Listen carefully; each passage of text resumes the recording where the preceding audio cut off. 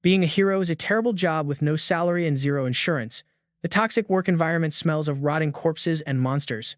After 10 years of sacrificing his entire life, he finally finished the final boss project and died a heroic death. He expected a permanent retirement in the afterlife, but King Yama suddenly transferred him to the Earth branch instead. Sure, resources are plentiful here, but monsters are gearing up for an invasion while humanity remains completely oblivious.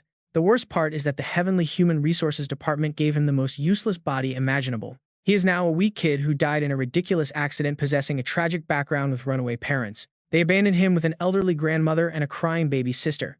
The poor kid couldn't handle the pressure, so he logged out of life early, leaving this massive family mess for him to clean up. Talk about bad luck. Monsters invading the world. Who cares? He needs to cook porridge for grandma and change his sister's diapers first. Let us look at his past life first.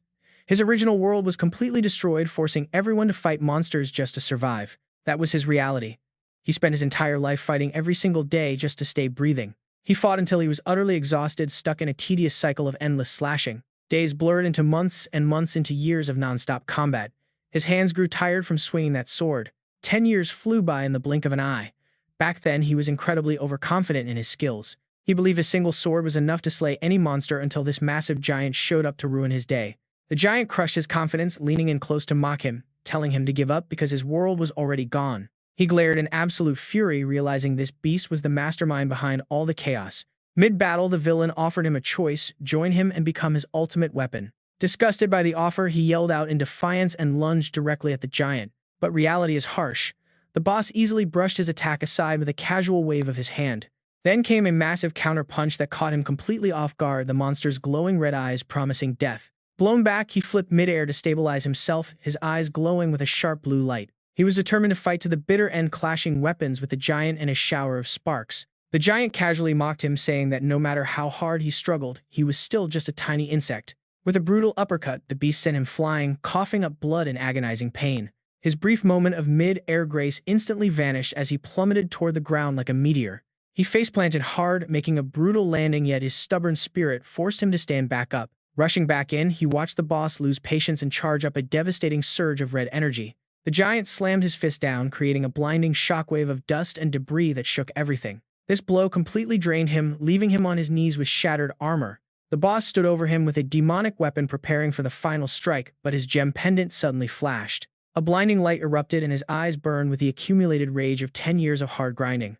Channeling every ounce of strength, he charged straight at the showboating giant, gripping his sword tightly. He swung with a desperate life-or-death strike, his blade tearing through the air itself. A massive wave of energy cleaved downward, splitting both the sky and the evil boss in two. After that god-tier strike, he collapsed, completely drained of all remaining physical energy. Unfortunately, his magic pendant cracked under the pressure, shattering into tiny, useless pieces. The giant slowly faded into nothingness, cursing him bitterly with his final breath. He fell to his knees in exhaustion as the surrounding dimension began to shatter like glass. The giant screamed out in absolute despair, and then the dark presence was completely wiped out. As for our great hero, he lay flat on the ground, covered in blood and waiting for the end. His body began to disintegrate into glowing red ashes, floating away with a cold wind. The final sight he witnessed was the light fading as his heavy eyelids closed forever. Like a shooting star fading in the night sky, his last thought was a bitter joke about the beautiful view. But wait, he suddenly felt his own feet stepping onto crunchy solid ground. Talk about a plot twist. A bored young man in a t-shirt and shorts strolls through the modern city wearing a backpack and simple slippers. Lost in thought, he suddenly spots a bright red warning light flashing on the wall. Looking up at the sign gate, he reads, Namsan Gate B. It is C rank. The system recommends at least 3 C rank hunters. Civilians strictly prohibited from entering. The digital screen flashes a warning telling non-hunters that they are strictly restricted from entering without a registered identification. But who cares? Definitely not him. Wu Ji-young shoved in his pockets, he walks right ahead, heading toward the Yongsan district. Sounds pretty fancy. Without hesitating, he lifts his bare foot in his cheap plastic slipper, preparing to jump. He stomps down hard, very hard. With one powerful leap, he flies right over the gate, landing heavily inside the barrier. The security system screams about a dangerous, unregistered hunter forcing entry. He completely ignores the blaring alarms, keeping his cool. He looks cold and annoyed, like a man back from the dead. In a flash, the scenery around him shifts entirely. He finds himself standing in the middle of a dense, sun-drenched forest inside the gate. Wearing his legendary slippers, he casually strolls across the lush green grass. He is just enjoying the fresh air when a sudden shout breaks the peace. Hey, young man, a voice calls out, making him stop. Out of nowhere, a fully equipped hunter party approaches. They act friendly, asking him with fake concern if he somehow got lost. But before he can even think of an answer, the self-righteous party leader chimes in, saying he does not know his situation, but they are heading out anyway, so he should just tag along. He just stands there staring blankly, hoping they will get bored and leave him alone. He thinks staying quiet will end it, but nope, they start whispering and you just know they are about to judge him. He does not look like a hunter at all, they mutter, judging him from his plain t-shirt to his cheap gear. Even though porters dress pretty casually these days, his worn-out student backpack is still way too cheap for them to ignore. They even mock his legendary slippers. One of them wonders if he is just a dumb porter abandoned by his party. But that makes zero sense.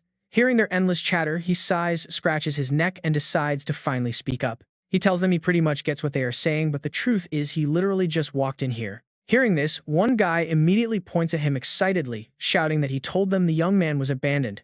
Acting all superior, the captain starts his classic lecture, claiming he has seen countless rookies just like him. He says he knows exactly what the kid was thinking when he entered, launching into a long, boring lecture. Hunting in gates based on what you see on TV or the internet is pure suicide, he warns. Get a real license first. Go complete some actual training because this Namsen gate is C rank.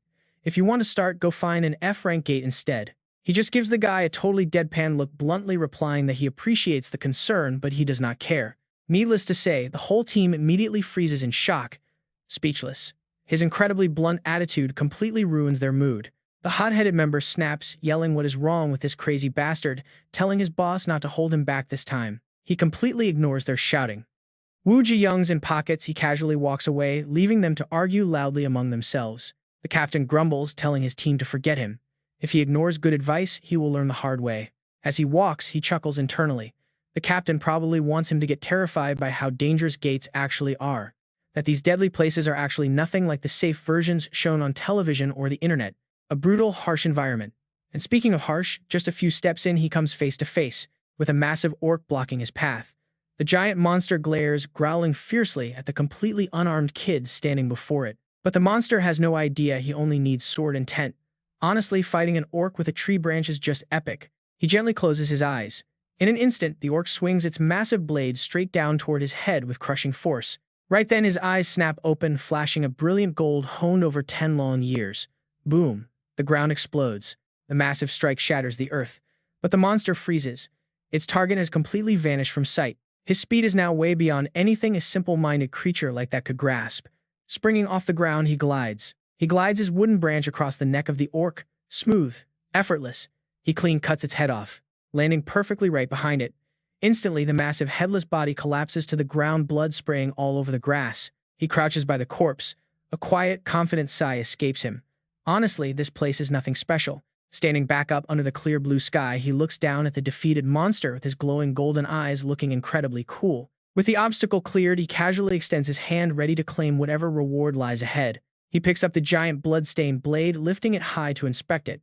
He stands there in silence, evaluating the massive weapon. After a long pause, he completely freezes, then carelessly tosses it aside because it is way too heavy and totally useless. Instead, he gets right down to the messy work of harvesting, sending fresh red blood spraying everywhere. All of his cool points completely vanish as he bends over ruthlessly, digging his hands deep into the carcass to scavenge. After some serious elbow grease, he finally pulls out a glowing mana stone glittering brightly between his bloody hands. Glancing at it, he realizes it is just a low-grade magic stone. In the past, he wouldn't even look at such trash. Though he complains about the quality, his hands do not hesitate as he wipes the blood off on his canvas backpack. Pocketing the loot, he squats back down to continue skinning the beast, leaving all dignity behind. While busy harvesting, his ears suddenly twitch. A sharp glance to the side tells him that more trouble is heading his way. Just as he prepares to stand, heavy footsteps echo from the distance, rapidly approaching his location. 3 massive orcs charge forward with furious roars, but he only gives them a cold, unimpressed look. One beast swings its heavy blade down, but it only cuts empty air as he effortlessly slips away. He grips the low-grade magic stone he just harvested and lunges forward, turning the dirty gem into a deadly weapon. The magic stone goes clean through the terrified monster. The massive beast falls backward, spraying blood all over. Seeing their companion taken down so quickly, the remaining monsters roar in anger and charge at him blindly. He looks up, his eyes flashing with irritation. These annoying pests keep interrupting him while he is trying to work. While he is busy fighting, the busybody hunter group from earlier is casually strolling through another part of the forest. The red-haired girl suddenly stops and looks back, murmuring thoughtfully about the rude guy they encountered earlier. Her companion looks confused and asks what she means. She looks worried, wondering what if he actually dies out there. The arrogant guy next to her mocks her, asking if she actually cares about him. Hearing them whisper, the team leader closes his eyes with a wise look. He claims that if the boy is an intruder, control center agents are already on their way. Sure enough, a group of agents in black suits and sunglasses is currently rushing to the scene, running as fast as they can. They confidently note that since this south gate is only C-rank elite B-rank agents, or above, should be dispatched. Back with the hunters, the squad leader continues to talk with absolute confidence. As long as the kid does not go crazy and attack the monsters first, he will be perfectly fine. His lackeys eagerly agree with him. The captain silently assumes the rude guy is probably crying for help right now. He thinks the kid is shivering in fear, desperately waiting for rescue. But in reality, the monster is the one trembling, right in front of him. Without letting the beast shake any longer, he throws a straight punch, smashing its face. Seeing its comrade fall, another massive orc takes the chance to launch a sneak attack from behind his back. His 10 years of hidden combat experience is no joke. He simply steps back, letting the heavy weapon slam into the ground. The embarrassing miss leaves the beast wide-eyed and sweating in sheer panic. To repay that effort, he leaps into the air. He prepares to deliver an incredibly powerful and stylish kick directly onto the crown of the monster's head. The impact is so devastating that it slams the beast face first into the dirt, coughing up blood on the forest floor. Just like that, another lifeless body is left in a pool of blood, putting an end to another useless monster. With everything settled, he casually grabs one of their blades, dragging it along the grass as he prepares to strike. He aims a final lethal blow right at the monster's stomach. His eyes gleam as he calculates 3 more magic stones. The clear blue sky of the south gate stands in stark contrast to the bloody battlefield he just left behind. Standing tall, he shrugs and adjusts his student backpack, which is already getting quite heavy, before confidently walking away. He clicks his tongue, disappointed with the poor loot. So far, he has only gathered 12 low-grade and 16 mid-grade stones. As he grumbles, an agent in a black suit shouts from a distance, pointing the way and making him frown in confusion. Stopping to look back, he wonders who these sharply dressed guys running at full speed are making so much noise. A group of agents in matching black suits and dark sunglasses lines up right before him, looking like serious debt collectors. The orange-haired leader steps forward arrogantly, demanding that they are with the gate control center and need his hero license. He warns that if the boy is unregistered, he will have to follow them back to the headquarters immediately. Hearing this sudden demand, he simply turns around with a confused frown, looking at them in absolute bewilderment. Confused, he asks if they mean the gate control center. Seeing him hesitate, the team leader's face darkens as he snaps, telling him to comply with their instructions. He sighs inwardly, wondering what kind of nonsense this is now. Annoyance flares and his eyes narrow slightly, flashing a dangerous golden warning light. Honestly, he really just wants to say this is a massive pain. As the agents fan out to surround him, the leader signals the blonde agent beside him to grab handcuffs. Turning back, he fakes a polite smile, asking for his cooperation. The blonde agent steps forward, holding the cuffs, his voice flat but carrying a clear threat. If he refuses to comply, they will have to use physical force. Right as the words leave his mouth, the blonde guy lunges, grabbing his wrist roughly. The agent keeps threatening that any resistance makes him liable for injuries. He adds that going to the control center to settle this quietly would be best, but before he can finish speaking, he calmly twists his wrist, breaking the grip like it is nothing. The blonde agent gasps, his face draining of color from the sudden pain. Now he grips the agent tightly, glaring straight into his face to warn him to stop being a nuisance and back off. Seeing their ally overpowered too, other agents grit their teeth and prepare to charge. They pull out shock batons, crossing them in a pincer formation, aiming to strike him down together. He glances at the crackling, electrified weapons, instantly recognizing the gear. It is a Tier 4 magic sealing device, probably useful against orcs, but completely useless against him. He casually tosses the blonde agent right into the 2 charging men, sending them crashing together. Lowering his head, shadows cover his face as he delivers a chilling final warning to the group. He whips around, glaring with pure, suffocating bloodlust, telling them to leave if they want to avoid more pain. With his warning delivered, he turns to walk away. But these guys just do not know when to quit. Stubbornly, they charge for a cheap sneak attack. Without even looking, he casually raises a hand to block them. Of course, they do not stop. 2 more swing their electric batons, but he dodges them as light as a feather. Out of patience with these stubborn fools, he moves with blinding speed, raising his leg for a heavy strike. He drives a brutal knee strike directly into an agent's ribs, sending the man stumbling backward. A heavy palm strike slams right into the chest, followed by a spectacular spinning kick midair. He sends the entire group flying like scattered leaves, finishing the fight by slamming the last guy headfirst into the ground. The agent is knocked out instantly. Behind him, the team leader stands frozen in pure shock, watching him adjust his backpack. Sweating bullets, the leader grits his teeth in utter helplessness, not daring to make a single move. With his bag secured, he looks back with an innocent, mockingly playful expression. Then, in a flash, he vanishes into thin air like a breeze, leaving the leader completely dazed in the woods. He is gone, the leader gasps. But only a second later, a shadow looms right beside him. A devastating strike sends the leader flying meters back before he can even register what is happening. The impact is so intense it leaves the leader coughing violently. He slowly approaches, looking down coldly. Terrified, the leader squeaks out a yes. He begins questioning the man to gather information on registered heroes. The trembling leader explains that as long as they stay lawful inside gates, agents will not interfere. But what about the rift zones, he presses, making the leader turn pale and break into a sweat. A grim memory flashes, revealing that these are unstable pathways, leading to other worlds infested with monsters. Hunting products are valuable energy sources strictly regulated by the state within official gates. Any unregistered space is labeled a rift zone. Hearing this, he sighs and gets straight to the point. So no matter which gate he visits, they will constantly hound him and ramble about illegal entry. Sweating bullets, the leader nods rapidly, confirming that is exactly how the gate system operates. If an unregistered hero sneaks into a gate, the center is alerted, deploying nearby agents immediately. The leader desperately adds that rift zones are not places anyone can just stroll into. Even the Hero Association will get involved. He looks back over his shoulder with a quiet sigh, wondering what his next move should be. Meanwhile, the terrified leader sweats, thinking this guy is completely insane. He regrets not reporting this to headquarters immediately, but a hand is already placed over his face. Without hesitating, Do-jun punches him straight in the face with a brutal bone-crushing strike. Then he swings his arm hard, sending the captain spinning through the air. Done with him, Do-jun turns back with a click of his tongue. He sighs and walks away. Behind him, the captain drops to his knees, glaring with pure hatred. The captain glares at Do-jun's retreating back. "You bastard," he screams in bitter rage, "next time I will definitely kill you." While he casually walks deeper into the forest, the space around him suddenly shatters like smashed glass, shattered into pieces. A piercing scream rips through the air, and a panicked voice shrieks in absolute terror. Do-jun slowly loses consciousness, feeling himself get sucked away. Death, that is the only thought crossing his mind. But then his eyes slowly flutter open. He finds himself free-falling through a blinding, brilliant expanse, high in the sky. Mirror reflections everywhere. A floating figure staring down at Do-jun asks a simple, direct question. "Who are you?" the figure asks.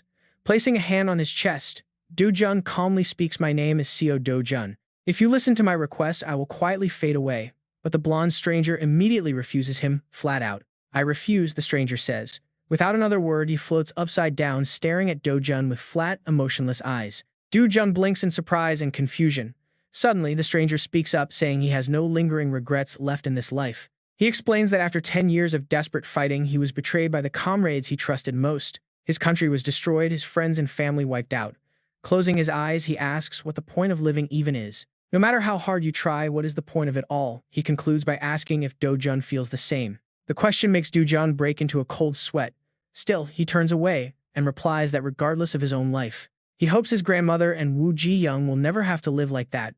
Hearing this, the blonde stranger sighs deeply. "Then tell me in one short sentence," he asks, "what do you want immediately?" Do-jun spins around with a bright smile. Though slightly bewildered, he places a hand over his heart and sincerely states his deepest, most desperate desire. Just like that, the space shifts, bringing him right back into the familiar bustle of Gas and Digital Complex Seoul.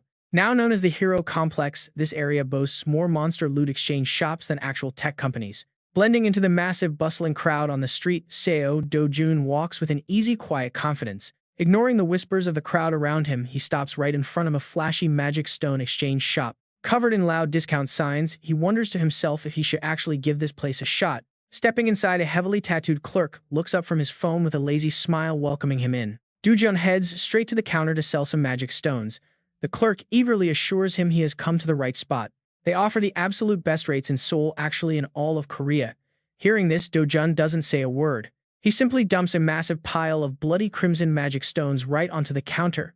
The clerk grimaces at the sight. Internally, he grumbles that Do-jun should have wiped off the blood first, but maintains a fake polite smile. Clearing his throat, the clerk promises to sort them quickly. Meanwhile, Do-jun casually takes a seat on the couch. Crossing his legs, he waits as the clerk looks back to offer him some warm coffee. "Whatever works," Do-jun replies curtly. He leisurely sips his drink while the clerk busies himself sorting the stones. Tapping rapidly on his calculator, the clerk counts 12 low-tier stones, 16 mid-low-tier stones, and 5 high-tier ones. Reminding Do-jun of the 40% commission fee, he flashes a sly smile and slides the calculator over. The total comes to 5,060,000 won, but Do Jun immediately cuts him off, telling him to stop right there. He steps forward, confronting the clerk. He is the one hunting monsters while they just resell them, yet they want 40%. The clerk stammers and backs away. But watch closely, a smug, arrogant smirk quickly returns to his face. He tells Do Jun that most places charge 45%, claiming he is actually doing him a favor as a brother. If he does not like it, he can leave, but nobody will offer a better deal. Do Jun simply packs his stones. Understood, Do Jun replies calmly. Suddenly, the clerk grabs his wrist tightly, trying to act like a cheap thug. Revealing his true gangster colors, he demands a fee for sorting the stones, claiming even the coffee was not free. That is 300,000 won for labor and 10,000 for coffee. Do Jun coldly brushes the thug's hand away. The clerk sneers that they had to use expensive towels, demanding 350,000 won total. Do Jun just sighs. With a defiant smirk, Do Jun tells him he has no money, challenging the thug to come and take it himself. He savagely threatens him, snarling that he better spit out the cash since they have C-rank heroes backing them. Right after that, a group of 4 massive muscular thugs steps out from the back room, completely surrounding him. The gray-haired boss frowns and barks at his lackeys, demanding to know why they called him out and who was causing trouble. Do Jun's gaze sharpens, an overwhelming aura flaring up as his eyes glow, the warning golden light of extreme danger. Meeting that gaze, the boss freezes in pure terror, breaking into cold sweat as the tattooed clerk cowers behind the counter. He shakes like a leaf, not daring to utter a single word. Suddenly, the massive boss screams as he is blown backward. The cowardly clerk cowers in absolute terror behind the counter. Meanwhile, Do Jun just stands there completely unbothered. He ignores the scarred thug groaning on the floor. This whole gang with C-rank backing is now completely wiped out. They lie unconscious across the shattered floor. Do Jun, entirely bored by these weaklings, casually turns and walks toward the counter. Shuffling along in his slippers, he leans both hands on the cracked counter, getting right in the terrified clerk's face. He locks in a 1% commission rate, offering a polite smile and telling him to do business honestly from now on. This spine-chilling warning leaves the clerk completely frozen and shivering as Do Jun leisurely strolls right out of the shop. He steps out into the clear sunlight, casually promising to drop by again. His reward is a thick stack of cold cash. That is a perfectly fair price for his trouble. Seeing the fat stack of bills, both grandmother and Wu Ji-young gasp in shock. With a stunned face, grandmother tremblingly holds the money and asks Do Jun where it came from. He remains completely calm throughout. He sits on the floor, scratching his head as he spins a quick lie about lending a friend some business money. He claims the venture succeeded. Grandmother stares at him with deep suspicion, questioning if he really has a friend like that. That sudden question makes Do Jun sweat bullets in silence before he quickly flashes a confident grin to smooth things over. He reminds her of his childhood neighborhood, saying it was just an old friend. Thankfully, the explanation seems to satisfy her. Grandmother sighs in relief. At that moment, little Wu Ji-young excitedly kneels before him, eagerly asking if they are finally rich. He smiles gently and pats her head quietly, explaining to her that yes, things are going to change, starting right now. Hearing this, Wu Ji-young immediately jumps up to celebrate, dancing around the room in absolute joy and shouting that they are rich. She throws her arms around him with a bright, carefree smile. In that warm moment, a memory flashes in his mind. He remembers the desperate plea of the soul whose body he took, begging him to keep his grandmother and Wu Ji-young safe. The previous host begged and then vanished before Do Jun could even answer. Later, Do Jun stares at his new body in a mirror. Examining his reflection, he recalls touching the glass and realizing he has become the owner of a highly coveted estate. Known as the safest house in Korea, it is worth 11 billion won. He has no obligation to keep a one-sided promise. Yet feeling Wu Ji-young's warm embrace on his back, he silently thinks that once his strength returns, money is nothing. The entire spatial rifts and monster gates in this world are incredibly weak compared to his own destroyed homeland. To someone who was once a legendary sword god, this entire world feels like child's play. And yet there is a catch. His eyes darken with a faint golden flash as he realizes that not even 10% of his original power has returned. Suddenly, a violent banging on the front door interrupts him as an insolent voice shouts out for Do Jun. Seeing his family cowering in absolute fear, he offers them a reassuring smile and promises to go handle the situation. Telling them to stay inside, Do Jun slips on his slippers and steps outside to face 3 lone sharks waiting on the stairs.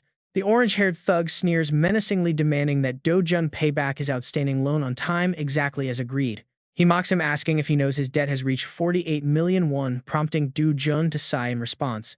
These are the predatory loan sharks who extorted the original Do Jun, turning a 5 million won medical loan for his grandmother into 10 times that amount.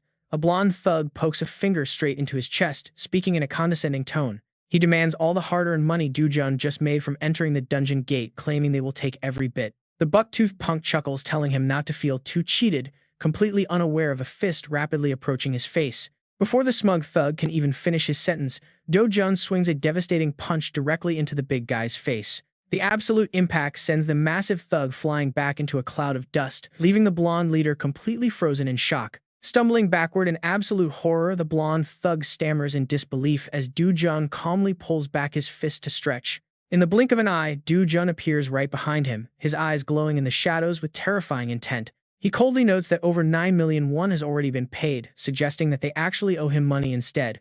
The man cringed back, stammering each word in absolute terror, asking if he was truly Seo Do-jun. Do-jun simply turned away with a cold look, leaving a parting message to tell their boss he would visit soon. Then a devastating punch sent the thug flying straight into the sky. He blasted high into the atmosphere. The scene quickly shifts to a bustling shopping mall packed with crowds of busy people. Inside a toy store, rows of adorable teddy bears sat neatly on the shelves, practically begging to be taken home. Little Woo Ji-young looked up with sparkling, hopeful eyes, excitedly asking her brother if she could really get a brand new doll. Generously, Do-jun smiled and told her they already got clothes, so she could have whatever she wanted.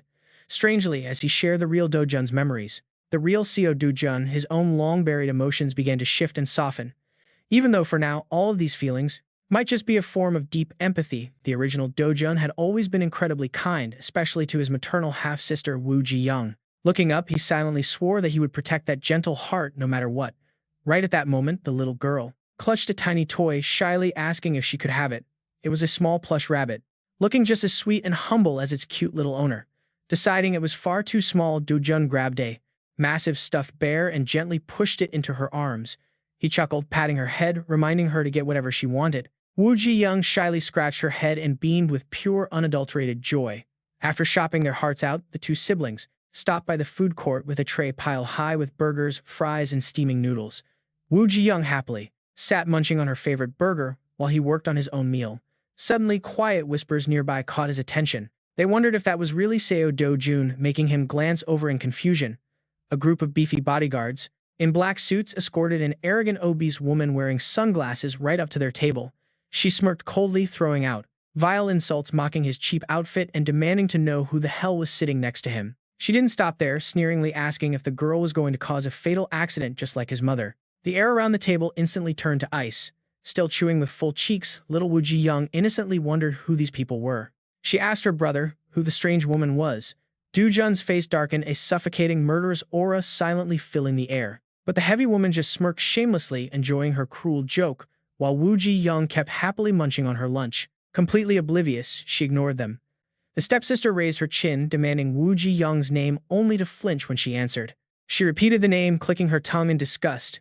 She immediately began insulting the girl's cheap clothes without any hesitation. She claimed the girl looked just as messy and pathetic as her mother, glaring provocatively at Do-jun, who tightly clenched his jaw. Testing his limits, she smugly asked if he was mute. Do-jun remained dead, silent, letting the tension build. Enraged by his complete lack of reaction, she raised her voice, screeching at him in the middle of the crowded restaurant. She screamed at him, asking if he knew his place. With that final insult, his thread of patience snapped completely. A sharp, dangerous golden light flared in Do-jun's eyes. The foolish woman had absolutely no idea that death was knocking. She kept spewing ugly insults, but suddenly froze.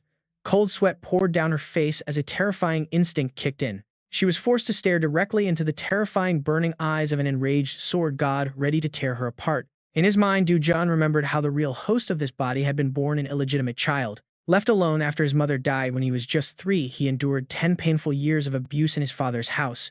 He was treated like absolute garbage. Once his father's legal wife gave birth to his son, he was entirely cast aside. Eventually, they threw him out again, sending him to live with his grandmother and a half-sister he had never met. It was heartbreaking. How could a young kid endure such relentless cruelty and humiliation for so long without breaking? Well, those days are officially over. Snapping back to the present, Do-jun stood up to confront the loud stepsister. He smirked, telling her that despite 12 years under one roof, her ugly personality was still incredibly repulsive. He added that her brain was pure garbage and she was too stupid to learn anything, leaving her absolutely speechless. He calmly noted that someone like her only carried deep, pathetic insecurities with absolutely nothing good to offer the world. To his eyes, her loud, pathetic insults could never compare to the sweet, thoughtful little sister sitting right beside him. Do-jun quietly looked down at the fat stepsister, his cold gaze sending a shiver straight down her spine. Furious, she choked on her anger, ready to scream out and demand what he had just said to her. Suddenly, a smooth female voice called out Do-jun's name, saying it had been a long time. A glamorous blonde woman walked over. Dressed in absolute luxury, she approached them. The stepsister immediately ran to her, crying out to her mother while pointing at Do-jun. She throws a massive whining tantrum, asking her mom if she knows what that bastard just said. But before she can finish, the older woman cuts her off immediately, telling her to shut up. She glares at her daughter coldly, shutting down the tears and questioning her terrible manners. Instantly, she turns directly to Do-jun and flashes a perfectly fake practice smile, asking if he has been doing well lately. She plays the role of a loving mother, telling him to drop by the house occasionally even if he is busy. But to Do-jun, she is just a massive hypocrite, the very person who tormented him the most for 12 long years. Squeezing out a fake, sorrowful look, she claims his father is worried sick about him, which honestly makes Do-jun sick. He coldly brushes right past her, throwing back a blunt reply that they are not nearly close enough to chat like family. Then, looking her straight in the eyes, he delivers a final blow as sharp as a knife, telling her to get lost. Her sweet motherly smile instantly freezes as veins pop on her forehead. She spins around and leaves her chubby daughter frozen like a statue. As she storms off, she is utterly bewildered, wondering if this rude kid is truly the same passive loser she used to know. The old Do-jun would always keep his head low and endure her abuse even when slapped for no reason. Humiliated, she quickly retreats. She clutches her bag and marches away completely, ignoring her heavy-set daughter who is waddling after her, begging her to wait up. Do-jun drops his murderous aura and instantly softens back into a warm older brother, telling Woo Ji-young it is time to go. She politely nods while his determined gaze confirms a cold, hard truth. The weak, submissive CO Do-jun is officially gone forever. That spineless boy who quietly took every blow no longer exists, and these people better realize it soon if they value their safety. Moving past the dramatic confrontation, the scene shifts to a city skyline at night. Meanwhile, on a dark highway, a luxury sedan, carrying the mother and daughter, speeds down the road. In the back seat, the spoiled daughter is throwing an absolute tantrum, screaming. She demands to know why they just walked away instead of crushing that jerk, her mouth running a mile a minute. The annoying girl keeps whining, but her mother completely tunes her out, casually touching up her makeup with a compact. Coldly, she calls out to Manager Lee, who immediately answers. With a chilling glare, she demands to know why Do-jun is still breathing. Sweating bullets, the bald manager nervously explains that according to reports, Kang Cheon-woo had definitely left Do-jun to die inside the dungeon. The stepmother snaps back, asking why a man who should be rotting in a dark grave is currently walking around perfectly fine. Terrified, the manager bows deeply and promises to investigate immediately. Meanwhile, the confused daughter pipes up, asking what she means by dead. The mother merely stares out the window. She is incredibly beautiful, but her heart is colder than ice and filled with pure malice. Her daughter stubbornly presses for answers, screaming to know what she is talking about, but she is met with absolute silence. Throwing another loud fit inside the car, she demands to know if her mother is actually planning to murder Do-jun. Instantly, her mother snaps back, asking if she still has feelings for him, causing the girl to break out in a cold sweat. She frantically denies it, stammering about what might happen if grandfather or father ever found out, but she cannot even finish her sentence. The mother violently grabs her daughter by the mouth to shut her up, her eyes flashing with a terrifying, murderous intent. She warns her to mind her own business because she will handle this personally, leaving the girl trembling in absolute terror. The spoiled girl quickly shuts her mouth. Clearly, this wicked stepmother is still furious about the humiliation back at the restaurant. Calling him a lowly bastard in her mind, she makes a silent, toxic vow to eliminate Do-jun at any cost. Putting that family drama aside, let us look at the history of this world. 10 years ago, mysterious rifts began to tear open. Vicious monsters poured out of these dimensional tiers, slaughtering humanity and throwing the entire globe into absolute terrifying chaos. Fortunately, powerful heroes rose up to suppress the threat, and humanity discovered valuable mana crystals inside the slain beasts. As a taxi rolls down the street, Do-jun sits quietly staring out at the modern city while remembering how everything changed. These crystals quickly became the ultimate alternative energy source, prompting nations to turn every rift into a functional gate. Today, entire global industries revolve completely around these gates and heroes. Suddenly, the taxi screeches to a halt. In other words, if you want to make real money nowadays, you are practically forced to become a hero. Do-jun steps out of the car stretching before pausing in front of a weathered building, the headquarters of Haeseon Financial. He calmly walks straight into the dangerous den of these loan sharks, heading all the way up to the sunny rooftop. Up there, a shady guy in sunglasses is casually puffing on a cigarette. Spotting an uninvited guest suddenly show up, the gangster boss fiercely glares through the smoke and growls, asking what the hell this punk is doing on his turf. He crushes his cigarette onto the table, threatening Do-jun for having the nerve to beat up his men and show up here. Do-jun simply plops down in a chair, completely relaxed, and calmly tells the boss that, no matter how he looks at it, "So it seems like I am losing out here?" The boss asks, back in total confusion. Losing out? Losing out on what? Hearing this, Do-jun calmly replies, I think I need to get some compensation for the heavy mental, physical, and material damages I had to suffer because of you guys. Peering through his sunglasses, the boss frowns and analyzes him. This soft kid's personality has completely flipped. He thinks to himself, looking at how the kid beat his men to a pulp. This punk has definitely awakened inside a dungeon. Still, he leans forward with a smug grin, remaining arrogant, asking if he found some new backing. He threatens to show him the grim fate of cocky punks who act tough right after they awaken. On cue, a squad of his muscular henchmen floods into the room. Heavily tattooed thugs stand tall right behind their boss to intimidate him. The boss flings his jacket off and boastfully claims that punks who get too cocky after awakening are ultimately just worthless D-rank trash. But he warns him that under his command, there are plenty of guys who can easily shut up loudmouth D-ranks. Despite the heavy intimidation, Seo Do-jun keeps a calm, deadpan face without showing even a single trace of fear. The boss barks an order to sit down, but Seo Do-jun glares back with glowing eyes, warning him that he is not done talking yet. An angry glass-wearing thug charges forward, screaming how a young brat dares to speak so disrespectfully to them. Instantly, the thug is startled as Seo Do-jun snatches the sunglasses right off his face, and then with only one simple punch he sends the minion flying into the air. The massive thug crashes 10 meters away, rolling onto the floor. Next, Seo Do-jun lunges forward to strike the boss square in the face, saying they do not just deal in loan sharking. He pins a red-haired thug to the ground and casually adds that he knows they also forge fake IDs. The red-haired thug coughs up blood as Seo Do-jun demands a hero license to start making some serious cash from now on. Right after, he effortlessly blocks a heavy punch from a muscular thug in a yellow shirt. Then he unleashes a lightning-fast elbow strike, knocking the guy out cold. In just a blink, the entire aggressive gang is flattened on the floor. Looking down at them like a superior being, he orders them to make him a perfect card immediately. There must be no mistakes, and the deadline is tomorrow, leaving the terrified boss completely speechless with wide eyes. The tattooed thugs around them are shaking, breaking out into a cold sweat as panic fills the room. The boss shivers, wondering what kind of monstrous power this is. This cannot be D rank or C rank. Could this crazy kid be A, B rank? Seeing his silence, Seo Do-jun snaps, asking if he plans to answer, making the boss quickly grovel in fear. He stammers that he will do it right away. Once done, Seo Do-jun pats the boss on the shoulder, saying there is one more thing. His eyes turn dark and menacing as he asks if Han Hee-do ordered him to commit the murder. The image of the cruel stepmother flashes through the boss's mind, making him gulp.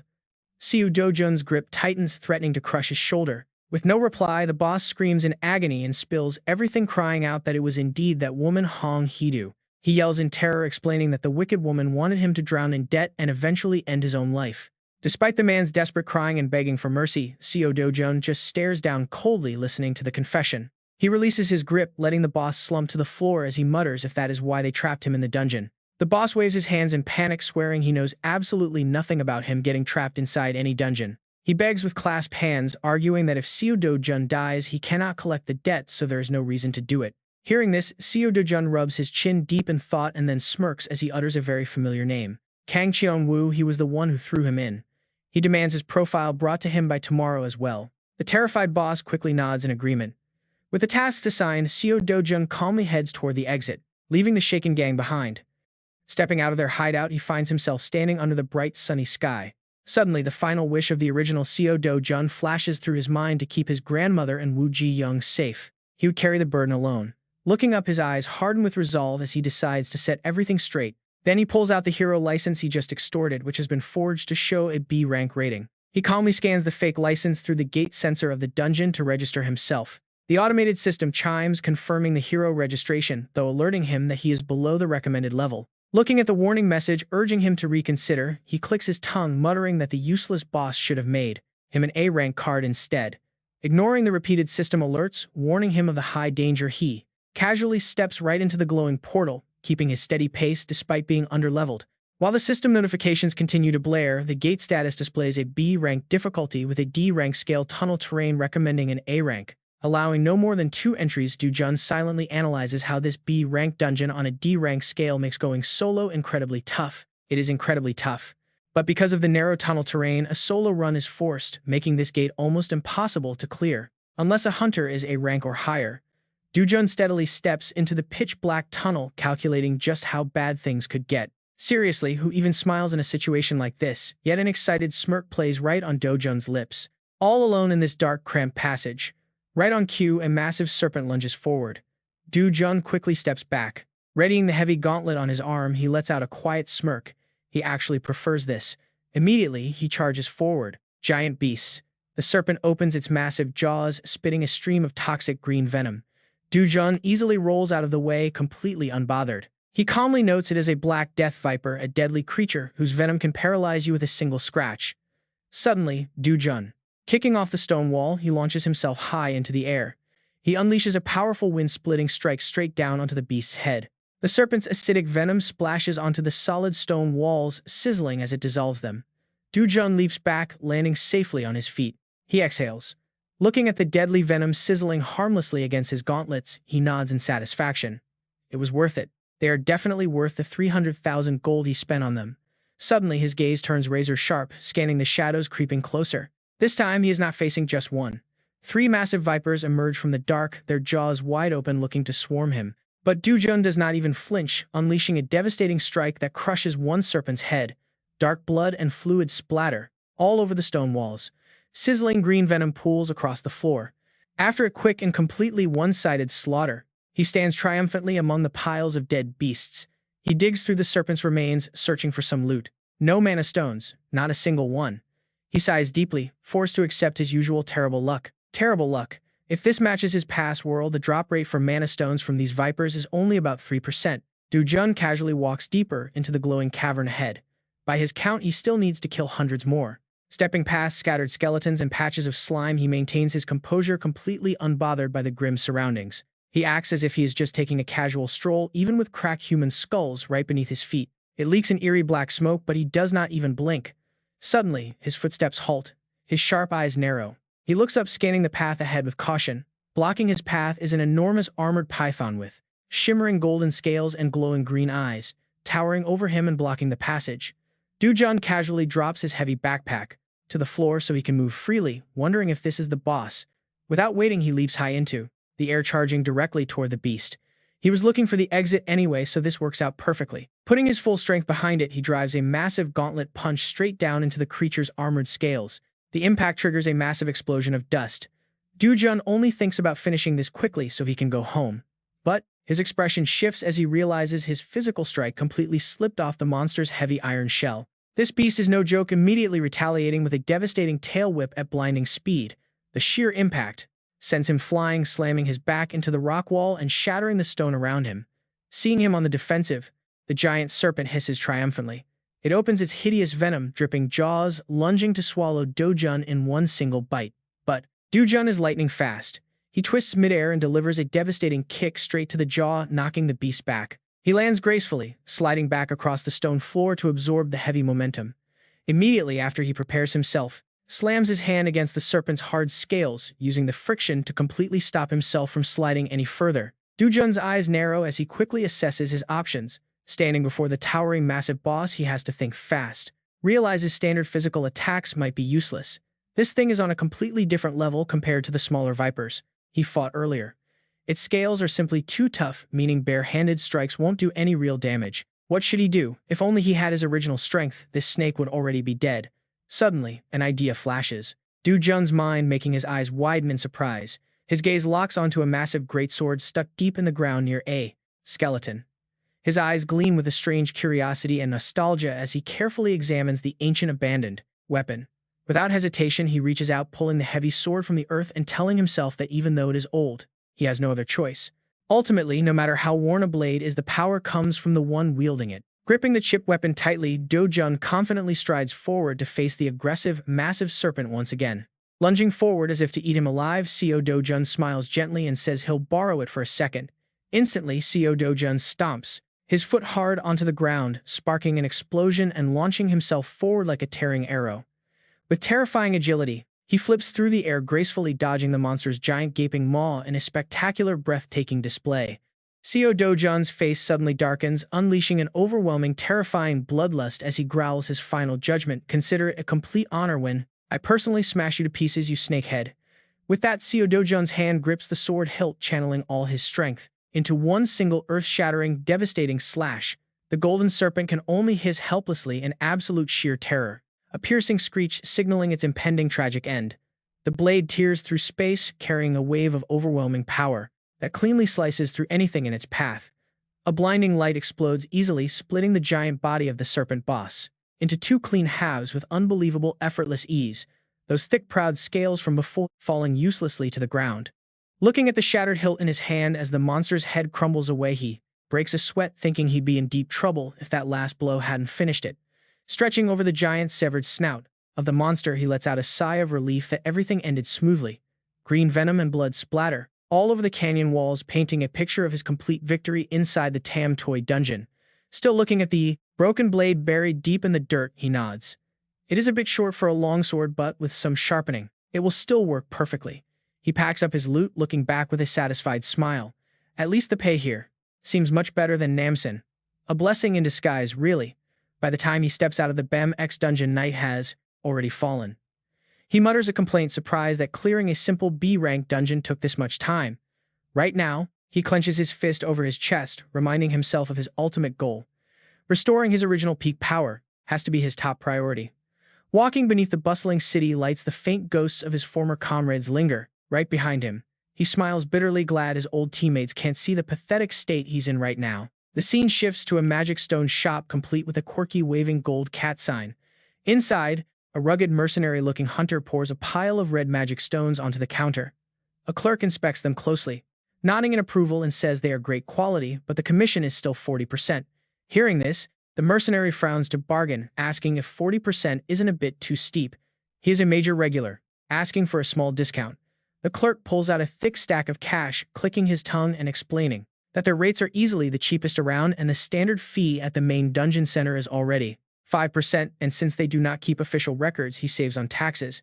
With that, he slams the fat stack of cash onto the table, telling him to do the math. These are clean transactions with no paper trail, making it a massive win. The mercenary flips through the bills, counting them while muttering under his breath. Suddenly, he looks up, noticing the young clerk's swollen face bruised like a total rag, and asks what on earth happened to his face. The clerk waves his hands, complaining with deep frustration, telling him not to ask. Some crazy bastard came in, trashed their guards, and casually wrecked his face too. The mercenary bursts out laughing like a wise mentor. Oh, he's about to eat his words, relying on mere C-rank guards. He adds that this is exactly why people must look at real ability, rather than official ranks, which are just for government bureaucrats anyway. Actual skill is a different story. It is a huge mistake to assume same-rank hunters share the same level of power. He keeps lecturing, explaining that a fresh rookie guard who just got licensed cannot possibly compare to a seasoned hero who risks his life daily hunting monsters. Annoyed, the clerk silently wishes the guy would just leave, now that the transaction is done, instead of standing around lecturing. Unfazed, the mercenary keeps boasting proudly, like a savior, telling the kid to hit him up if he ever needs help. After all, they go way back. He laughs heartily, completely unaware of the cold, quiet footsteps slowly approaching from behind. Right at that moment, Co. Dujun steps up, towering right behind the clerk and releasing a suffocating aura. The young boy instantly feels the familiar bloodlust. Cold sweat breaks out as he spins around, froze instantly upon seeing Co. Dojun's deathly face. The kid stumbles back in terror, pointing a trembling finger and shrieking that this is the bastard who beat him. The mercenary spins around wide-eyed, taking in Co. Dojun's appearance from head to toe, noting how tall he is. He looks like a handsome, scholarly guy, yet he is out here picking fights. Instantly, the man changes his attitude, cracking his fists to threaten him. Hey kid, are you here to cause trouble? What is the point of being a hero if you just beat up innocent people? Do not know the rule that heroes are not allowed to lay hands on civilians. Seeing his backup arrive, the smug young clerk smirks and threatens. Listen up, this big bro is a veteran hero with 7 years of experience. He knows tons of senior and junior heroes, so if you dare try anything. Completely ignoring the trash talk, Co. Dojun just glances at the mercenary out of the corner of his eye, coldly telling him to mind his own business and get lost. Such arrogant words make the clerk's smug smile freeze instantly, while the shopkeeper gasps in absolute shock. Co. Dojun calmly turns around and looks straight at the mercenary, asking if he wants to take revenge for the kid. Feeling insulted, the mercenary gets so angry his veins pop, his face turning pale as he clenches his fists and growls at this little brat, but suddenly freezes up. A cold shiver runs down his spine and he breaks into a sweat as a harsh truth hits him. Oh right, the number one reason why heroes lose their lives is not monsters but accidental clashes with their own colleagues. His 7-year survival instinct screams a red alert inside his head. Without hesitating for even a split second, he grabs his backpack, scratches his head, and quickly turns to leave. Hey kid, see you next time. I just remembered I am busy. Bye-bye. The atmosphere suddenly goes dead silent. Seo Do-jun maintains his cold, expressionless face while the young clerk is left utterly speechless after being sold out by his ally in a blink. The terrifying pressure now falls entirely on the kid. Seo Do-jun narrows his eyes and speaks in a low tone. You seem to have a lot of complaints about me. Right after a pouch full of glowing red gemstones flies straight at the young clerk, making him scream in fright. Seo Do-jun just coldly tilts his chin toward the glittering pile and commands him to cash it out quickly. Seo Do-juning at the glowing red stones. The clerk sweats in sheer panic, thinking it is impossible. These are all high-grade magic stones, so who on earth is this guy? The boy frantically taps away on his calculator to appraise the massive pile of loot on the table. A moment later, looking at the display, he gulps and reports that the total is 150 million. Seo Do-jun slightly frowns, complaining to himself that a hard day of hunting only got him 150 million. He reaches out, demanding it. The clerk shrinks back, stuttering that they must deduct the commission first while crying his eyes out on the inside. Did I say something wrong? Seo Do-jun sighs, letting out a smirk as he softly replies that with a 1% commission, it is 148.5 million. Pushed into a corner, the clerk loses his fear and snaps. You bastard, the commission is 40%, do you not get it? Yet outwardly he softens his tone to make excuses. For transactions over 100 million, we need approval from our superior. Seo Do-jun's face immediately darkens as he coldly threatens them. Go get permission right now. Left with no other choice, the tearful clerk makes a call for help, speaking to his boss. Before he can even finish explaining, the phone is snatched from the unlucky clerk's hand like a sudden gust of wind. Seo Do-jun takes the device calmly, commanding the person on the other end of the line, asking if they understand. Tell them to hand over the cash. A deep voice responds from the speaker, saying he understands for now. He asks to speak with his employee. Instead of handing it back, Seo Do-jun hurls the phone straight into the cracked wall, right next to the clerk's face, making him clutch his chest in terror. Seo Do-jun gestures toward the trembling, whimpering clerk and smiles viciously, telling him that his boss got the message. He demands the cash. Soon, 2 large paper bags stuffed with thick stacks of cash are brought out, accompanied by a faint, submissive response. Grabbing the cash, Seo Do-jun walks out of the store. He turns and waves, saying they should have another pleasant partnership next time. The crying clerk wonders since when robbery counts as a pleasant partnership. 10 minutes later, the shop door opens again. A muscular, scarred man rushes inside, demanding to know why the clerk did not answer his phone and what that call was about.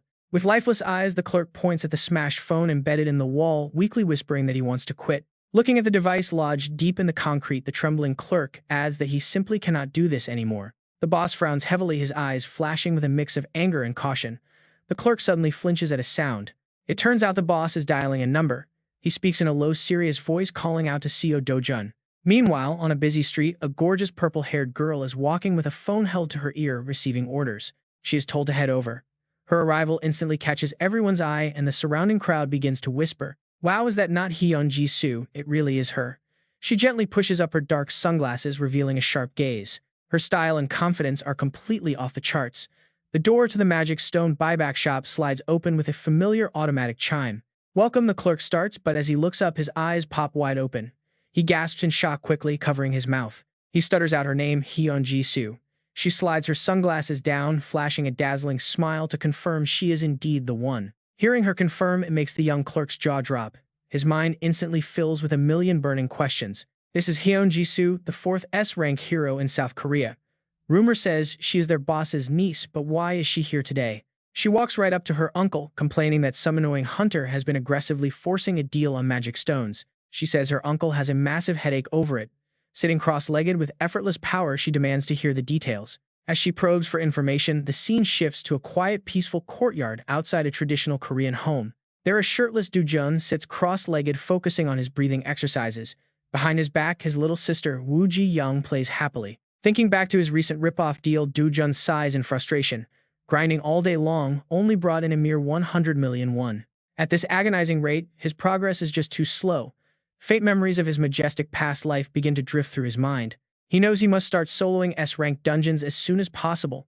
However, the atmospheric mana in this world is incredibly thin. Even with daily cultivation, gathering enough power to make a difference would easily take 3 years, if not a whole lot longer. Memories of his legendary dark armor flash by, prompting a deep sigh. High-tier gear would change everything, but the local market is absurd. In this place, even absolute trash equipment costs hundreds of millions of won. But suddenly, Do-jun tenses up his senses, screaming, His pupils constrict as his sharp instincts detect a terrifying, overwhelming aura rapidly closing in on their location. Over by the wall, little Wu Ji-young is still innocently role-playing with her stuffed rabbit and giant teddy bear. Without wasting a single second, Du-jun rushes over and scoops her up, demanding she go inside immediately. He tosses her right through the open doorway to keep her safe. He slams the door shut to ensure her absolute safety. Seeing him act so frantically, Grandma rushes out, deeply worried. She asks what is going on, but before Do-jun can even reply, the entire house begins to shake violently. Grandma almost loses her footing as the ground rumbles. Meanwhile, little Wu Ji-young cowers in terror, clutching her head and screaming. She cries out, asking if it is an earthquake. But Do-jun's gaze turns ice cold as he whispers that this is something far worse. And right here, things take a terrifying turn. A brilliant red bolt of lightning rips through the sky, unleashing a blinding wave of energy. Crimson energy spreads across the sky like a spiderweb, cracking open and swallowing a massive chunk of space right above the neighborhood. Facing this terrifying phenomenon looming over his family, Do-jun instantly recognizes the warning signs of a spatial rift.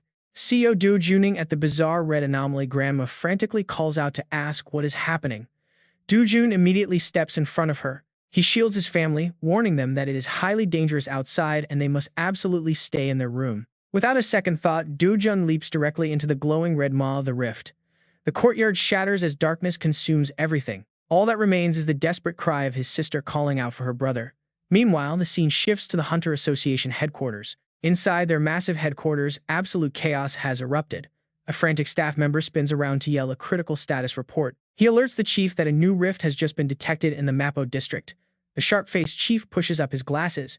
Sweating bullets, the chief mutters that a new rift has finally broken their 63 days of peace. He refuses to waste a single second. He leaps from his chair, barking orders to immediately contact the White Lion Guilds since they are the closest to the scene. He demands they mobilize every nearby hunter to contain the area, leaning over his console in extreme stress. He demands the exact location of the anomaly, and a staff member replies that it formed right inside a residential courtyard. Hearing this, the chief clutches his head in sheer frustration. A residential area means they are in for some massive trouble. If an ordinary civilian gets pulled into a newly formed rift, nobody else can enter to save them until they come back out. Absolute terror fills the chief's eyes as he realizes that if that civilian dies inside, a dark nightmare will become reality.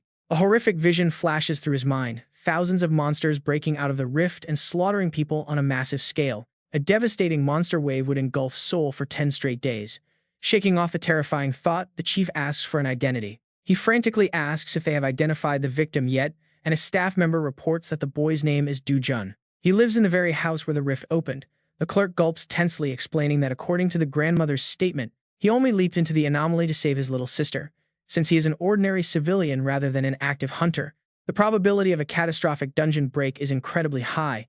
The chief's heart stops as red numbers flash across the main screen. The system reports a terrifying 99.9% chance. Instantly, the air in the command center turns completely frozen. The commander falls into a deadly, hopeless silence. Cut to a luxurious room where a folder is slammed onto a desk. The table rattles. The furious orange-haired woman shrieks. Awakened, what does he mean?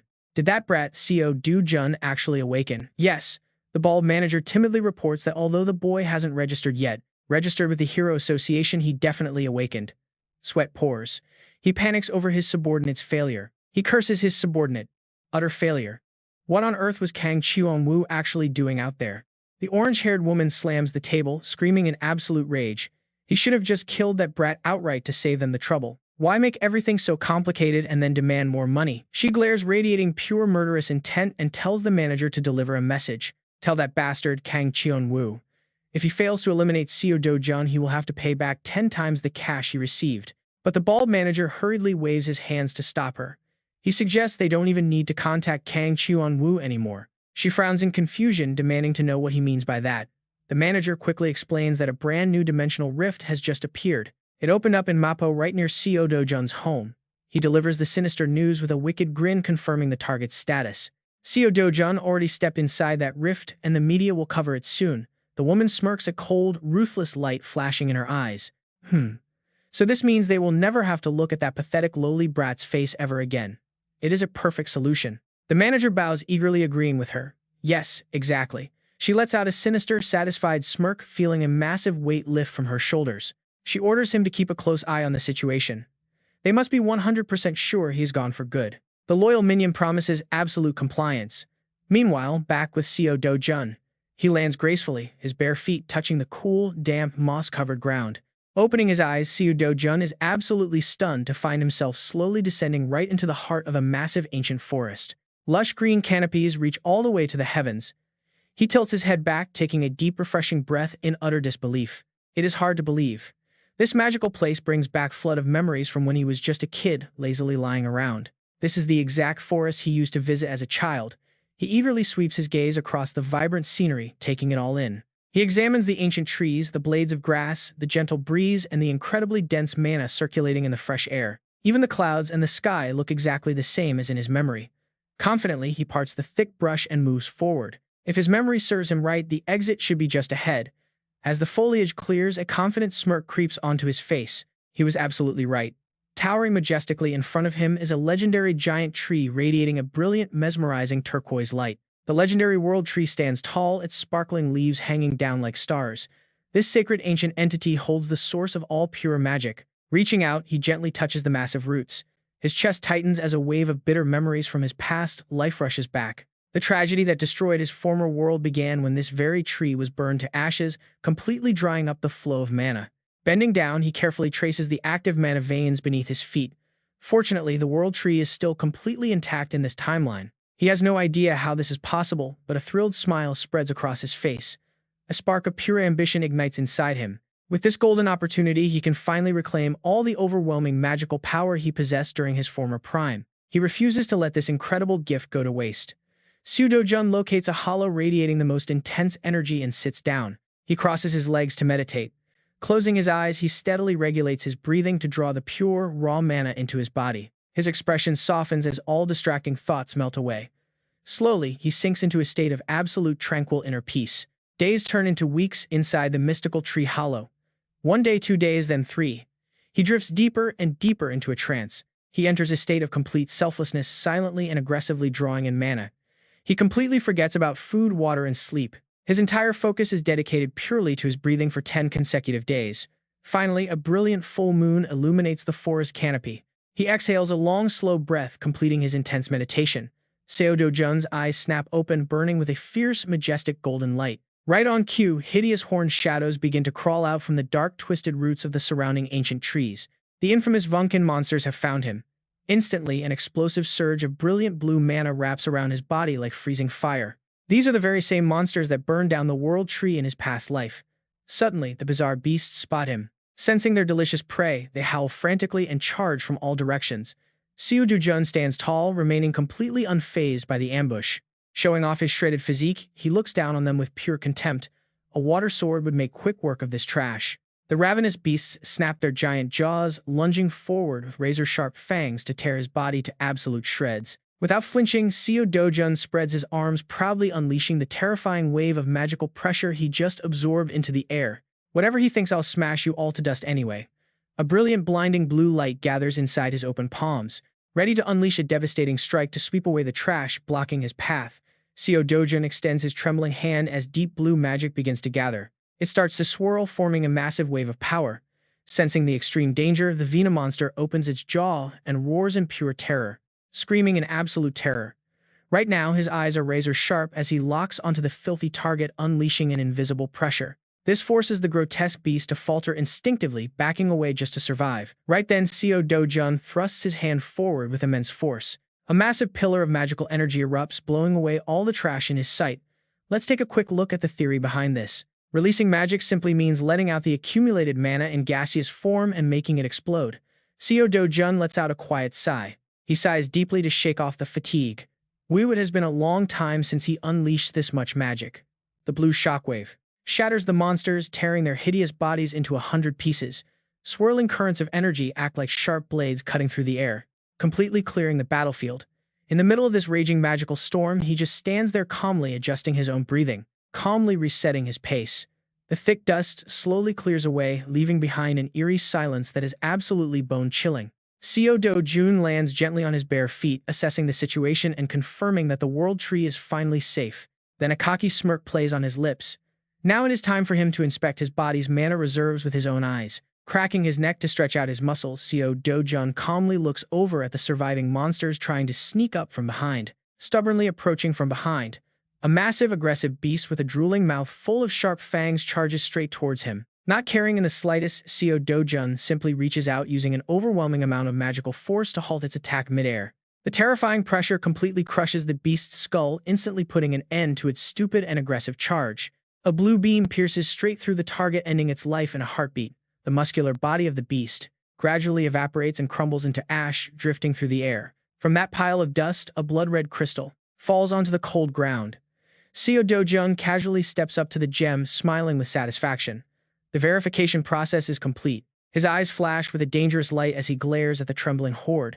If he beats these guys down, his smirk grows even more devious, wondering if he can also obtain the eternal embers. Without delaying any further, he dives headfirst into the hideous crowd. He recalls the drop rate being pretty high, so let's see how many roll out.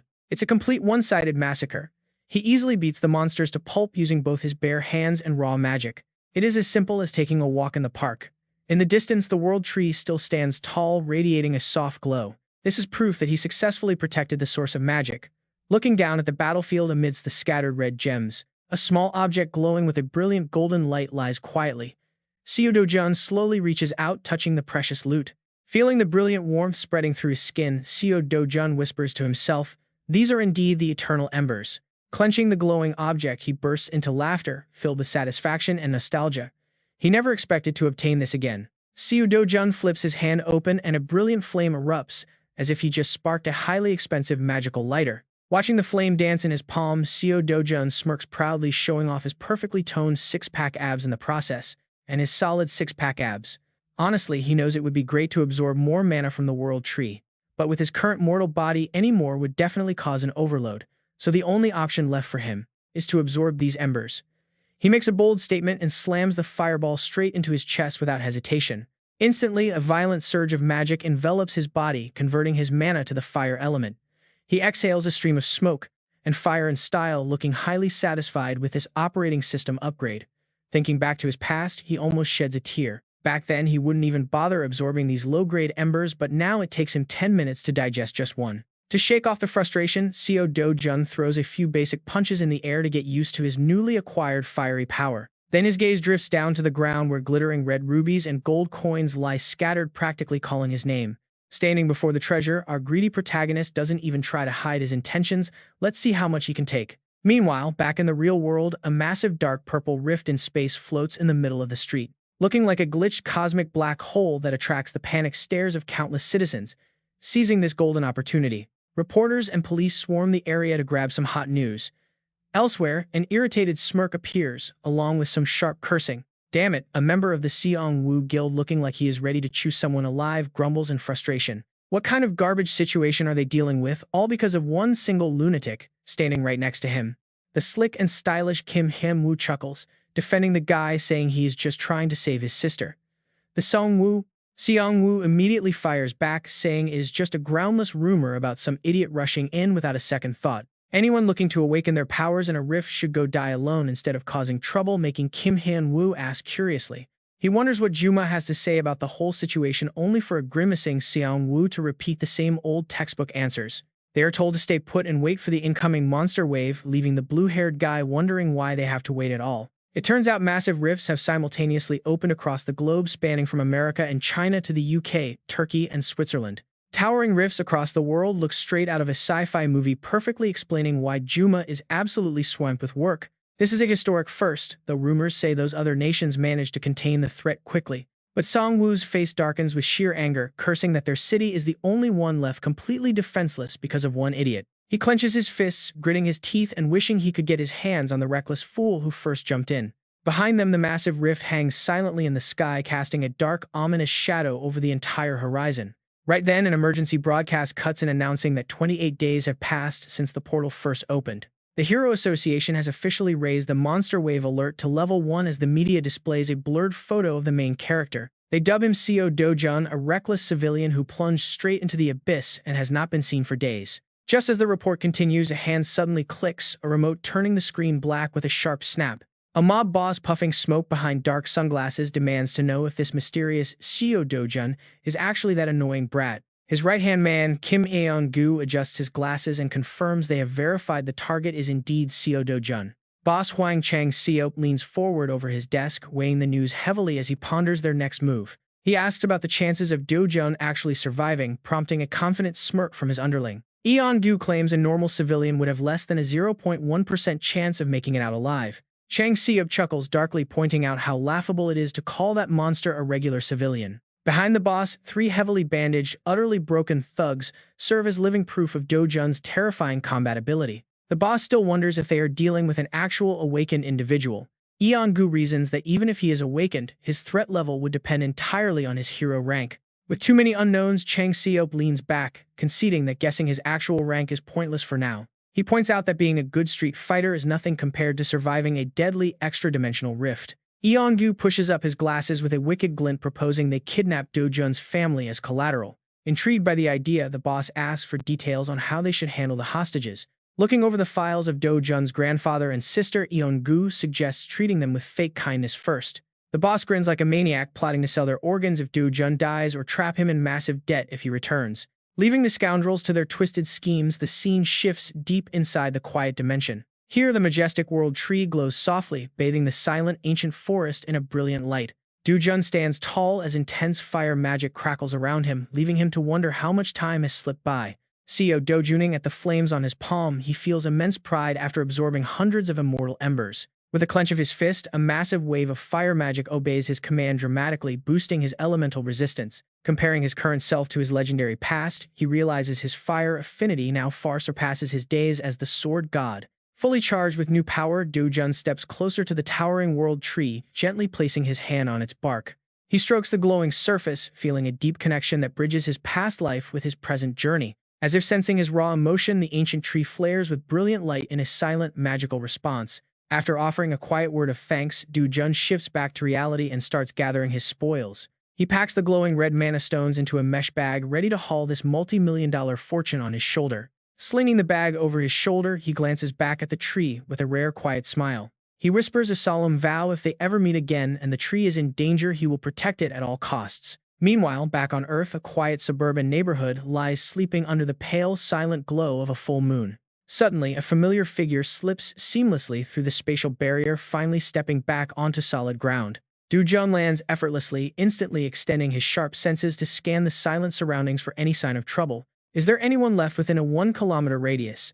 It seems everyone already evacuated to prepare for the upcoming monster wave. However, he suddenly stopped when he detected something very interesting. A pretty strong aura was radiating from this exact direction. Not wanting to waste any time, Seo Do Jun dashed through the night at a wind-cleaving speed, his heavy bag of loot slung casually over his shoulder, swiftly leaping down onto a rooftop and caught sight of two familiar men in black suits standing guard below. Seo Do Jun quickly pulled back and pressed himself into the corner of the wall to watch them secretly. Judging by their uniforms, they belonged to the same gate association from before. Getting caught now would be incredibly annoying. To shake them off, a beautifully swirling flame immediately materialized in his hand. He needed to create a quick distraction to draw them away. So taking a decisive stance, he swung his arm and hurled the blazing fireball forward like a professional baseball player on the mound. The brilliant fire sliced a bright diagonal line right across the dark night sky, flying directly toward its intended target. And that landing spot was none other than the massive sign of a pawnshop located just a short distance away. The condensed magical energy erupted violently, turning the entire sign to ash in a split second. The massive blast instantly startled the two young guards. The blue-haired association member Kim Han-woo panicked. What was that fire? There is a fire. Both of them stared blankly, as a pillar of fire illuminated the deserted street corner. The flames spread incredibly fast, forcing the two young guards to scramble over to put out the blaze. Seong-woo shouted in complete panic, furiously asking what the hell was going on. Why is there suddenly a random fire here of all places? Meanwhile, Seo Do Jun calmly turned around on the opposite side, his plan working flawlessly, and walked away. The magic's intensity and his throwing precision were both absolutely perfect. Looking down at his own hand, he praised himself, muttering a familiar name from his past life. This fire would surely be enough to make even him proud. The image of the legendary archmage surfaced in his mind with deep nostalgia. The old man would surely be proud of his progress. After all, he was once the strongest fire mage on the entire continent. But as Seo Do Jun reminisced, the blue-haired Kim Hyun-woo suddenly paused, sensing an unusual heavy energy. He snapped his head toward the horizon and muttered a quiet warning to wait. This left his partner Song-woo completely confused, while Hyun-woo stared intensely at a bizarre reddish-purple rift floating in midair. The space looked incredibly unstable, leaving his companion behind totally dazed. Meanwhile, looking back up at the vast night sky, the floating reddish-purple crack began to fracture and disintegrate into sharp fragments. The two association members watched in pure shock. The group runs at breakneck speed, rushing frantically to the scene.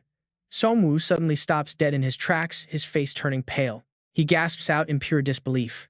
What is this? Looking at the rift, his eyes widen in shock, completely unable to believe his own sight. He stares at the rift. It is unbelievable that deadly dangerous anomaly is actually fading away and dissolving right into the dark night. The crack is slowly disappearing right before their eyes. Meanwhile, Seo Do-jun calmly walks off carrying a massive sack of loot over his shoulder. He leisurely climbs the steps under the peaceful full moon. He glances back with a sharp, calculating look, completely calm and composed. He looks just like some powerful god returning from a casual stroll. By the next morning, emergency news channels are broadcasting the story everywhere. Breaking news reports that the mysterious rift in the Mapo district has completely vanished early this morning. A serious-looking female anchor speaks. She announces that today marks exactly 29 days since the ordinary citizen known as Seo Do-jun entered the dangerous rift zone. The Hunter Association, which was gearing up for a massive monster wave, is now absolutely shocked by this sudden disappearance. They are currently launching a full-scale investigation to uncover the cause. Meanwhile, the scene shifts over to a quiet neighborhood street. In other news, an unexplained fire also broke out at a junkyard located right next to where the rift appeared. Out on the streets, people are eagerly gossiping, their chatter catching the ear of a hooded young man passing by. They wonder if that Seo Do-jun guy who went inside is dead. Some say it is his own fault for going near a new rift. Others argue back, trying to defend him. They point out that a man is dead, so why speak so harshly? They argue that if the rift had not closed, the entire city of Seoul would have turned into a bloody war zone by now. Seo Do-jun walks on with his hands in his pockets, thinking to himself that now that the rift is gone, he can never return. He will never see the world tree again. It is a bit of a shame, but honestly, this is probably for the best. He pulls his hood down low to hide his face, his eyes flashing with determination. After all, he has something far more important to protect. Shortly after, he finds himself standing in front of the sign for Yeongdi Po HCS Capital, a notorious loan shark company. Inside the rundown building, two low-level thugs are hanging around the stairwell, casually puffing on their cigarettes. The thug in yellow scoffs maliciously. Since that guy is dead, his mother and little sister are pretty much finished. Of course, their boss is no saint. He will squeeze them 10 times harder. The other thug rubs his chin in agreement. Lost in dirty daydreams, he brushes the old lady aside. He figures that young brat will grow up nicely, and the boss has definitely already planned it out, playing dirty tricks to exploit the system for their own gain. Suddenly, a chilling voice echoing straight from the underworld cuts through the air. Right behind them, Seo Do-jun's hood shadows, eyes burning with murderous intent. Hey, where is your boss? Meanwhile, a sleek black luxury sedan screeches to a halt outside. The big boss steps out of the vehicle. Wearing polished leather shoes, he hums a victorious tune while fixing his flashy hair in the car window reflection. His loyal glasses wearing subordinate Yeong-gu follows close behind. The boss chuckles with absolute smug satisfaction. Now that annoying bastard is finally dead, I can easily sleep like a baby tonight without any worries. He casually asks about the daily schedule. Yeong-gu checks his notebook and replies, "You have lunch with Representative Baek. Dinner is still completely open." Hearing this, the boss smirks, slowly sliding his expensive sunglasses down. "Call Madam Kang and tell her I am stopping by tonight. Tell the new girls to dress up nicely for me." His lackey nods obediently. The two stroll up the stairs, planning their wild night when the boss suddenly freezes. He feels something is wrong. Right then, one of his thugs gets hurled straight through the office doors. The goon tumbles down like garbage. Huang stands completely frozen. Fresh blood splatters right across his expensive sunglasses as the beaten goon hits the floor hard. Talk about a brutal reality check for these thugs. Inside, the unlucky goon is coughing violently. Seo Do-jun stands over him, his eyes gleaming with absolute icy rage from beneath his dark hood. He growls, "Crawl over here like a dog." Hearing this, commanding voice boss Huang starts trembling. Cold sweat pours down the boss's face. Seo Do-jun kicks back on a folding chair, resting his feet on the table. He stares arrogantly. Huang stands paralyzed in fear, prompting Seo Do-jun to bark out, "Are you deaf?" With no other choice, the notorious mob boss drops to his knees. He crawls forward in pure humiliation. Seo Do-jun looks down with total disgust, commanding him to bark. Scum like him does not deserve human decency. Seo Do-jun yells again, telling him to bark like a dog. The broken boss can only tremble. Approaching the chair, he grits his teeth and lets out a soft whine. A pathetic woof. But that is not enough. He barks again. He keeps barking loudly, forcing his kneeling henchman in the corner to look away in absolute shame. They cannot bear to see their leader lose all dignity. Seo Dojun leans forward coldly, demanding him to bark louder. He looks at the trash in the room. You guys act so obedient in front of me. But the moment you see the slightest weakness, you will backstab me in an instant, you spineless cowards. Seo Dojun's golden eyes flash in the dark. Huang, do you think this is my first rodeo dealing with scum like you? Completely terrified, Huang repeatedly slams his head on the floor, desperately begging for mercy. Please spare me, I will be your loyal dog. Seo Dojun responds with a merciless kick. Shut up. The heavy boss flies backward, landing flat. It is a pathetic sight. Instantly, Seo Dojun shifts his gaze to the frozen subordinate with glasses. The subordinate flinches. Seo Dojun crosses his arms and offers a deal. You are the boss now. No more playing lapdog for this pathetic excuse of a leader. Seo Dojun casually suggests taking him out. Just overthrow him. Do it. Eon Gu gulps, hard sweat dripping down his chin. He bows deeply at a 90-degree angle. He trembles, explaining that their boss has massive connections. A sudden coup would raise suspicion everywhere. The glasses subordinate grits his teeth and begs Seo Dojun to spare the boss just this once. But Seo Dojun frowns and cuts him off, suggesting to take the boss to a junkyard to be crushed. Is that not your specialty? Under his deadly gaze, Seo Dojun delivers a chilling ultimatum. If you do not want to do it yourself, I can throw him into a rift to feed the monsters. The thugs panic. Huang's face is bruised and bloody. With everything fully under control, Seo Dojun slowly stands up, glancing down at the pathetic boss below. Huang continues to crawl forward in terror, begging and slamming his head on the floor repeatedly. Please, I beg you. Looking down from above, Seo Dojun coldly calculates whether he should just finish him off. He wants to end Huang Chang's Seo right now to make cleaning up this mess a breeze. But instead he closes his eyes, sighs, and quietly mocks himself. Has he actually gone soft now? Shaking off the thought, he reaches his hand toward the sweating mob boss and makes his final call. Hearing that death sentence, the mob boss goes pale as a ghost, his eyes wide with absolute horror. Trembling, he reaches out his filthy hands, desperately begging for his life like a pathetic and completely helpless coward. He stutters out a desperate apology for everything, shamelessly trying to claim some fake connection just to save his own skin. From now on, he swears to serve him like his own older brother.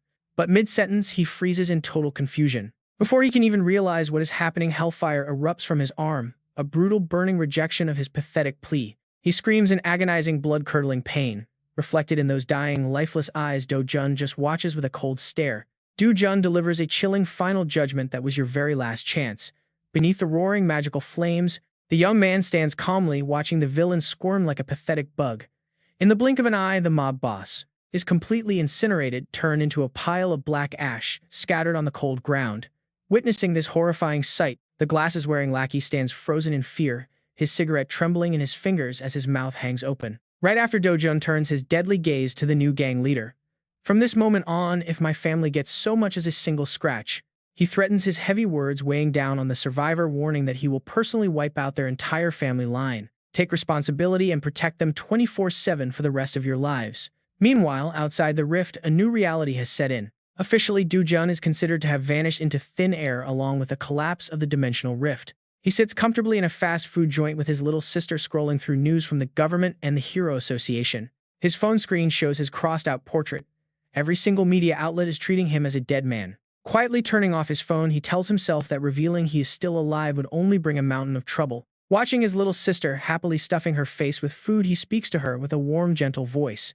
Huang Chang Siop will find us a new house soon so we can take our sweet time getting ready to move. With her cheeks puffed up with food, she looks incredibly cute, completely clueless that her brother just wiped out a whole gang. She squints her eyes with a bright, innocent smile, happily cheering that they finally get to move away. Dojun immediately matches her excitement, talking about her future. Now she can finally go to kindergarten like everyone else. And next year, she can start first grade.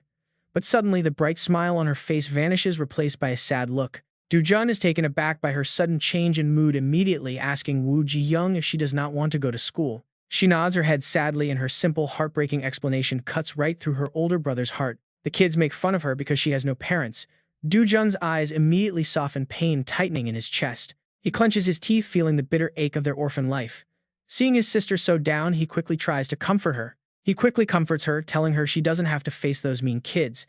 Next year, she can go straight to elementary school. Hearing this, her face lights up instantly as she leans forward, asking if she really doesn't have to go.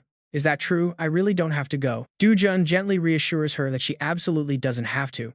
He says that to comfort her, but in his mind, he is already planning to flex his wealth. Maybe he should send her to the most prestigious private school so no one will ever look down on her. He recalls the confrontation last night, when he paid a visit to manager Kim, demanding how he dared leave his grandmother and a child in this rundown motel. Do-jun stood outside with folded arms, coldly asking the glasses-wearing Kim Eun-gu if he had any brain cells left. Sweating buckets. Kim Eun-gu desperately tried to explain that because their company owns the building, it is actually incredibly safe. Suddenly, the bedroom door swings open, and a sweet, tiny voice calls out, immediately breaking the tense, heavy atmosphere. She leaped into his arms like a little angel calling out to her brother. His loving grandmother tightly grasped his worn hands. Tears welled up in her eyes as she cried out, realizing Do-jun had returned alive. Down below, his little sister sobbed too. She buried her face in his shirt, calling his name over and over. In an instant, his cold, battle-hardened gaze melts away into pure, boundless warmth. A gentle, loving smile spreads across the battle-hardened warrior's face as he comforts them. Yes, he was back. Back in the fast food shop, the little girl innocently looks up and asks her brother if he is also a hero. Do-jun is caught off guard, gently asking if she wants him to be one. She vigorously shakes her head, saying she honestly hopes her beloved big brother never has to become a hero. He wonders why she drew that. Messy scribbles show her childish imagination as she explains that heroes must fight terrifying monsters and sometimes even lose their lives. She and their grandmother just want Big Brother to live with them, their family, for a very long time. A faint smile plays on Do-jun's lips, but his eyes are clouded with complex emotions. Big Brother, he thinks. The echoes of his sister's voice ring in his mind, wishing for them to stay together forever. How incredibly ironic. In that brutal past world, he was the sole survivor, the only one left standing. The things he once lost during those endless, grueling battles against monsters are now standing right by his side. It is a precious bond he thought was lost forever. But now they return to a rare moment of peace. Inside their small, humble home, Do-jun shares a simple dinner with his beloved grandmother and younger sister. Watching their warm smiles, he quietly decides he will do whatever it takes to protect this small slice of everyday happiness. But as you know, peace never lasts long. A heavy helicopter cuts through the wind, soaring over the city. It touches down right on the rooftop of a massive, imposing skyscraper, the headquarters of the Korean Hero Association. Standing before the massive glass windows, a majestic, one-eyed man sighs, deeply frustrated that they still have zero leads. Meet Na Tae-hwan, the powerful founder of the Korean Hero Association and director of the prestigious World Hero League. Standing respectfully behind him with hands folded, his secretary delivers her report, stating they still cannot find any clues. Apologizing sincerely, she bows while Na Tae-hwan turns around with a deep frown, clearly frustrated by the situation. He mutters that if a spatial rift can just vanish on its own, it can easily reappear at any moment. His cold secretary calmly adds that unpredictable variables are always dangerous and a standard monster wave would be much better. Hearing her cold analysis, Na Tae-hwan's face immediately darkens. He glares at her, telling her to watch her words carefully. His single eye burns with righteous authority as he reminds her that for the citizens' safety, a self-closing rift is a blessing. Seodo, jolted by her own mistake, the secretary breaks out in a cold sweat and quickly bows to apologize for her slip. In case you didn't know, Na Tae-hwan is actually one of the top 100 most respected heroes in the world. If he ran for president, he would easily win in a historic landslide and he could easily crush any major conglomerate. Yet this legendary veteran has no interest in political power or taking down massive corporations. His true concern is far different. The only thing he truly cares about is the safety of the public and preparing for future spatial rifts. He firmly orders his subordinates to thoroughly investigate this mysterious incident, no matter how long or how much effort it takes. The secretary obediently nods in agreement, but then remembers to report another update regarding the relocation compensation. She explains that the residents from the rift area have finally agreed to sell their land to the association. Na Tae-hwan rubs his chin in relief, instructing her to pay well above the market value so they do not feel cheated. He sincerely hopes the generous compensation will help ease the immense pain of losing their homes and loved ones. Cut to the command center, where the constant clicking of keyboards echoes as staff members monitor the global situation. Na Tae-hwan stares intently at the glowing screens, letting out a heavy sigh as a world map lights up with red alarms. Seeing multiple rifts opening simultaneously in different countries confirms that this is highly unusual and incredibly dangerous. His secretary notes that both America and China have already entered the safety and control phase, but he cuts her off. The real core of the problem right now is the United Kingdom, he explains, looking grimly at the data display. All of their most reliable and powerful heroes have already been deployed to handle other rifts across the globe. Suddenly, a flashing red alarm icon pops up on the screen, instantly shattering the tense silence in the room. Na Tae-hwan's pupils contract in sheer panic, sweat pouring down his face as he stares at the terrifying notification. An emergency alert flashes across the screen. The monster wave from the British Rift has officially broken out in full force. While authorities scramble to deal with the crisis, we cut to a bustling subway station under Seoul's bright sunlight. Our main guy Doan is walking leisurely through the busy crowd, casually dressed in his signature dark hoodie. With his hands in his pockets, he strolls along like he is in a park heading toward a specific shop. The shop has a massive flashing sign out front loudly advertising high rates for purchasing valuable mana stones. As the glass doors slide open, a prime customer carrying high-value goods officially steps inside the quiet storefront. The bored clerk sitting at the counter lets out a tired greeting, but as soon as he looks up, he freezes. Seeing Doan's dark looming silhouette under the hood, the clerk screams in pure terror and immediately calls for the manager. The manager is leisurely reading the newspaper. Without saying a single word to anyone, a customer suddenly slams a very heavy bag right onto the desk, asking if he is the manager. The shirt-clad boss takes off his glasses and stands up with a thug-like sneer. With an incredibly insolent, thuggish expression on his face, he asks if Do-jun is the punk who dared to force trade mana stones while he was away. Facing this low-life thug, Do-jun simply smirks with ultimate arrogance, sliding his hand deep inside his jacket to pull out his goods. This is perfect, since he has a ton of stones to sell today and was hoping someone with actual authority would show up.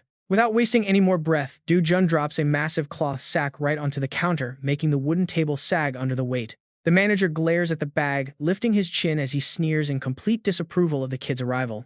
He assumes Do-jun brought another pile of unprocessed low-grade mana stones just like last time, saying they have no time to waste. He bluntly tells him to leave. Do-jun, with his hands still shoved in his pockets, maintains a completely deadpan expression as he responds. He asks if they are really refusing to do business.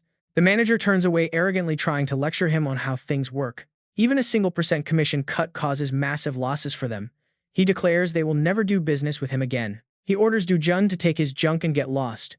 Do-jun's lips curl into a sly smirk as he drops a heavy threat. He warns the manager that he is going to regret this. Seeing the insolent customer, the manager sighs and shakes his head. He explains there is a solid reason why the gate center charges a 5% fee, but Do-jun cuts him right off. He has zero interest in long explanations. The manager's eyes go completely dark, glaring at Do-jun with dangerous, threatening intent. He tells him to grab his raggedy bag and never show his face again. Fine, have it your way, Do-jun calmly thinks. With a cold look, he lightly kicks the bottom of the bag. It immediately tips over, pouring out an absolute waterfall of stones. Brilliant glowing red mana stones spill out, absolutely blinding everyone in the room. The young employee's jaw literally drops to the floor. The manager stands totally frozen, staring wide-eyed at the massive mountain of treasure for 5 whole seconds. He cannot believe his eyes. His mind completely explodes in sheer disbelief. He stammers in shock, wondering if that could actually be a legendary hero stone. His eyes lock onto a star-shaped blue crystal, shining brightly amongst the red pile. How on earth did a priceless hero stone get here? Such a gem is worth whatever astronomical price he wants to name. Seeing the manager's drooling face, Do-jun folds his arms triumphantly. He coldly tells them that if they do not want it, they can just forget about it. Now for some quick lore. Hero stones are legendary items. Years ago, Kozaman, a notorious cartel boss in Mexico, was secretly breaking down mana stones to produce drugs. Suddenly, his entire laboratory exploded in a freak accident. But instead of dying from the blast, the stone's power fused with his body. The raw energy awakened his body, turning him into a true hero. Ever since that historic, mind-blowing accident, this type of stone became famous. It is widely known as a crucial item for awakening legendary heroes or boosting massive amounts of mana. This is the fabled Hero Stone. It is an incredibly rare power source, making it one of the most expensive items on the entire market. The manager and his assistant stare at the glittering stone, their eyes lighting up like high-beam car headlights at the sight. Watching them drool, Do-jun calmly tells them to pack it up because he is leaving. His words strike the manager like lightning. Causing him to throw away his pride. He changes his attitude faster than a bitter ex. Plastering on a fake, flattering smile, he begs his precious customer to please sit down and wait just a moment. He immediately orders his young assistant to polish the precious stones at lightning speed. Meanwhile, Do-jun relaxes in his seat. He casually sips a cold iced coffee while the manager timidly tries to strike up a conversation, shrinking back in his chair. Sweat dripping down his face, the boss tries to negotiate, asking if a 0.5% commission is a bit too harsh. Seeing him hesitate, Do-jun acts annoyed and pretends to stand up, telling him they can just forget the whole deal if he dislikes it. The panicked manager waves his hands frantically to calm him down, stuttering that he was merely curious about the sudden rate change. Drenched in cold sweat, he cautiously asks why he wants to drop the commission rate down to 0.5%. Do-jun gives a blunt, savage answer, stating he simply finds the manager annoying, no matter how ridiculous the reason sounds. The manager leaps up and bows at a 90-degree angle, desperately apologizing for his absolute lack of consideration earlier. Thoroughly annoyed by this pathetic display, Do-jun stares with cold eyes, saying he is sick of apologies and wants a straight answer. He demands to know if the manager accepts the rate or not. Cleaning nearby, the assistant sweats at Do-jun's arrogant attitude. He silently curses the rude customer for having absolutely no manners. Meanwhile, the manager grits his teeth, swallowing his pride. He reluctantly agrees to the terms, but his greedy merchant instincts kick in as he tries to negotiate for future deals. He launches into a long-winded pitch to keep a 10% rate next time. Before he can finish, Do-jun immediately cuts him off. CEO Do-jun stands up, immediately threatening to walk out. If they don't like it, they can forget it, he says. The manager completely panics, lunging forward to desperately grab him. 9%, let's lock it at 9%, we're losing so much money here. But CEO Do-jun keeps walking, pretending to ignore him. Then don't take a loss, he calls back. The manager screams in despair, trying to salvage things at 8%. If my boss finds out, he will absolutely kill me. But CEO Do-jun just scoffs coldly, telling him not to pull stupid tricks then. Honestly, the guy is practically crying at this point. Seeing CEO Do-jun's blank stare, the man desperately bargains like a lunatic. 7%, I really cannot go any lower. 66% leaves us with absolutely zero profit. How can a merchant survive without a margin? CEO Do-jun shuts him down coldly. Nobody asked you to make concessions. Meanwhile, the young employee holds the hero-grade mana stone with a completely dazed expression, his mind wandering. He has never seen an item so insanely massive in his entire life. Finally, the manager's legs give out. He collapses to his knees like a defeated loser, completely crushed by the power of wealth. CEO Do-jun looks down from above with cold, glowing golden eyes, delivering a devastating final blow. Out of respect for our past history, I will lock it at 1%. Hearing that brutal number, the manager nearly spits blood, screaming like crazy inside his head. This absolute highway robber of a bastard, completely ignoring the manager's utterly miserable expression, the smirk on CEO Do-jun's face grows even more devious. He calmly announces, just so you know, I still have about 7 more bags exactly like this one. Hearing that, both the manager and the employee roll their eyes back in sheer shock, unable to believe their own ears. Instantly, the manager whips around to snap at his dazed employee. Hey, what are you just standing there for? Go grab the contract and make it quick. The kid flinches, nodding frantically as he rushes off. Before long, CEO Do-jun's phone screen flashes with a new notification. A massive 67 billion won has just been transferred directly into his account. Talk about an absolute jackpot. Looking at the long string of zeros, our newly made billionaire calculates that his goal of buying an 11 billion won house is now well within reach. Even so, he frowns, planning something much bigger. The problem is just hunting inside ordinary gates isn't enough to collect high-grade mana stones. An image of a reddish-purple dimensional rift suddenly flashes through his mind, making him wish he could freely enter and exit those rifts. Lost in thought, CEO Do-jun's phone suddenly blares with an alert. The manager pauses curiously, peering over to ask if another monster wave has broken out. Meanwhile, CEO Do-jun unlocks his phone to check, his eyes widening slightly as he stares at the screen. An emergency warning message pops up right before him, sent by the Ministry of Foreign Affairs about a monster wave erupting in southern England. He silently notes that it's in England. CEO Do-jun's expression darkens, turning chillingly quiet as a grave. His eyes grow as sharp as a razor, carrying heavy memories of the bloody battles from his past life. In his mind, an invisible danger warning flashes against the peaceful sky. His golden eyes gleam with absolute resolve, instantly cutting off his deep thoughts. He turns on his heel and leaves, throwing back a quiet comment that leaves the manager baffled about those powerless people. Walking under the shady trees on the street, he reminisces. In the past, no matter the country or how much the association tried to stop him, he would always charge in to stop the rift. His lonely figure fades under the autumn sun as he decides he's simply not living that way anymore. That night, a premium bright red cut of beef sizzles beautifully on the grill, giving off a mouth-watering aroma. His grandmother and sister watch with wide eyes and open mouths, practically drooling at the sight of this culinary masterpiece. Leaving the bloody battlefield behind, the family of 3 gathers warmly inside a very expensive restaurant, breaking into a cold sweat looking at the high-end menu. CEO Do-jun, 250,000 gold for 100 grams of kanaf. Meat is just too expensive. Our master monster hunter coolly takes a sip of water and tells her that he made tons of money so she can eat as much as she wants. His little sister Woo Ji-young picks up a piece of glistening, juicy meat that melts in your mouth. Instantly, her eyes light up, sparkling like an entire galaxy because it is just so delicious. Woo Ji-young holds her cheeks in absolute bliss, squealing in sheer delight with a happy face. Meanwhile, the grandmother still looks worriedly at the expensive meat cooking on the grill. CEO Do-jun silently watches his family's sheer happiness, his eyes gentle yet carrying a hint of lingering sadness. CEO Do-jun quickly orders more, calling for premium charcoal short ribs and prime ribeye, asking for 4 servings of each. Nearby, the waitress smiles while taking down his massive order. Hearing this, the grandmother asks in total shock why he ordered so much, wondering how they could possibly eat all this. Seo Do-jun smiles warmly, a rare expression that lifts all their heavy financial burdens. Let's have a real feast today, without holding back at all. Grandma, you have to eat a lot too, he says, his sweet filial words. Leave the grandmother deeply touched, tearing up as she praises him. But right in the middle of this emotional moment, a small hand brings a piece of meat close. It turns out little Wu Ji-young is holding up a giant slice of meat, showing it off with a massive beaming smile on her face. Grandma, the meat is so good you have to try some. Her grandmother takes a bite, her heart instantly warming up as she prepares to speak. She praises her, saying, our little Wu Ji-young is such a good girl. But the moment that incredible flavor hits, the elderly woman gasps in pure shock.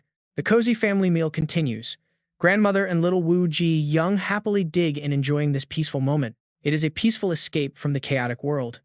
But the vibe suddenly shatters when a gorgeous woman with long legs steps inside. Wearing a stylish trench coat, she struts into the restaurant like she is walking down a high-fashion runway. With striking purple hair, she heads straight through the crowd.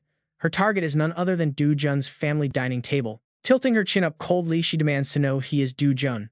The young man, cheeks stuffed with food, slowly turns to look. Keeping a deadpan expression, she slides her sunglasses up onto her head. She asks if they can talk for a brief moment. She points out that he is a hero after all. But Do-jun just glares back with a sharp, incredibly annoyed look. Can you not see I am eating? He turns away, giving her the absolute cold shoulder. If you want something, wait until I am done. The purple-haired girl just stands there totally speechless at his attitude. She cannot believe how casually this guy is brushing her off. Deeply offended, she reminds herself that she is the famous Hyun Ji-soo. But Do-jun just keeps eating his lunch, completely ignoring her presence. He does not care who she is at all. Hyun Ji-soo stands there utterly dumbfounded. She cannot fathom what kind of guy would treat her like this. The scene cuts to a waiting area sign with a cute cartoon cow. No matter how famous she is globally, our top hero, Hyun Ji-soo, has to sit in the corner, arms crossed and legs folded in pure frustration. Her presence instantly draws everyone's attention. People around the restaurant start whispering and stealing secret glances at her. Is that really Hyun Ji-soo, the legendary S-rank hero and global superstar? Yes, there is no mistaking that face. She easily deserves her spot in the top 10 most beautiful heroes in the world. But everyone is wondering, who on earth is she waiting for? Who would dare make a superstar like her sit in a waiting area? Hyun Ji-soo keeps glaring daggers right at Do-jun's table. Behind those dark sunglasses, her sharp eyes are locked on her target. She recalls his file from 2 months ago. It was his first time entering a rift, and he somehow survived. The clues are starting to add up. He must have awakened back then, which makes him highly suspicious. He was reported dead after getting sucked into that dangerous new Mappo rift. Yet here he is casually eating lunch. Seeing him alive and well makes her blood run cold. Remembering his intense, terrifying glare from earlier, she breaks a sweat. How could one guy make an S-rank hero this incredibly tense with just a single glance and a word? But common logic screams that it makes no sense. Someone awakening less than 2 months ago cannot reach S-rank. Even the massive CM group spent a fortune buying mana stones, and it still took them 5 years to produce an S-rank. Hyun Ji-soo gulps nervously, coming to a final conclusion. There is absolutely no way he reached S-rank that quickly. He must possess some other secret overpowered ability. While she is busy overanalyzing, a chair suddenly scrapes against the floor. The legs scrape as Do-jun pushes his chair back. His family has finished their hearty meal and is finally heading out. His grandmother bows politely to the staff, thanking them. Seeing this, Hyun Ji-soo immediately jumps up from her seat to approach him. But before she can reach him, a massive muscular giant blocks her path, stepping heavily onto the street. Do-jun looks up at the massive intruder. His golden eyes remain completely cold and empty of any emotion. The massive blonde giant grins like a psychopath, veins popping. Well, look what we have here. Is that really you, Do-jun? How on earth did a loser like you crawl out of that rift? It is the notorious thug Kang Cheon-woo. He leans in uncomfortably close, mocking him. I knew you were a pest, but I did not expect a tough cockroach. Watching from a distance, Hyun Ji-soo breaks into a cold sweat. Why does a psychopath like Kang Cheon-woo have to show up now? A brutal street fight looks completely unavoidable at this point. The massive giant rolls his shoulders, ready for violence. Kang Cheon-woo flexes his bulky arms in a blatant threat. Meanwhile, Do-jun stands perfectly calm, shielding his grandmother and sister. Without uttering a single word, he calmly slips right past the giant as if brushing away an annoying little mosquito. Do-jun then calls out to the stunned, purple-haired girl waiting in the corner. Hey, did you not want to talk? His casual question leaves Hyun Ji-soo completely frozen in shock. Hearing this, the muscular thug Kang Cheon-woo whips his head around. He glares in utter disbelief, yelling out, What does Hyun Ji-soo have to do with this? Why are you ignoring me? Do-jun ignores Kang Cheon-woo's presence entirely. He turns to the female star and asks her to look after his family, promising he will hear her story out later. She blinks in sheer confusion, wondering what kind of bizarre favor this is. But with a stone-cold expression, he gives her very specific instructions. She just needs to call a taxi and get his family away safely. Even as a top-tier hero, she is sweating bullets and completely flustered. She tells herself she has to get out of there immediately. Right now, Do-jun's eyes are locked onto Kang Cheon-woo with a terrifying, murderous glare. Kang Cheon-woo just stands there with a smug smirk. Do-jun has a serious blood debt to collect here. The scene then cuts outside to the street. The Asura restaurant sign glows under the quiet night sky. Keeping her word, Hyun Ji-soo warmly opens the taxi door for the grandmother and child. She reassures them, telling them not to worry and to just get inside. Before shutting the door, she waves with a warm, friendly smile. She bids the cute little girl goodbye. The door slams shut successfully, keeping Do-jun's family far away from any impending danger. The taxi safely pulls away quickly, blending into the busy night traffic of Seoul. With him gone, the real fight is about to start. Now that his family is safe, the real score settling inside the restaurant begins, and it starts with a brutal face-bending slap. Do-jun calmly brushes back his hair, looking incredibly cool. His poised demeanor has the surrounding customers whispering in absolute shock. And the guy who just got slapped into next week, none other than the giant Kang Cheon-woo. He stands there completely humiliated. His face is swollen and bright red with sheer rage. Bloodshot eyes glaring, he spits out a threat dripping with pure malice. He growls that this bastard is dead. Just then, a brave waitress tries to step in, stammering and asking them to please stop. But the furious thug does not want to hear it. He ruthlessly shoves her aside, sending her crashing hard onto the floor. He screams at her to get the hell out of his way. Her terrified shriek throws the entire restaurant into absolute chaos. Terrified customers scramble over each other, desperately rushing for the exits. Amid the madness, Kang Cheon-woo lets out a wild roar. He asks Do-jun if he has a death wish. But instead of an answer, a blur moves past him faster than the eye can track. Boom! A devastating high-speed strike lands right on the giant's face with enough raw impact to shatter the air itself. The sheer shockwave deforms Kang Cheon-woo's face, completely twisting his mouth under the weight of this overwhelming absolute power. He stumbles back several paces, hacking up blood while clutching his shattered face in absolute agony. But Do-jun is not done yet. Do-jun stands tall, keeping his fists ready. He looks down and coldly calls out Kang Cheon-woo's name, his voice freezing the air. CO Do-junning down at the bleeding trash on his knees, Do-jun calmly lists his crimes. He was the one who left him in that rift. Locking him inside to rot was his doing right. Do-jun's golden eyes glow like a demon god, utterly crushing the giant's spirit. They have a lot to discuss. Even though he is thoroughly beaten, Kang Cheon-woo stubbornly gasps for air and tries to mock him. He sneers, asking what they could possibly discuss when Do-jun is just a piece of trash abandoned by his own father. He smirks, bringing up another filthy secret. He asks if Do-jun's stepmother was the one who sent him to do the job. Instead of getting angry, Do-jun calmly pulls out his phone and hits record. He steps closer with an icy, expressionless face. He demands the giant repeat what he just said. Even backed into a corner, Kang Cheon-woo still tries to smirk mockingly. He asks what the hell Do-jun is barking about. Gritting his teeth, he starts channeling a fiery aura around his fist. The flames coat his massive hand as he lunges forward, ready to throw the most disgusting insult he can muster. He insults Do-jun's mother, charging like a rabid beast. He throws a heavy punch filled with absolute murderous intent. He screams at Do-jun to die. Facing the deadly strike head-on, Do-jun does not even flinch, his golden eyes completely cold. He stands his ground. Gently raising his hand, he coats it in a thick layer of blue mana to block the fiery punch. He catches the burning fist with ease. Kang Cheon-woo's eyes widen, completely terrified as reality finally sinks in. The giant is in total disbelief. He cannot wrap his head around how his ultimate punch got stopped so effortlessly. Before the giant can process anything, Do-jun reaches out with his glowing mana-infused arm. A thunderous counterattack follows immediately. He slams the giant's arrogant face straight into the floor. The ground shatters instantly, throwing up a massive cloud of dust. Without giving him a second to breathe, Do-jun leaps high into the air, raining down a brutal barrage of punches. His fists fall like heavy rain. Meanwhile, in the corner, the terrified waitress is trembling violently while holding her phone. She tries calling the emergency line over and over. Suddenly, a slender finger gently reaches out and taps the screen. It disconnects the call. The top-tier hero Hyun Ji-soo slides off her sunglasses, smiling gently to reassure the panicked girl. She tells her not to worry because she will handle this. Recognizing her, the waitress sighs in immense relief. Back inside, the one-sided beatdown continues as Do-jun relentlessly pounds his fists into Kang Cheon-woo's face. Watching the brutal display, Hyun Ji-soo breaks into a cold sweat. Kang Cheon-woo is a B-class hero, yet he is getting completely destroyed. Walking across the floor, she cannot help but wonder, is he above B rank? No, surely above A rank. Even an A rank cannot dismantle a B rank like this. Realizing a murder is about to happen right before her eyes, she steps in to stop him, calling out to Seo Do-jun. His blood-stained hand stops mid-swing. Do-jun freezes mid-air.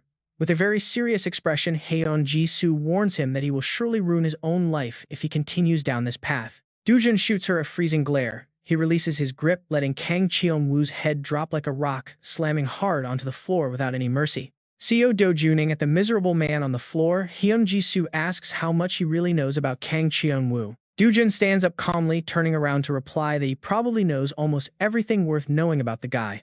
He asks if it even matters, prompting her to sigh deeply. It matters quite a lot, she says before starting to reveal the background. She explains that Kang Cheon-woo's cousin is actually the famous S-class hero Kang Ye-pyo, but Do-jun's expression does not change at all. He calmly asks what the problem is, leaving Hyun Ji-soo completely stunned. He already knew about the connection, yet he acts like he could not care less. This guy is incredibly reckless. She explains that the only reason a selfish jerk like Kang Cheon-woo got away with everything was because of his powerful backing. So what Seo Do-jun just did is extremely dangerous. Hearing this warning, the young man only lets out a pretty cold, mocking smirk. Seeing his reaction, Hyun Ji-soo cuts to the chase. She understands their grudge but warns him that the legendary Kang Ye-pyo will never let this slide. She asks if he is not afraid of Kang Ye-pyo, but Do-jun steps dangerously close, his eyes full of intense pressure. He warns her that knowing so much about him is getting pretty annoying. Their eyes lock in a tense, silent standoff. Meanwhile, the poor girl at the cash register is crying silently in total despair. Talk about being in the wrong place. The tension in the room is thick as Do-jun and Hyun Ji-soo stand close, face to face, refusing to back down. Then Hyun Ji-soo's gaze suddenly softens and a slight smile plays on her lips. Reverting to her professional self, she apologizes for dropping by so unannounced. She mentions her uncle asked her to do this, then gets straight to the point. He visited the rock giant area and sold magic stones. She asks him to sell those stones to her instead.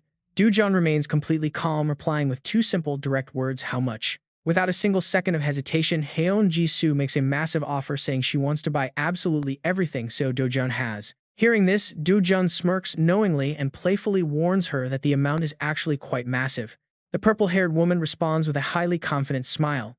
The wealth of an S-class hero is far beyond anything he could ever imagine. Looking down at Kang Cheon-woo, who is still groaning on the floor, Do-jun calmly says he can sell, but only on one condition. He wears a mysterious smile, saying it is nothing too difficult, just a small favor that Hyun Ji-soo can easily pull off. Meanwhile, in another part of the city, a glass cup is thrown violently against a wall, shattering into 1,000 tiny pieces. A blonde woman screams in absolute rage.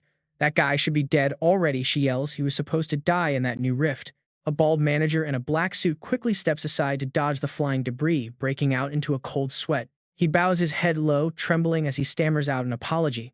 Even the Hunter Association was completely sure that he was dead. But the powerful woman sharply cuts him off, refusing to hear any more of his pathetic excuses. She demands to know how he plans to handle this mess, but the manager quickly mentions another urgent problem that just came up. He reveals that Kang Cheon-woo has been brutally beaten by Do-jun. The blonde woman instantly freezes up upon hearing that familiar name. She wonders why on earth that idiot would get involved. Her eyes flash with panic and worry, wondering if Seo Do-jun already knows everything. She gulps hard, desperately, trying to suppress the rising panic in her chest. Looks like her perfect little world is crumbling. She calculates the damage. It will be a total disaster if either her father or her husband finds out about this mess. She can probably manage to cover it up, but if the media catches wind of this, everything will completely fall apart. The company's stock price would crash instantly, so they must contain the story at all costs. She wastes no time taking action. She orders the manager to silence the media. If a story leaks, both Group T and Group W will cut off their sponsorships forever. Even the police need to be handled, she screams, telling him to shut them up immediately. The bald manager quickly tries to calm her. He assures her that both the police and the media have already been completely paid off and silenced. Finally, letting out a deep sigh of relief, the blonde woman slumps back into her luxurious chair and praises Manager Lee. Manager Lee steps closer, lowering his voice to whisper that this is only a temporary fix to a much larger threat. He tells her there is another critical detail she needs to know. Leaning in close, he prepares to deliver some shocking news. He whispers that Kang Cheon-woo's cousin is actually the legendary Kang Ye-pyo. Her eyes widen in pure shock as she asks if he means the famous S-class hero. In the hero world, Kang Cheon-woo was always known to be He asks again, questioning if Kang Ye-pyo is the same Kang Ye-pyo he knows. In truth, within the hero world, Kang Cheon-woo was originally, he is notoriously known as human trash, living a wild and degenerate life. The public mistakenly believes that S-class hero, Kang Ye-pyo deeply loves his cousin. Or so everyone thinks, but the dark truth is far worse. Kang Cheon-woo is nothing more than a loyal hunting dog. He handles all the dirty work under Ye-pyo's direct orders. Manager Lee continued analyzing the situation, warning that if Cheon-woo fell under the control of the police and media, it would look bad for Ye-pyo. It seemed they had already started taking action. Regaining her usual sharp composure, she leaned on the table to issue orders. She demanded to meet him first and ordered them to arrange a meeting as soon as possible. The manager respectfully bowed. "Yes, I understand," he replied. Suddenly, remembering a thorn in her side, she frowned and asked about HCS Capital's chairman Hwang Chang-si. Had that old man betrayed them? The manager quickly replied that yes, he was indeed currently taking care of Do-jun's family. Her eyes sink into a chilling darkness. Overwhelmed with pure malice, she orders him to contact Prosecutor Park immediately. He will pay a heavy price for abandoning her for the other side. Now the scene shifts to a heavily guarded area. A stern voice narrates. Right now, South Korea is dealing with a grand total of 37 active rift zones. Among those 5 rift zones are currently being converted into actual gates, while the rest can only be hunted by association heroes under coordinated schedules. At the security gate, an officer carefully takes a scanning card and confidently confirms the identity of S-rank hero Hyun Ji-soo. Her identity is verified. The guard politely wishes her a safe and successful expedition into the dangerous rift. A small group of hunters stands before a dark cave entrance where the rift's portal glows with an eerie mystical light. Looking around, Do-jun hides under his hood. There is only one entrance and he silently analyzes the layout. Even though they clearly knew her as S-rank Hyun Ji-soo, they still checked her identity and restricted access with absolute security. Walking beside the purple-haired girl, Dong In-ju, an A-rank hero and leader of the Sweet Flower Guild, speaks up playfully. "Hyun Ji-soo, you are actually the one proposing a hunt in a rift zone first. This is incredibly unusual for you." Cornered by her words, Hyun Ji-soo breaks into a cold sweat and flusteredly excuses herself, saying playing around all day is useless. With that, she quickly avoids her teammates' searching gaze quietly, turning her head to steal a glance toward the back. The person she is secretly watching is none other than Do-jun, who is casually strolling behind with a mysterious, relaxed air. Memories of their earlier transaction flood back.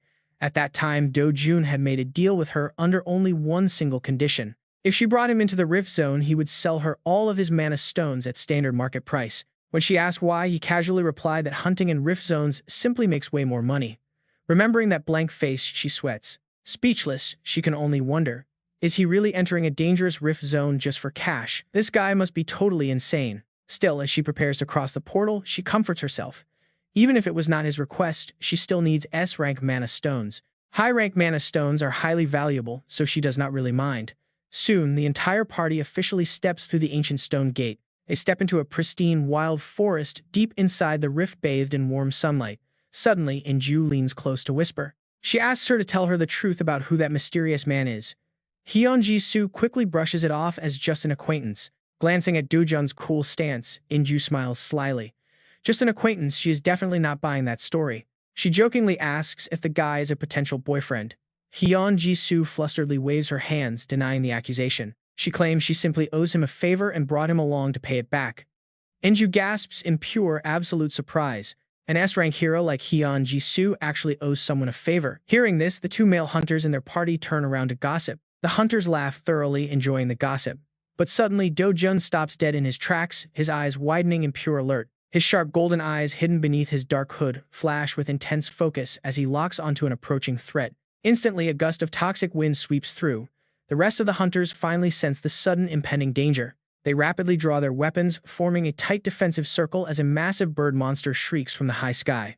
With razor-sharp talons, the giant bird-like beast dives straight down toward the group like a lethal flying arrow. One of the male hunters turns pale, screaming in panic that it is a Castrian. Relying on her sharp S-rank reflexes, Hyun Ji-soo immediately barks out orders directing Jin-woo and Ju-won to hold defensive positions while Sung-ho targets the beast's legs. The beast lands with an earth-shattering crash claws ready to shred them. But before they can coordinate their attack, Hyun Ji-soo and the others widen their eyes in horror, screaming as they notice the young man standing directly in the monster's path. "Watch out," they yell. Ignoring the absolute chaos, Do-jun stands completely unfazed, charging vibrant green energy in his fist. "That is one," he quietly mutters. With a devastating punch, he violently blasts the massive beast away in an instant. The giant body of the Cocastrian flies backward into the sky, shrieking in pure agony. Witnessing this madness, Dong Yinju grips her weapon. She grimaces and mutters about meeting a monster right after stepping through the gate. Meanwhile, Seo Dojun completely ignores the noise. He casually tightens his backpack strap ready for the slaughter. Nearby, amid the swirling wind, Hyun-ji-soo frantically swings her weapon. She creates defensive arcs while screaming at the others to get into position and strike the creature's legs. While the group is still struggling to coordinate, Seo Dojun turns into a blur, his glowing eyes cutting through the air. He kicks off the ground with insane power, shattering the soil and launching himself high into the sky like a rocket. High above, Seo Dojun closes the gap, instantly ready to deliver a devastating finisher to the helpless beast. Floating in midair, Seo Dojun prepares his fist, which is now glowing with a blinding golden energy as he locks onto his prey. In a flash, a beam of pure explosive power blasts forward, striking the Cocastrian square in the face.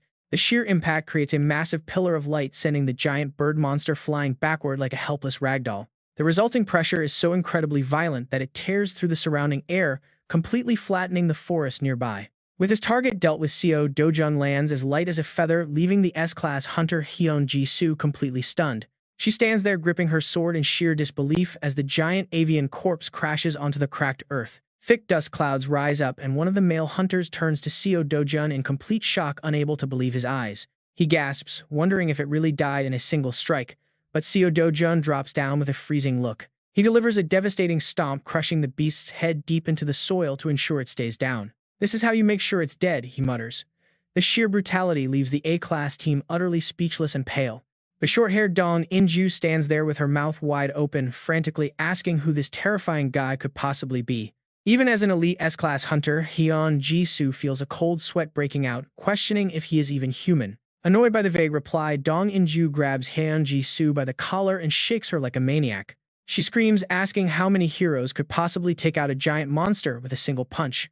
Sweating, Hyun-ji-soo pushes up her glasses to save face, claiming she could probably do the same if she wanted. Dong Inju hits the hunter next to her to get some backup, screaming that Hyun-ji-soo must be in denial. That was an aerial battle, she argues, pointing out the beast could not even dodge his lightning-fast attack. Hearing this, Hyun-ji-soo grows incredibly serious, her sharp eyes narrowing behind her glasses. She stares at Seo Dojun's quiet back, her mind completely filled with questions about who this mysterious man actually is. Turning to their guild leader, Dong Inju, she decisively suggests they need to change their plan immediately. Removing her sunglasses, her eyes burn with determination as she decides to personally check the central zone. This sudden decision startles the entire group, while elsewhere Seo Dojun is casually squatting near the corpse. He dissects the monster's carcass, casually pulling out a glowing red mana crystal from the dead beast. He looks back at Hyun-ji-soo, stating that he does not plan on sharing loot with anyone who did not contribute. He tucks the precious crystal into his pack, while Hyun-ji-soo coldly replies she never planned on asking for a share. Sensing his incredible power, she probes further, noting his massive strength seems way too high for this zone. She asks if he plans to go deeper. In response, Seo Dojun simply gives her a quiet, knowing smirk. He draws his sword, eyes flashing with the thrill of the hunt, saying things are about to get interesting. Eager to take charge, Hyun-ji-soo steps forward, claiming she knows this terrain well and will lead the way. She warns him not to get lost before taking off like a purple flash, leaving a sonic boom behind her. Seo Dojun watches her insane S-class speed, remaining quiet and utterly unfazed by the sudden display of power. He drops into a low stance, anchoring himself to the ground to prepare for an explosive sprint of his own. The earth shatters beneath his feet as he launches forward like a rocket, leaving the nearby hunters in shock. Watching him vanish into thin air, Hunter wipes his sweat, comparing Hyun-ji-soo to a bullet and Seo Dojun to light itself. Dong Inju turns to their leader with a look of pure comedic defeat, asking if they should even bother trying to follow. Obviously they can't, but the guild leader just sighs with a wry smile, fully accepting their limits. She admits they are just side characters today, so they might as well stick to hunting in this basic outer area. The rest of the A-class squad quickly agrees, deciding to stay in their own lane. They gather around the mangled corpse of the unfortunate giant bird. Its skull is completely crushed. Its tongue lolls.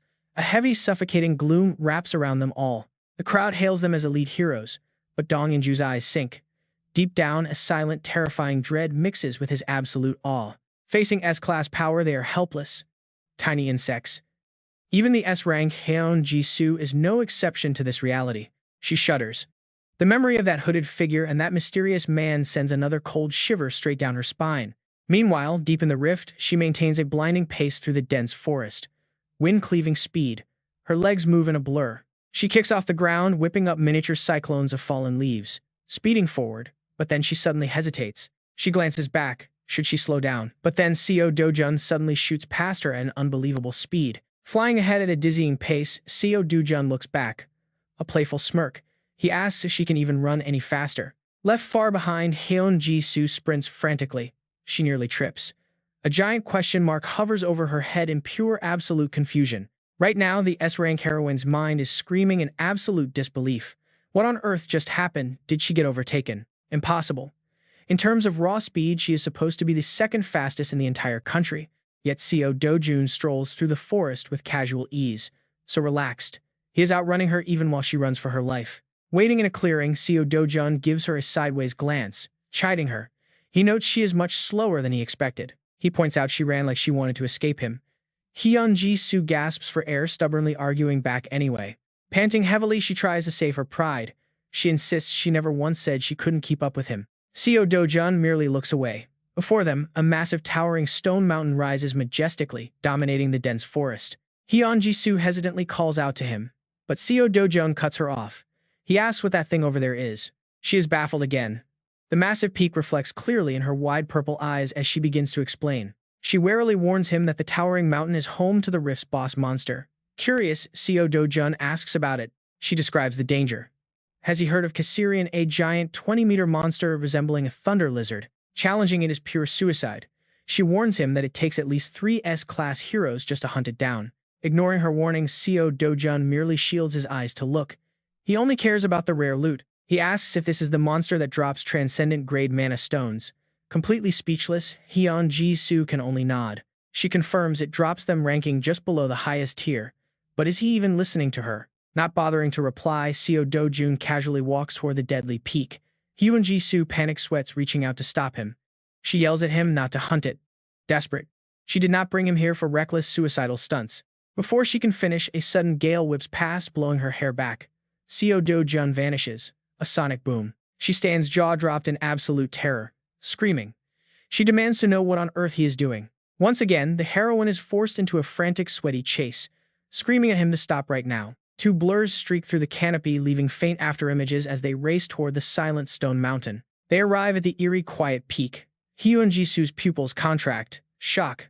Absolute paralyzing shock washes over her. She stands frozen in place, struggling to squeeze out a single coherent word. How? How is this possible? Before her lies an unbelievable, surreal sight. The massive, terrifying dragon Caesarion is already dead and flattened.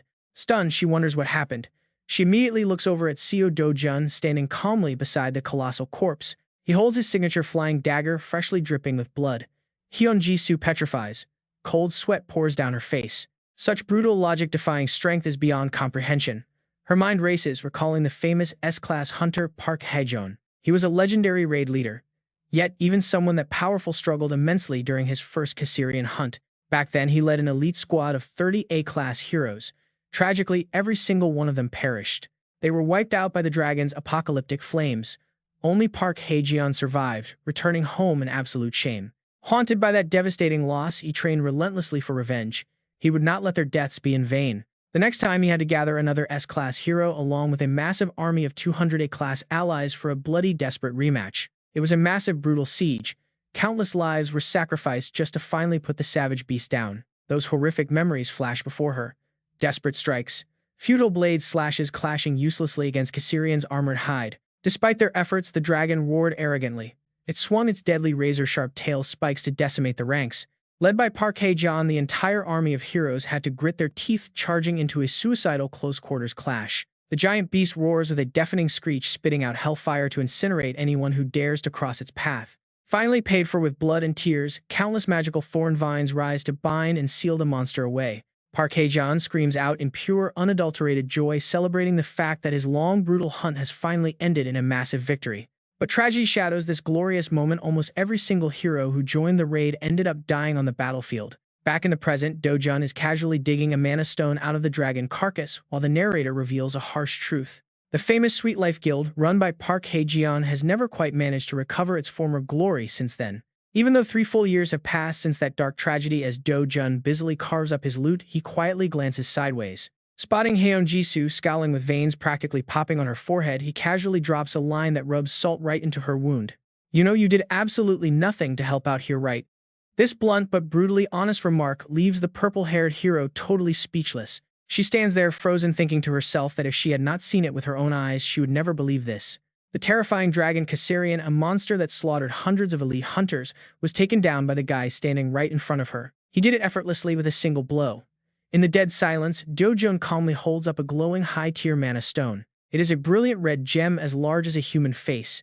He slips the incredibly valuable prize into his bag, then turns around. He basically tells the S-class hero to scram coldly, saying that he does not need a guide anymore as he turns to leave. He drops one final heartless line: "From now on, I will be working alone." Watching him walk away, Haeon Ji-soo quickly calls out. She cannot stand the waste and asks if he is leaving the rest of Caesarion behind since its claws and parts are highly valuable. She adds that those materials are prized for research. Hearing this, the cold-blooded young man suddenly stops dead in his tracks. He glances back, flashes a purely capitalistic smile, and answers simply, "They do not make me any money." That straightforward business logic leaves Haeon Ji-soo utterly dumbfounded, staring blankly with hollow eyes. Dojun just waves his hand and keeps walking. He leaves her with a highly practical final thought: taking time to harvest those scraps is a complete waste when I could hunt more magic stones. He tells her to keep the dragon parts as a guide fee. This ridiculously massive tip leaves Haeon Ji-soo standing there completely speechless. She stares at the massive dragon claw, utterly at a loss for words. Standing under the bright sun on the giant mountain, she sighs. She mutters that she does not even want them. The scene then cuts to a quiet clearing in the forest where other hunters wait. An A-class party is gathered there. Sitting right in the middle of the grass is a massive, bulging tactical backpack. Everyone, including Dong In-ju and the guild master, is staring at this massive bag in total shock. Talk about a jaw-dropping sight. A red-haired hunter shatters the tense silence with a shaky voice, pointing out that the guy borrowed the pack and filled it completely. He asks if anyone can actually believe this, staring shiveringly at the bag packed to the brim with glowing mana stones. He says their entire guild would have to grind for at least 20 hours straight to get that much loot. Sitting exhausted on a rock, Haeon Ji-soo corrects him, muttering that it would actually take 3 whole days of non-stop hunting. The red-haired hunter scratches his head, frantically wondering who this mysterious guy really is. Meanwhile, Haeon Ji-soo's purple eyes darken. She looks at her teammates, her eyes filled with a deep, creeping dread. It is not just about his speed or sheer volume. Meanwhile, inside the rift, a truly terrifying realization suddenly flashes through Dong In-ju's mind as she connects the dots. If it is true that he soloed the mighty Caesarion without wearing any high-grade armor or specialized gear, then things are insane. Thinking about that possibility makes Dong In-ju break out in a cold sweat. It is a shock that rewires her whole brain. That feat alone would make him the strongest hunter in Korea. Honestly, maybe even the most powerful player on the planet. Just then, she freezes up entirely. Cold sweat pours down her face as steady, heavy footsteps begin approaching from the forest. While they lose their minds over these crazy theories, Dojun casually walks through the thick woods carrying his heavy pack. Before long, he steps out and tosses the massive backpack onto the ground right in front of the stunned A-class party. As he starts digging through it, they begin to whisper, amazed that he filled up such a massive bag so quickly. They whisper that if they tell anyone outside about today, people will probably just laugh and call them completely crazy. Holding her spear, Guildmaster Dong In-ju warns them to keep quiet, noting that sharing this secret probably is not a good idea. She wonders if anyone would even believe them anyway. One of the guild members scratches his head and laughs awkwardly in agreement. Right then, the sharp click of boots echoes through the trees as the purple-haired hero Haeon Ji-soo finally walks into the clearing. Every eye in the party immediately locks onto her and Dojun. The hunters eagerly gossip about what is going on between them. They whisper that those two are definitely flirting. Honestly, they should have noticed it much earlier when Haeon Ji-soo first showed up. Haeon Ji-soo has brought a strange man along with her. Onlookers can't help but shower them with praise, noting that a man has to be at that exact level just to avoid being completely overshadowed while standing right next to Haeon Ji-soo. They actually look like a perfect match, a stunning power couple dynamic at first glance. Perfect. But Dong In-ju suddenly waves her hands in sheer confusion. Wait a minute, is it really flirting if it looks this weird? She immediately points out the cold, hard truth. That man is treating Haeon Ji-soo with absolute bone-chilling indifference. She never imagined anyone would ever dare to treat a legendary hero like Haeon Ji-soo that way. The ultimate proof is when Dojun ruthlessly dumps a massive backpack overflowing with mana stones right into the hands of the S-class hero. She is left utterly speechless, gasping out a confused "huh." Without bothering to explain, he just turns and walks away, leaving her holding the heavy gear like a cheap errand girl. Dong In-ju's eyes go wide with absolute disbelief. What did he seriously just walk away like that? Without even bothering to say a single goodbye, Haeun Jisoo, still completely dazed, just murmurs a weak nod. As soon as he leaves, Dong In-ju approaches her. She asks in utter confusion, what about these massive backpacks? Did he seriously just dump everything here? That is when Haeun Jisoo suddenly remembers their previous conversation, hesitantly explaining that she warned him earlier. If the news of him hunting down the monster Caesarion ever got leaked to the public, he would become instantly famous. But he just said fame is an absolute pain, dumping the entire pile on her to deal with. This leaves his teammate sweating bullet after bullet, totally bewildered. Dong In-ju is left completely speechless, with only one massive question echoing in her mind. What kind of man is he anyway? Hearing this, Haeun Jisoo looks down, trying to hide the wild thoughts swirling behind those deep purple eyes. But out of nowhere, her cheeks start flushing a bright, beautiful pink. Her heart takes a sudden fluttering leap as she wonders, just what kind of guy is he? The scene then shifts, moving far away to the bustling skyscrapers in the absolute heart of downtown Seoul. The camera zooms in on the massive flashing sign of a high-end fitness center. Inside, the gym furious savage punches are tearing through the air, obliterating a giant red punching bag. The man, absolutely losing his mind with rage, is none other than Park Hae-jun. He lets out an ear-splitting primal roar with each strike. The terrifying force behind his fist completely pierces the bag, blowing it into a million tiny shreds. The S-Class hero's eyes burn with pure murderous rage, as veins bulge violently along his temples. Damn it, he growls. Park Hae-jun, the prestigious S-Class guild leader of Sweet Life, looks absolutely ragged and terrifying, like he just dragged himself out of hell. A suited lackey standing nearby, clutching a clean towel, quickly offers a flattering, submissive smile. Please calm down, guild leader. You know what they say about how frog that crouches the lowest always jumps the farthest. He bows deeply while handing over the towel, sweet-talking his boss. The more hardship you endure now, the greater your legendary fame will echo later on. Hae-jun aggressively snatches the towel to wipe his sweat, gritting his teeth in dark agreement. Exactly, he snarls, and then I will show those bastards what real pain feels like. The lackey eagerly nods along, praising how every single ounce of hard work will explode into unmatched power. He continues to paint a glorious picture of everyone bowing down at his feet. It feeds right into the S-Class hero's massive ego. After all, besides the great leader himself, who else could possibly know the perfect strategy to hunt Caesarion Wuji Youngding over a bottle of water? The smooth-talking lackey keeps fueling the delusion. Soon the entire world will praise him as the ultimate hero who took down Caesarion with ease. The Hero Association might even grant him absolute control over every single dungeon raid in the future. Hae-jun greedily snatches the water bottle, a smug grin spreading across his face as he agrees. His thunderous laughter echoes all over the training facility. Nobody understands that beast like he does. But then his eyes drift over to an old photo of his guild. Once hundreds of elite hunters stood by his side, but now most are dead.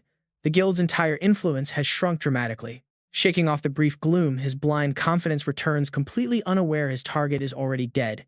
He smirks triumphantly. He is still the only hunter alive capable of bringing down that giant monster bird. The lackey tilts his chin up and laughs right along with the delusion. Absolutely, boss, nobody else on this planet is even worthy of the honor. Shifting far away from the pathetic delusions, a dark, heavy atmosphere hangs thick inside a luxurious penthouse room. Dark, sinister plots are being laid out. On the table lies a detailed dossier featuring a very familiar profile photo of the emotionless Do-jun. A sharply dressed S-Class hero picks up the file, analyzing it. He mutters the target's name under his breath. This is Pio, a powerful elite S-Class hero of the association and the cousin of the villain Kang Cheon-woo. Sitting across from him on the expensive sofa, his assistant smirks in confirmation. A few months back, Kang Cheon-woo tried to execute Do-jun inside a dungeon. Pio breaks into a cold sweat, hardly believing his ears. The guy not only survived but managed to awaken on the spot. The assistant coldly nods in silent confirmation. Keep talking, Pio commands. And so the servant begins detailing the entire story from Nice. The client is Hong Hee-do, CEO of T Group. She is also the second daughter of W Group, a wealthy lady. Why would she do this to a guy like him? A bitter past soon comes to light through their history. They say Do-jun is T Group's illegitimate son, brought in at 7 but kicked out completely 6 years ago, when Hong Hee-do had her own son. Hearing that, Kang Ye-pyo flashes a brilliant but deeply vicious, sarcastic smile. So in the cold world of the ultra-rich, blood ties don't mean a single damn thing, do they? Haha. Leisurely grabbing a golf club, he asks about the previous mercenary's massive pay. So how much did Kang Cheon-woo get for this job? Lining up his shot, he grumbles at the artificial cup. 3 billion G. Is that all? Of it, he twirls the club, curious about the mercenary's tragic downfall. Rumor says that Kang Qian-woo was completely crippled right. The servant behind him bows his head, shivering as he remembers. Yes, I heard he was beaten so badly his entire body is covered in severe burn scars. He was blinded and barely escaped with his life. The servant clicks his tongue, calling the culprit an absolute monster. Meanwhile, the boss lightly taps his club against the golf ball, taking his stance. He swings with a highly elegant form, yet the shot carries a distinct lethal aura. Talk about a complete psycho. His fake pity vanishes and his face twists into a psychotic grin. If it were me, I would have chopped him into pieces and crushed his head. He casually preps for his next swing, casually bringing up a wild card. Right as he drives the ball, the assistant mentions another detail from the scene. The servant reports a strong rumor that Hyunwoo Hyun Ji-soo helped Do-jun. The golf ball slowly rolls straight into the cup. Instantly, the boss lunges forward, grabbing him by the collar and snarling. Why did Hyunwoo help that guy? Anyway, what is her connection to him? Kang Ye-pyo turns pale, stammering that he has no clue, but her statement to the police swept the whole incident under the rug. The boss screams at his petrified underling to investigate immediately and find out what is going on between those two. If it's not a secret affair, there is definitely a shady deal. Find out exactly what they are hiding, he demands, leaving the minion dripping in cold sweat. Kang Ye-pyo panics completely and scrambles out of the room as fast as his legs can carry him, stammering. Yes, I will find out. Watching him flee, the boss's eyes narrow with sheer cunning. His veins bulge as he tightly grips the club, shaft snapping it in half like a dry twig. Annoyed, he tosses the broken pieces directly onto the floor, with a frustrated click of his tongue. TSK. His face is cloaked in shadow, plotting his next devious moves. Sooner or later, Hong Hee-doo's people will come crawling to me. They will want me to finish the job that useless Kang Chi-yun-woo failed to do. He turns around, his frustration vanishing, replaced by a highly cooperative and eager attitude. Sure, he doesn't mind a bit. A sick, greedy smile spreads across his face. She is an incredibly wealthy woman, which means plenty of cash to burn. While these skimmers are busy plotting in the dark, the quiet night sky outside remains perfectly still, a full moon hanging over a peaceful neighborhood. Under the dim yellow streetlights, young Do-jun strolls home with his hands in his pockets, as if he hasn't got a single care in the world. Walking along, he reflects on a simple truth. Hunting inside rifts is definitely way more efficient than gates. Yet, a new dilemma arises, making his steps pause for a moment as he considers his options. Does he really have to rely on Hyunwoo's help to slip into these rifts from now on? His mind drifts back to what she told him in the forest. Selling the Kassarian mana stones directly would let everyone know who killed it, bringing unwanted attention. The media would harass him day and night, so she wanted to keep it a secret. Back then, Do-jun had looked at her helplessly and asked her thoughts. She told him she wouldn't stop him if he wanted fame, but his actual answer was much simpler. He shoved his massive backpack into her hands, letting his actions do the talking. Back in the present, a corner of Do-jun's lips curls up with confidence. He needs a way to sneak into rifts on his own. Putting worries aside, his lonely figure stands beneath the moonlight in front of a massive, luxurious villa. This is his new house, courtesy of Seo. His slender hand reaches out and turns the front doorknob. Stepping inside to unwind after a long, exhausting day, suddenly Do-jun's golden eyes narrow sharply, and he freezes, sensing something incredibly wrong. Right there on the entryway floor is a row of men's dress shoes lined up perfectly. Before he can make sense of it, a voice calls from inside. Desperate, fearful cries echo through the house. Inside, the living room is packed with beefy men in black suits. They crowd around a blonde man sitting arrogantly on the sofa, while a little girl cowers in absolute terror. The blonde man slowly raises his tired, dark-circled eyes to inspect the newcomer. Sobbing, the little girl rushes forward and hugs him tightly. She cries out for her brother Do-jun. He frowns, demanding to know who these strangers are as the blonde man speaks up. His voice is raspy as he says, Seo Do-jun. The blonde man gets straight to the point, introducing himself as Prosecutor Park Cheon-yong. He is from the Soon District Office, asking if Do-jun knows Hwang Chang-seop. Do-jun stands completely frozen, sweat dripping down his cheek. His little sister clings tightly to his shirt in the suffocating silence. Finally, the cold prosecutor drops a massive bombshell. Ruining Do-jun's quiet day off, he declares an emergency arrest for participating in an illegal loan shark ring. This ring is run by the CEO of HCS Capital, Hwang Chang-seop. The scene shifts to the imposing prosecution headquarters. It is a place where absolute justice is supposed to be served. But deep inside the interrogation room, Do-jun sits quietly with his hands cuffed tightly to the metal chair, looking nothing like a dangerous criminal. Yet his blank stare shows pure, unadulterated boredom at the ridiculous theatrical play he is being forced to join. Meanwhile, the arrogant footsteps of the prosecutor echo down the hallway as he sweet-talks someone on his phone. He tells director Lee over the phone not to worry because both Hwang Chang-seop and Do Jun are behaving themselves. Entering the observation room, Park Cheon-young happily flatters the caller, thanking him for taking care of his daughter's tuition abroad. Looking through the one-way glass, he smirks and tells the caller to send his regards to director Hwang before hanging up. Seo Do-juning at his quiet prey Do-jun through the window, he mutters to himself with a sickening self-righteous attitude.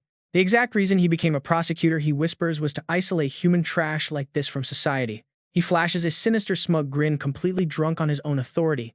Then a thick stack of files slams down. Trying to intimidate the quiet suspect, the prosecutor waves the thick papers around, speaking in a highly arrogant, patronizing tone. He condescendingly asks what Do Jun has been doing all this time, noting that just the charges listed here are enough to rot him in prison for 10 years. Before Do Jun can react, he shoves a paper in his face. He boasts that he dug up more than enough evidence through Hwang Chang's sap to lock him up for good. Contrary to his expectations, Do Jun does not panic. He simply looks up with a cold, soulless, almost dead-eyed stare. It is like he is looking at an insect. This annoying calm drives the prosecutor mad, making him scream in fury. He demands to know if Do Jun thinks he is lying. But Do Jun's next quiet words hit him right where it hurts. He asks if this is all Han Hee-doo's dirty work, completely freezing the arrogant prosecutor right in his tracks. Trying to play dumb, he steps back and asks who this Han Hee-doo even is. Do Jun silently reads his panicked expression. From this tense reaction, it seems Hwang Chang-seop's entire faction has been completely wiped out of the picture. Do Jun thought coming along quietly would keep things peaceful, but now things are getting pretty out of hand.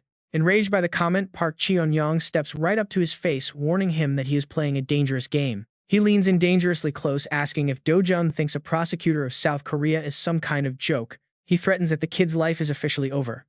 But right then, Do Jun's eyes flash a dangerous, vibrant golden color. A terrifying pressure erupts from him far beyond anything human. The sheer killing intent freezes the prosecutor's mind in place. His pupils dilate rapidly as primal fear takes absolute control. His legs turn to jelly, stumbling back in panic. He stutters out in sheer panic, desperately gritting his teeth to suppress the embarrassing tremors shaking his entire body. Blinded by sudden humiliation and rage, the prosecutor loses control, charging forward and raising a fist to strike Do Jun. He curses at him loudly. But right at that peak tension, the door suddenly flies open, breaking the suffocating atmosphere. The prosecutor's fist freezes mid-air. An assistant wearing glasses pokes his head inside, looking incredibly frantic and pale. He urgently reports that Prosecutor Park needs to step out immediately. They step out into the quiet hallway. Park Cheon-young snaps impatiently, demanding to know what is going on.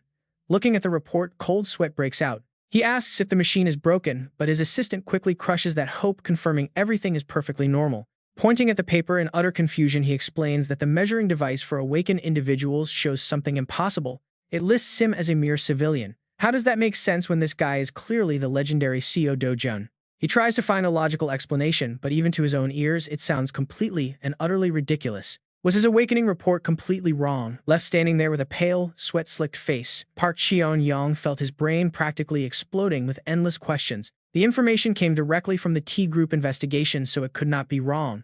They even knew about Han Hee-doo. Who on earth was that bastard anyway? In the dead silence of the interrogation room, Seo Do Jun let out a soft, relaxed sigh. His eyes grew dark with sheer frustration. He quietly thought to himself about how the prosecutors of this country were truly nothing but hunting dogs. Now, he understood why they called prosecutors hunting dogs. He briefly wondered if he should just tear this entire place down. But his dark thoughts quickly faded as he remembered his family. He only needed to take his grandmother and little sister somewhere safe. Just as he was planning their escape, the door burst open.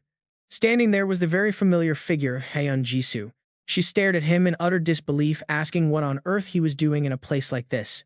Facing her shocked expression, Seo Do Jun simply leaned back in his chair and replied helplessly that he had no idea either. She immediately warned him in a very serious tone to avoid doing anything incredibly reckless, just in case the worst happened. She knew he found this whole situation completely ridiculous, but warned that throwing his power around would create massive problems. Seo Do Jun raised an eyebrow at her words curiously, asking if she was actually planning to help him out. Haeun Jisoo crossed her arms coldly, stating that she was not trying to do him any special favors. She calmly laid out her reasoning, mentioning she had done some digging and confirmed that Seo Do Jun had done absolutely nothing wrong. If she remained ignorant, she could ignore it, but she could not stand by and watch an innocent man get framed. Hearing her words, Seo Do Jun let out a knowing smirk, so that was her angle. Haeun Jisoo then filled him in on the details. She warned him that the Hero Association was launching an official investigation actively tracking the unregistered Hero ID. They were also looking into the mysterious spatial rift that had appeared at the Mapo house. Thinking of his family, Seo Dojun quickly interrupted. He asked about his family, which made Hyun-ji-soo stop in her tracks. She gave him a sharp glare and grumbled in annoyance. She snapped, asking if he thought she was his personal secretary and wondered why she had to look after his entire family. Instead of replying, Seo Dojun simply stared back at her with a completely calm gaze, radiating a silent, heavy pressure. That intense look made Hyun-ji-soo break a sweat. Unable to meet his piercing eyes, she finally looked away and yielded. She reassured him that his family was completely safe.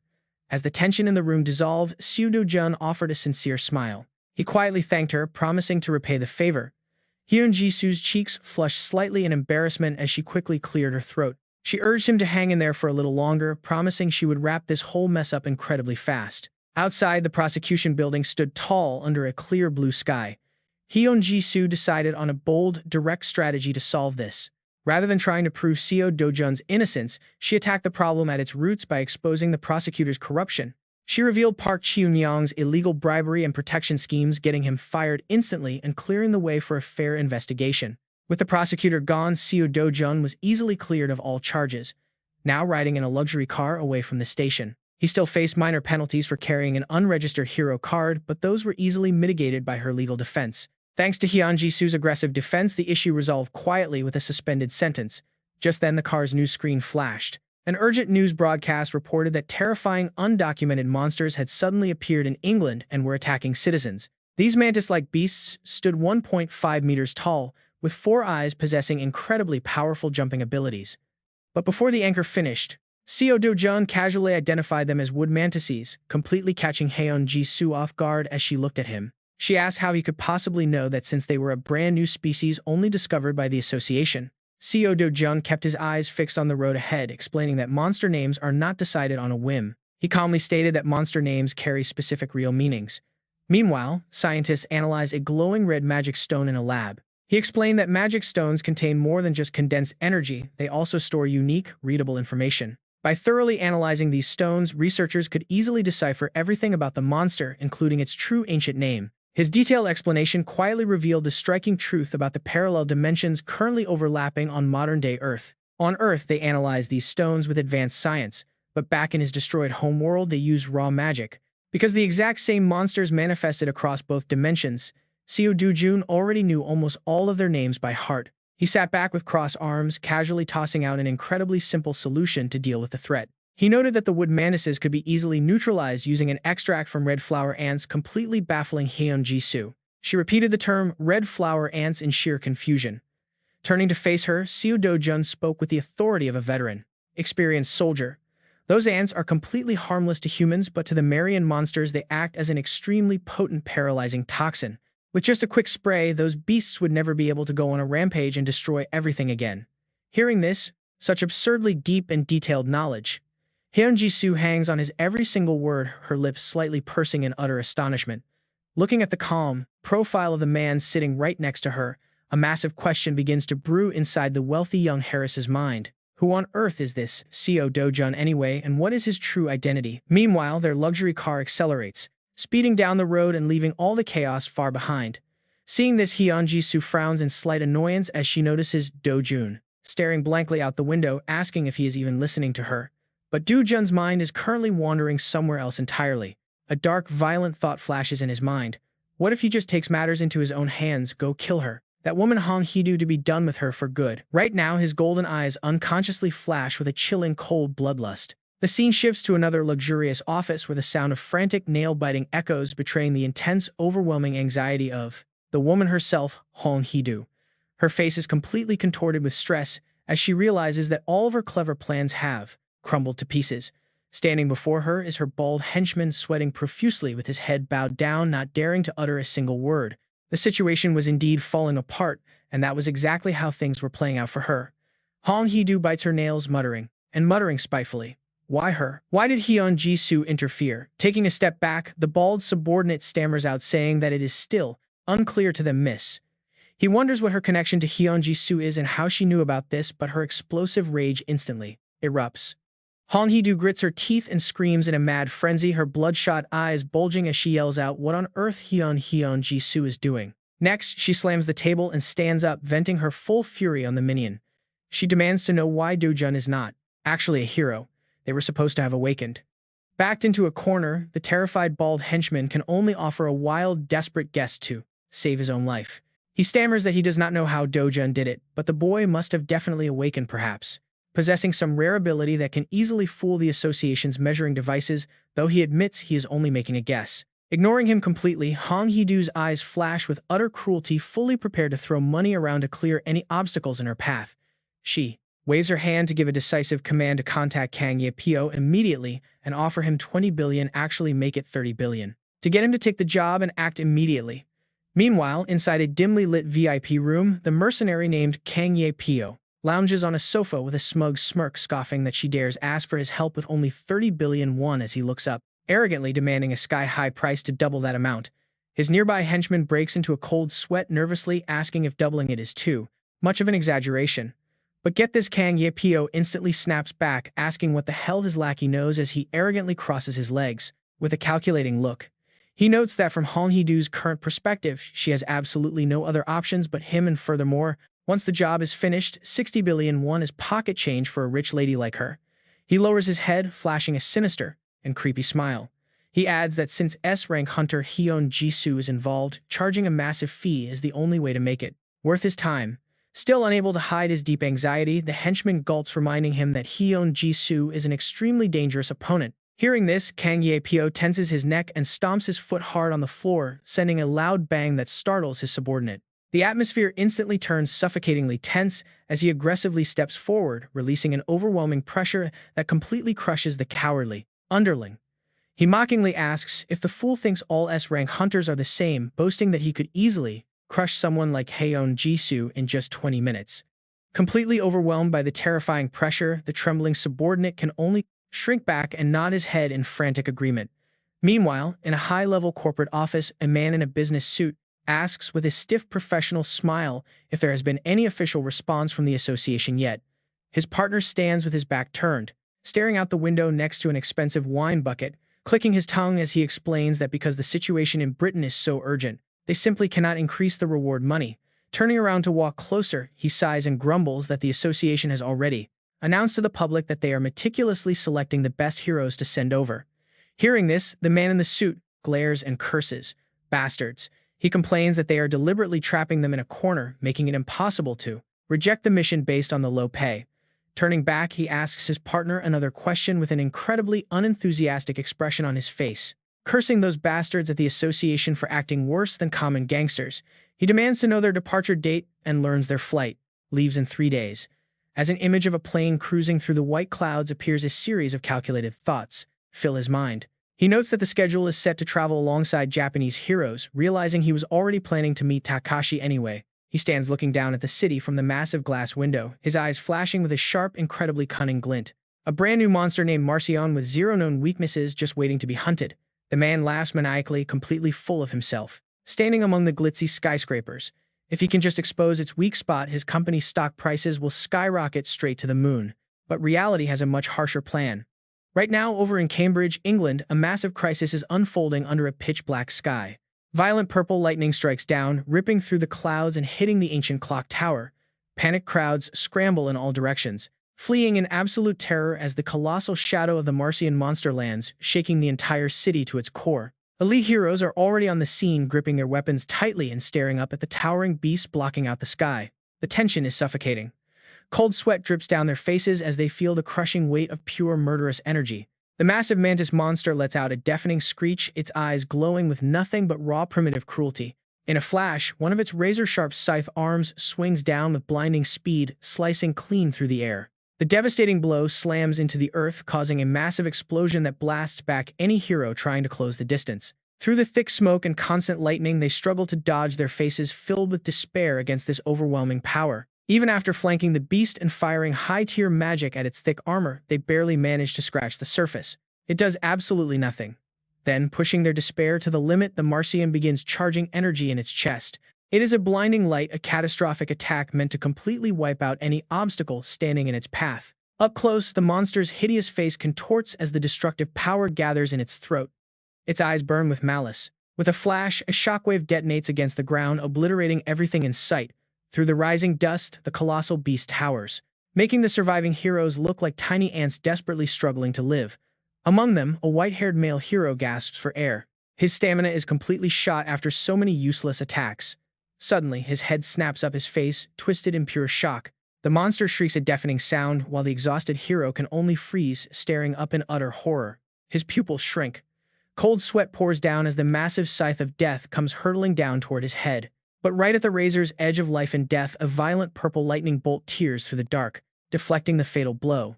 The grim truth is clear. The heroes of Britain have fought with everything they have, trying desperately to stop the swarm from marching south. Yet they are utterly powerless against an enemy with zero known data. Now the city is a blazing sea of fire. With the Cambridge defensive line shattered, a true nightmare is unfolding. They are now less than 60 kilometers away from marching straight into the heart of London. It is pure despair. But in this hopeless moment, a strange shimmering liquid suddenly catches the light on the Martian's armored shell. Its giant eyes darting around, sensing that something is very wrong with the air. Then, out of nowhere, a massive torrent of liquid rains down from above, completely drenching the beast. Caught off guard by the sudden splash, the Martian stumbles, flailing its giant scythe legs in pure panic and sudden paralysis. How did they pull this off? The savior is a helicopter hovering overhead, spraying down a massive carpet of this mysterious chemical compound. Seo Juning up, one hero gasps in disbelief that this is actually working, while Hyun Ji-soo stands in the crowd looking equally stunned. Suddenly, cheers erupt from her teammates. Hyun Ji-soo was totally right. The red flower extract is actually working. The Martian is paralyzed and cannot move. They praise her genius, but nearby Kang Ye-pyo glares with deep suspicion and envy. He grinds his teeth, thinking there is absolutely no way she has this level of skill.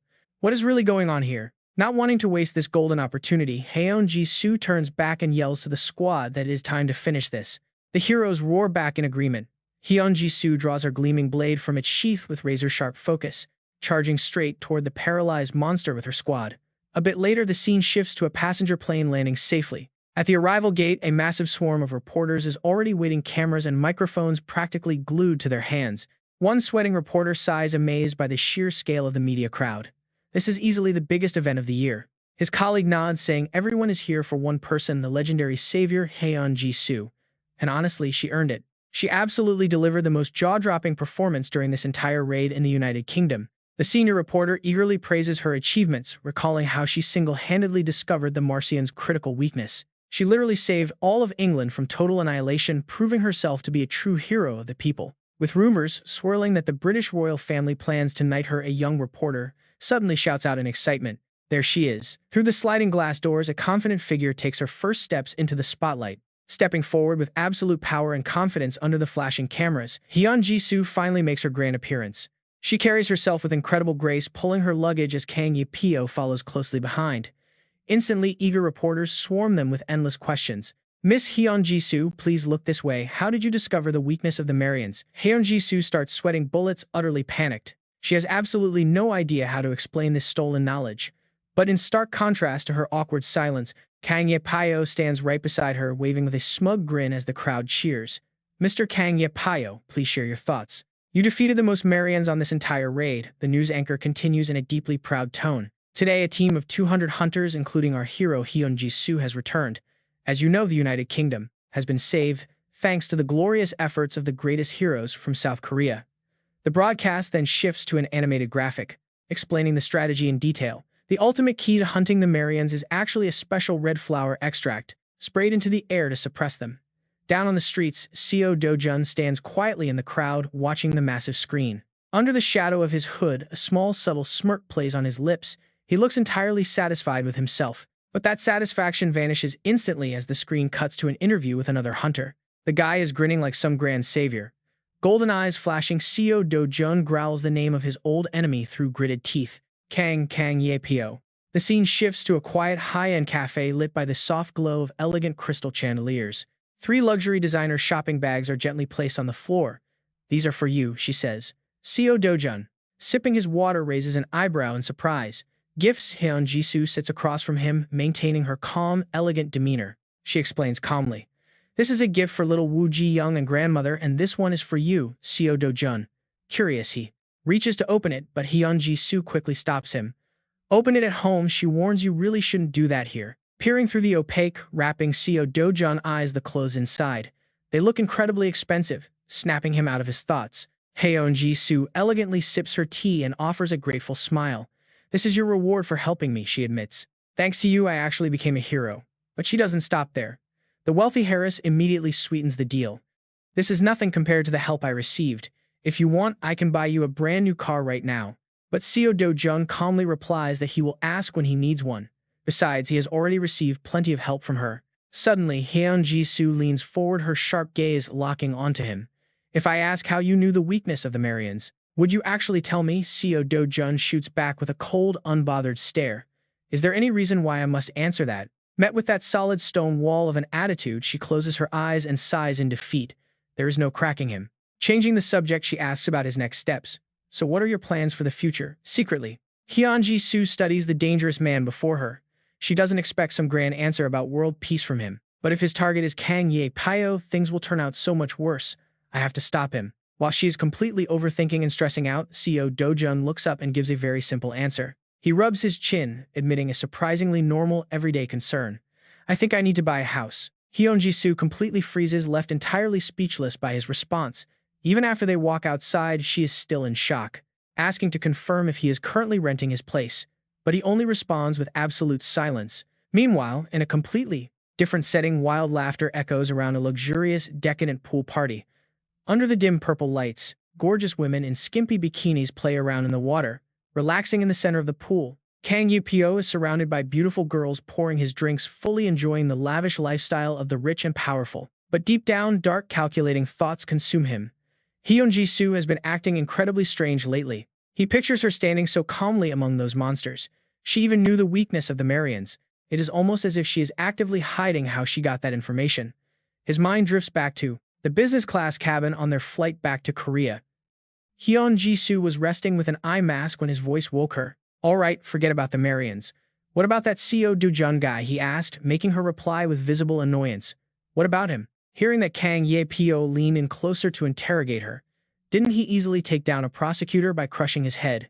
And you said that bastard Cheon-woo was there too, watching Seo Do-jun do it right, but Haeon Ji-soo remains completely silent. Refusing to let him have his way, she slowly slides her eye mask up, firing back coldly to protect Seo Do-jun. First of all, the one who started everything was Cheon-woo. The attempted murder inside the gate failed, didn't it? Even on the day they fought, Kang Cheon-woo threw the first punch. Exposed, Kang Ye-pyo didn't get mad. Instead, he just grins with a devious mocking smirk. Hey, Kang Cheon-woo really did make a fool of himself, all because blame it on pocket change.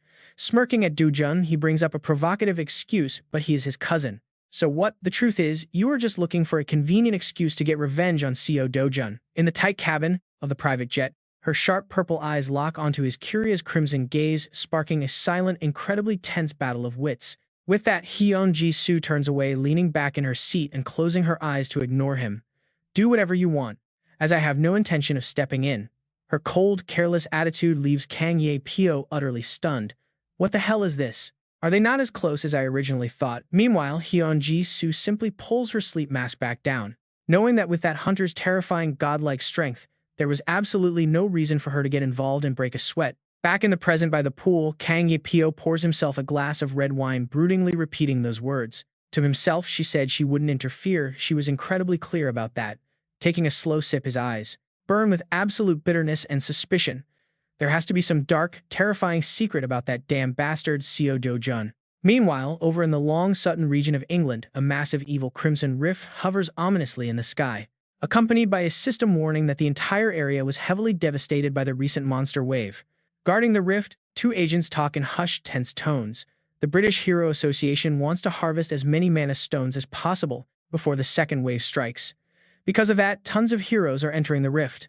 The mustachioed agent sighs with regret. It is such a waste. If we had that red flower ant extract, even low D-rank guys like us could easily take down those Markan monsters. His partner nods in complete agreement. Yeah, if only the wave had been stopped earlier. This place would have been a total goldmine for harvesting mana stones. The narrator explains a harsh rule of this world: any zone where a monster wave already broke out can never turn into a dungeon gate again. Meanwhile, the anxious agent mutters. He heard that in the second wave, a completely different type of beast will emerge instead of pack, the Markans. It is terrifying because no one knows what will crawl out next. Apparently, entire nations have fallen to them. While distracted, the two guards suddenly whip around in high alert. Huh, What is it? Is something happening? They stare at the vibrating rift radiating a burning red aura. The mustache agent frowns. It doesn't feel like anyone is coming out making his partner. Wonder if the assault team that went in earlier is already coming back. After all, only 5 hours have passed. The guard. He warns his partner to stay sharp because some shady scavengers will definitely try to sneak in and steal the valuable mana stones. But watch closely. Right then, the rift's surface suddenly cracks open and violent crimson lightning shoots out, signaling an extreme spatial disruption.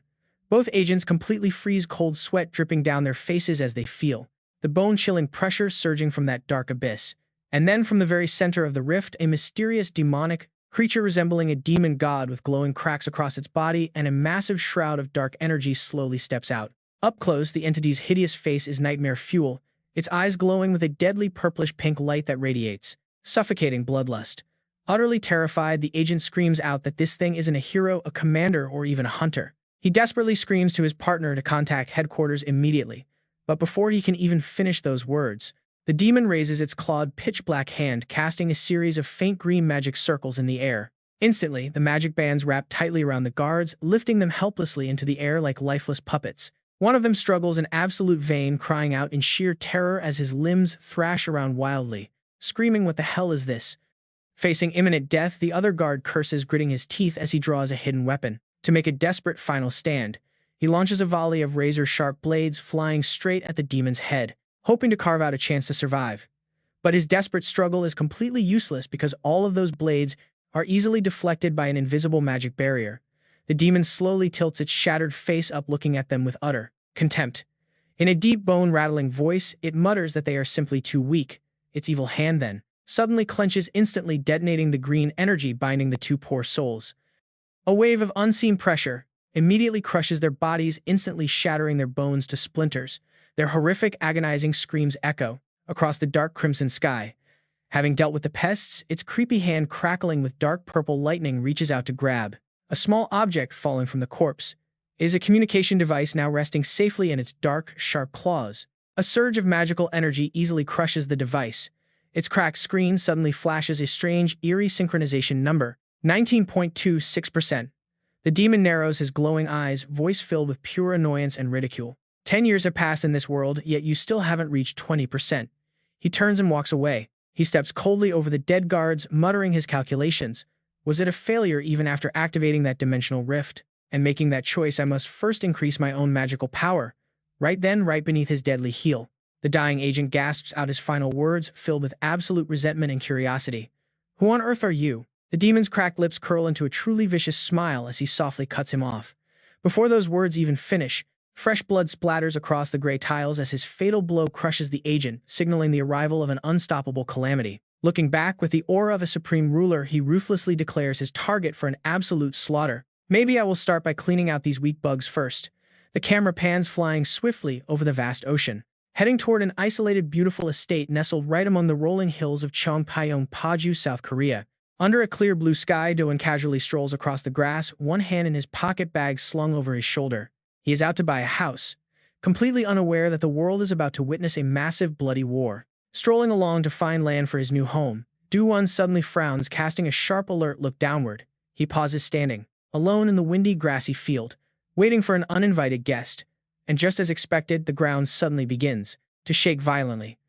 Massive earthworm monsters with jagged, disgusting teeth begin bursting out of the soil one after another. They tear through the earth, those giant pillars of flesh erupting to completely surround the lone young man. Yet Do-won remains perfectly calm, crouching by the edge of a deep pit they just dug, showing no fear whatsoever. He touches the ground to scan his targets. 26 monsters within 100 meters. His lips curl into a sly smile. As his hand ignites with roaring flames, he throws out a tease to see how many will actually survive. In the blink of an eye, the lush green field before him turns into a deeply charred, smoking black trench. Do-won stands lonely against the grass, his bag sitting nearby as if he were on a casual picnic instead of hunting. Suddenly, a series of fiery explosions erupt violently, ripping apart the earth right beneath the monster's feet. The aggressive giant worms from a moment ago are now thoroughly roasted, exploding into shattered pieces, flying everywhere. Amid the rain of charred flesh, Do-won calmly stands, completely dwarfed by the massive ruins of those unfortunate monsters. He flashes a highly satisfied smile. It looks like this quick warm-up really got his blood pumping.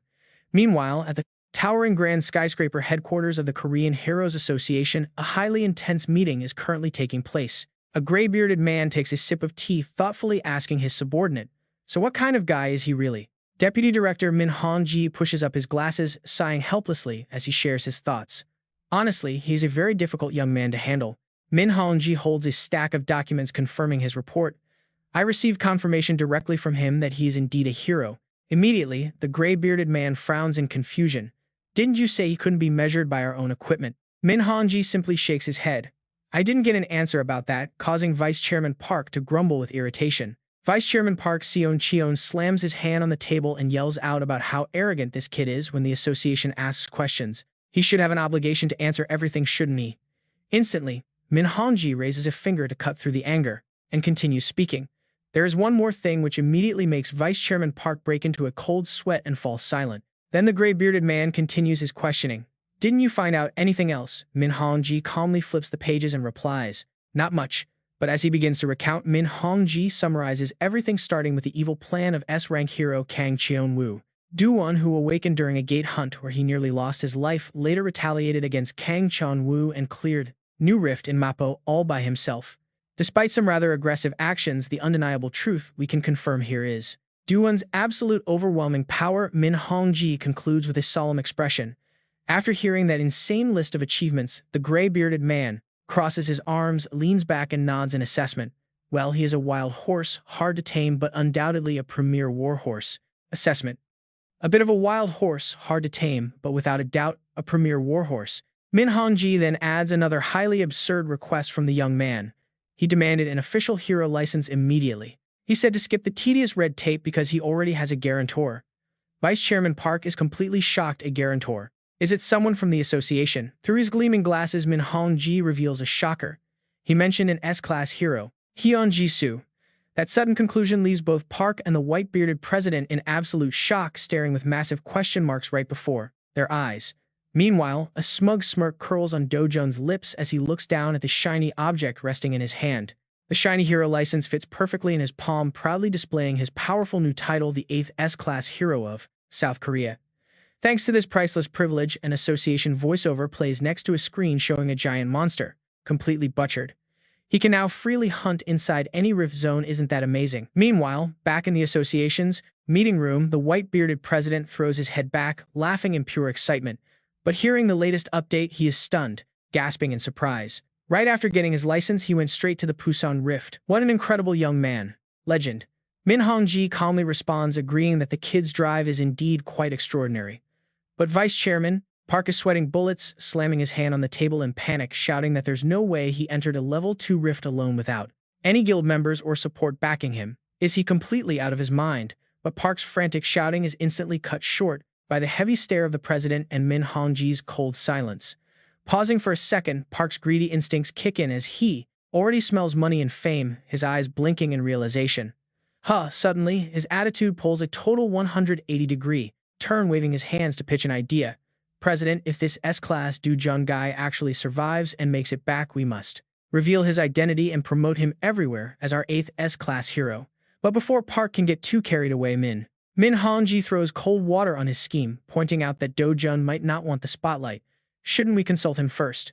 This makes Park snap back in annoyance, asking why Director Min is being so pessimistic during such an unstable time. If we officially announce the arrival of another S-class, wouldn't the citizens feel a whole lot safer and more secure? Feeling incredibly pleased with his own logic, Park turns to the president for agreement. Isn't that right, sir? But his only response is a heavy-loaded silence. The white-bearded president slowly rests his hands on the table and calmly speaks. He states that he understands both of their points, his gaze turning incredibly firm as he reaches a major decision. He resolves to go and meet the kid personally. But while the higher-ups are busy plotting over at the Paju Rift, Do-jun is busy tearing through another giant monster worm. The young hero effortlessly backflips through the air, gracefully dodging, the jagged teeth snapping from all directions like he is taking a casual stroll in the park. Landing on the ground, with absolute poise, Do-jun's eyes flash with a lethal glint as he prepares to deliver the finishing blow.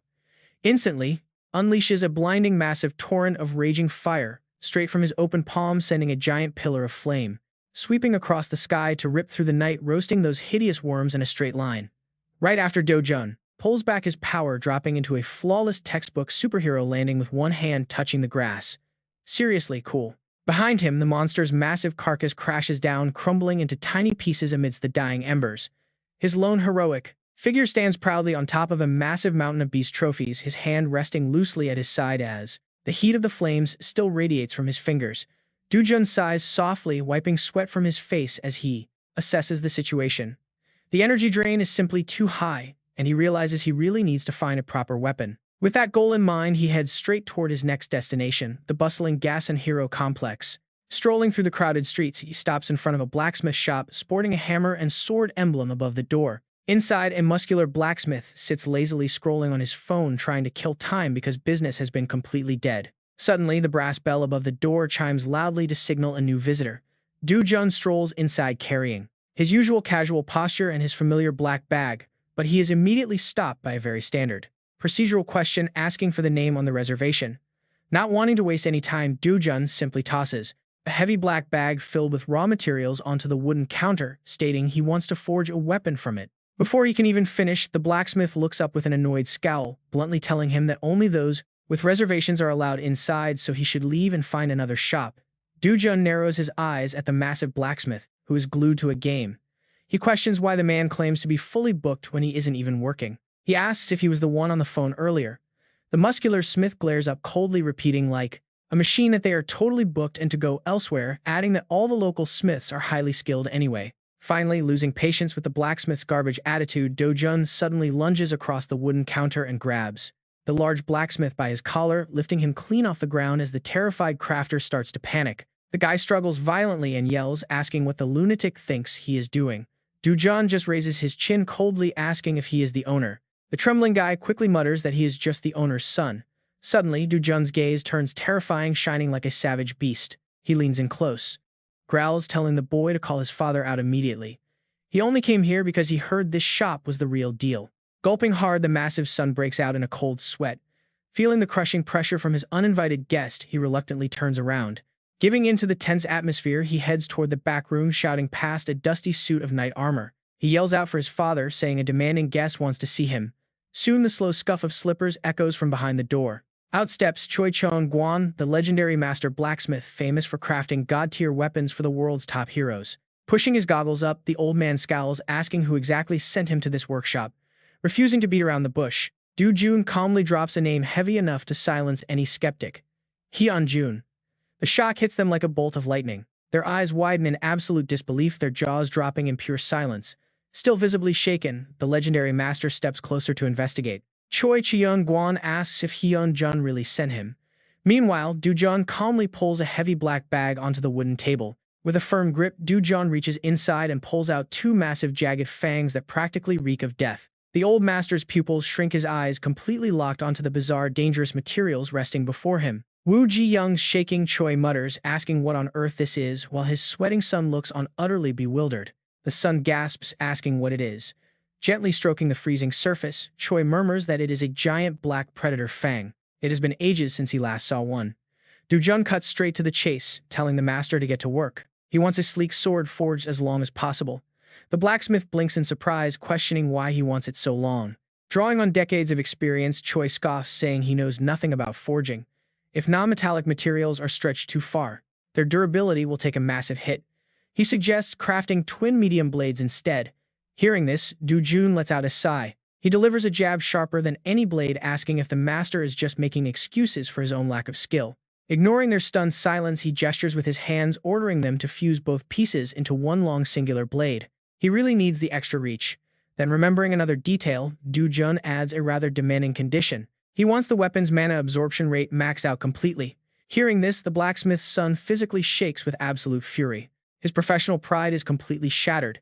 He yells at Du-jun, unable to believe the sheer disrespect coming from this guy. They lack skills. His father only crafts high-tier gear with a minimum mana absorption rate of grade 3. Du-jun answers with a cold, quiet silence. He shuts his eyes as tension fills the room. Suddenly, he reaches out, pulling a gleaming metal display sword right off the rack. Du-jun holds the blade, inspecting it from side to side before casually remarking that it only seems to be a basic grade 5 weapon. With that, he grips the steel with both hands and lets out a low growl, channeling his raw energy straight into it. Blinding white mana erupts violently, wrapping around the sword as the stunned blacksmiths watch in absolute horror. They stumble back, eyes wide, as deep cracks spread across the metal, unable to handle the absurd amount of magic power. The poor grade 5 sword completely shatters, exploding into 100 metal fragments that rain through the air. Both crafters stand frozen in utter shock, their mouths wide open as the broken pieces clatter to the floor. Jun brushes the metal dust off his hands, offering a freezing warning to the stunned duo. If they can only craft fragile trash like this, they might as well close up shop. With that, he turns on his heel and walks away, leaving the two masters completely petrified after that brutal display. Suddenly, the scene shifts, deep into a dense forest where wild rivers rush past thick foliage. Hiding in the deep shadows, a massive fanged jaw curls into a menacing razor-sharp grin. The creature's heavy breathing reeks of old blood, vibrating with terrifying intent. Out of nowhere, a massive crimson slit eye flares open, in the darkness, locking onto its prey with pure bloodlust. A massive, heavily armored cyclops monster slowly pivots its massive spiked body. It throws its head back, unleashing a deafening roar that shatters the peace of the woods. Across the rushing stream, Jun stands calmly in a dark hoodie, wading through the shallows while complaining about how loud these monsters always are. Under the dark hood, his razor-sharp eyes burn with lethal intent. A blazing flame of raw destruction erupts across his hand, ready for the hunt to begin. A giant green foot stomps heavily right where he stands, but Jun effortlessly sidesteps the crushing blow. The goblin monster is completely stunned as its prey easily dodges the massive stomp, giving Jun the perfect chance to leap high. Up in the air, intense flames erupt from his hand, ready to deliver a final strike. But the beast is just as stubborn and furiously swings its razor-sharp weapon to slice the incoming pest in half. Missing its target, the one-eyed giant roars in pure madness, baring its hideous, jagged teeth in raw rage. In its fury, the wild cyclops uses its brute strength to rip a massive ancient tree right out of the ground to use as a club. Diving down from the sky like a blazing comet, Jun agilely dodges the beast's thunderous swing. Looking up in surprise, the cyclops can only stare in terror as his opponent appears right above him, as Jun unleashes an explosive punch, slamming his deadly fire directly into the beast, sending it stumbling back. Suddenly, the Cyclops' body begins to radiate intense surges of green energy that completely envelops the battlefield. The beast enters a state of absolute frenzy, its single eye glowing blood red, as its body swells with power for a lethal counterattack. But before it can celebrate, Jun closes the distance in a flash, channeling all his fiery power as he charges directly behind the beast. Concentrating intensely, his hand gathers every ounce of strength, condensing it into a blinding beam of terrifying heat. Instantly, a massive pillar of fire erupts, completely swallowing the massive goblin's entire body in a sea of crimson flames.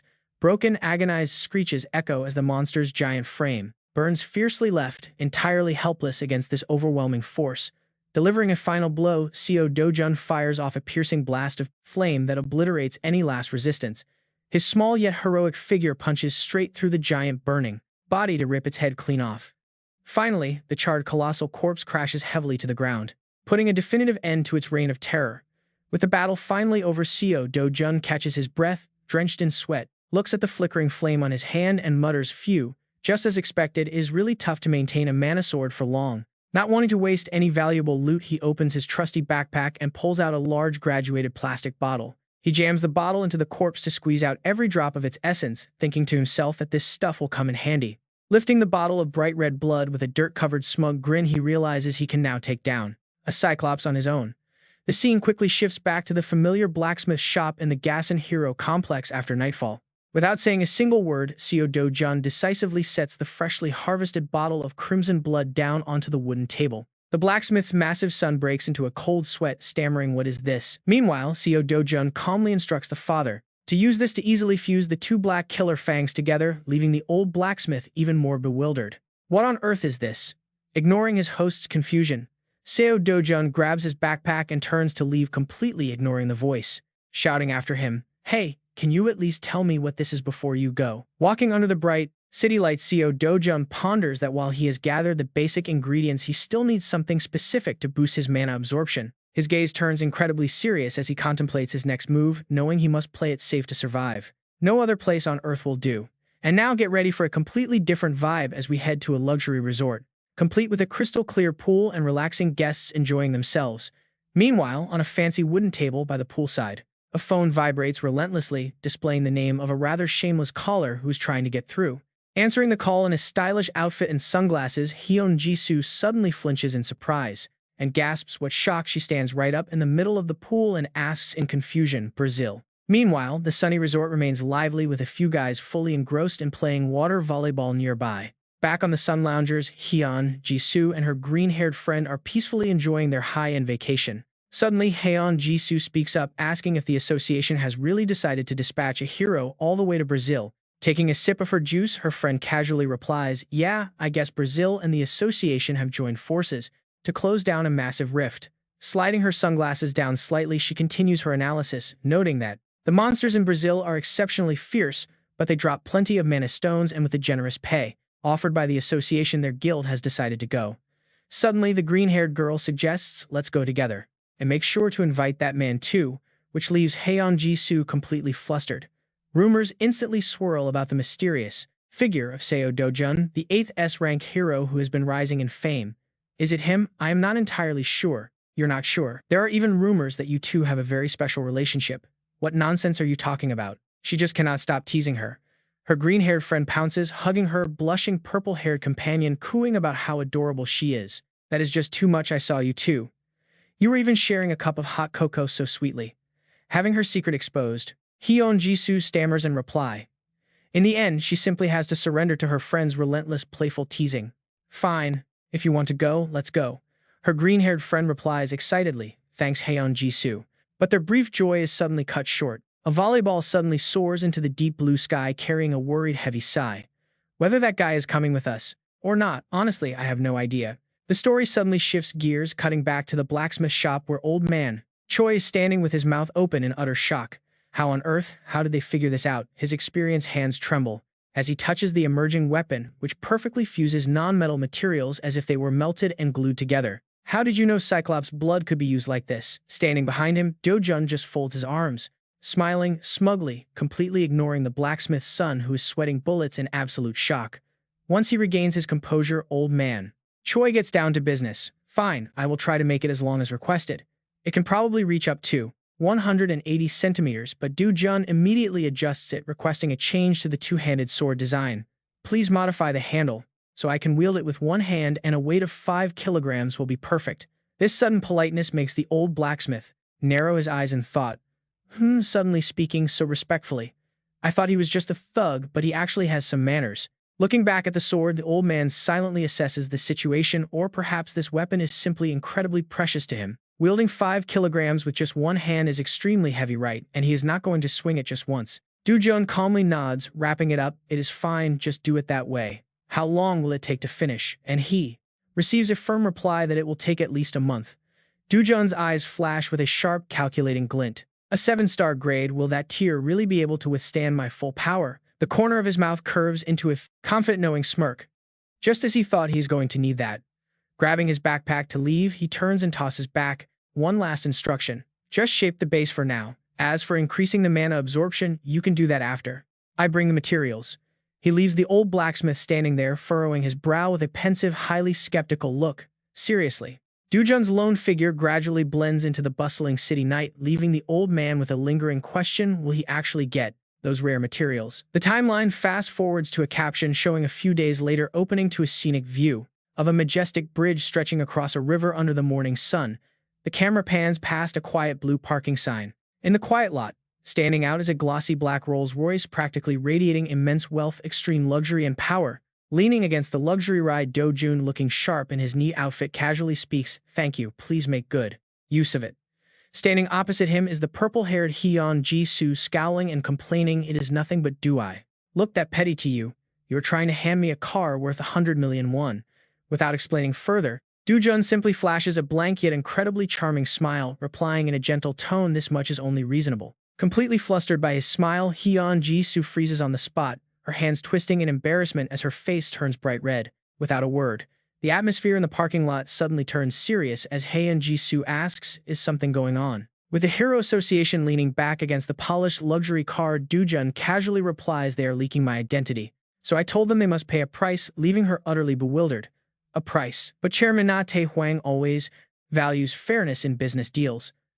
Opening the car door to leave, Dojun replies cryptically, "It seems he got the message. The negotiations are over. Hearing his careless tone, Hyun Jisoo cannot help but complain, "Can you not behave yourself properly, Seo Do-jun? I would really appreciate it if you thought about my position as the person responsible for guaranteeing a new recruit like you." The car door slams shut, leaving the high-level manager standing frozen right there in the parking lot completely speechless.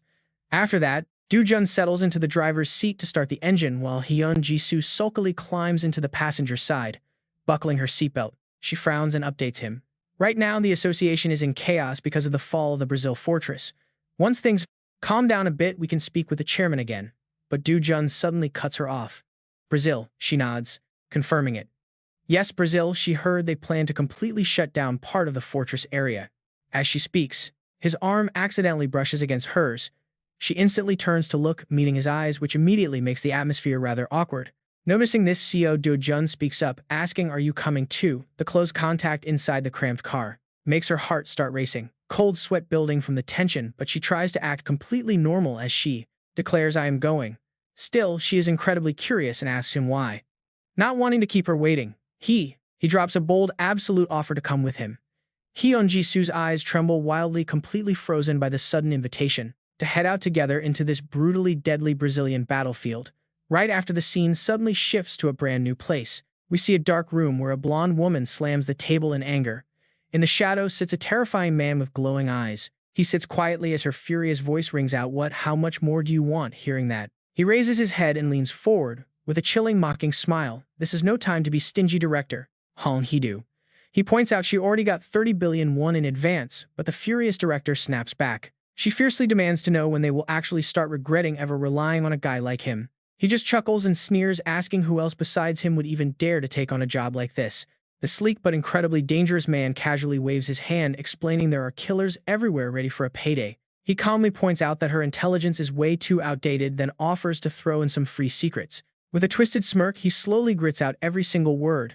Seo Do-jun is actually South Korea's 8th S-rank hero. This massive shock makes Director Hong slam her hand down in panic, screaming that the bastard being S-rank is a scam. The broker just raises an eyebrow, asking if she doubts him. Seeing her panic, he shoves his hands into his pockets. He stands up, claiming he paid good money for that intel, warning her to wait until Seo Do-jun destroys everything. As he turns to leave, the panicked director quickly calls him back. Cold sweat begins to pour down her face. She leans heavily on the table, trembling as she asks if Seo Do-jun is truly an S-rank hunter. Total panic takes over because she cannot control an S-rank. She desperately promises to pay him whatever he wants. Knowing his target is completely hooked, the broker turns back with a greedy grin, mentioning that long-term partnerships are better. He notes that a long-term business partnership is even sweeter than quick cash, as her voice turns bone-chillingly cold. She seals the dark deal, do whatever it takes as long as Seo Do-jun dies. Suddenly, a phone rings. The ringing cuts through the heavy silence. He quickly pulls out his glowing phone to check the screen. Reading the text message, he falls completely silent.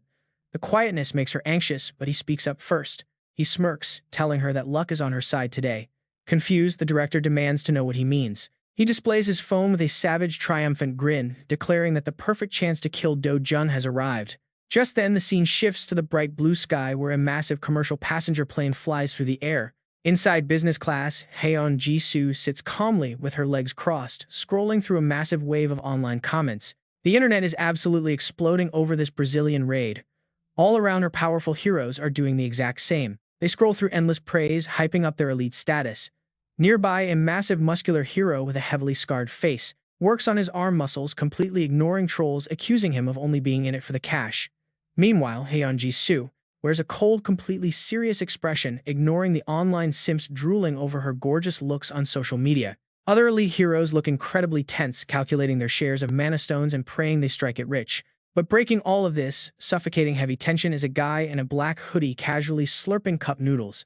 His loud slurping has the passenger ahead looking back in utter disbelief. Yep, it is indeed our boy, Seo Do-jun. While the entire internet goes crazy wondering who this mystery rookie even is, Do-jun just keeps happily devouring his hot noodles. He looks completely unfazed. The camera pans past a window where another hero stares out, contemplating the upcoming operation. Tension is thick enough to cut with a knife.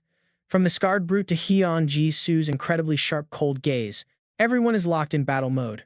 But then we get a hilarious reality check. Talk about a massive contrast. While everyone else is sweating bullets, Do-jun is stuffing his face with noodles, treating this mission like a luxury vacation. Soon the plane begins its descent as the overhead speaker announces they are finally preparing to land in Brazil. Below them, the massive skyscraper-filled skyline of Sao Paulo unfolds. Meanwhile, inside the Brazilian Hero Association headquarters, the atmosphere is incredibly tense. Suddenly, a busy staff member rushes in with some long-awaited news. The Korean task force has officially touched down, letting the anxious manager finally breathe a heavy sigh of relief. They are the absolute fastest nation to respond to the call.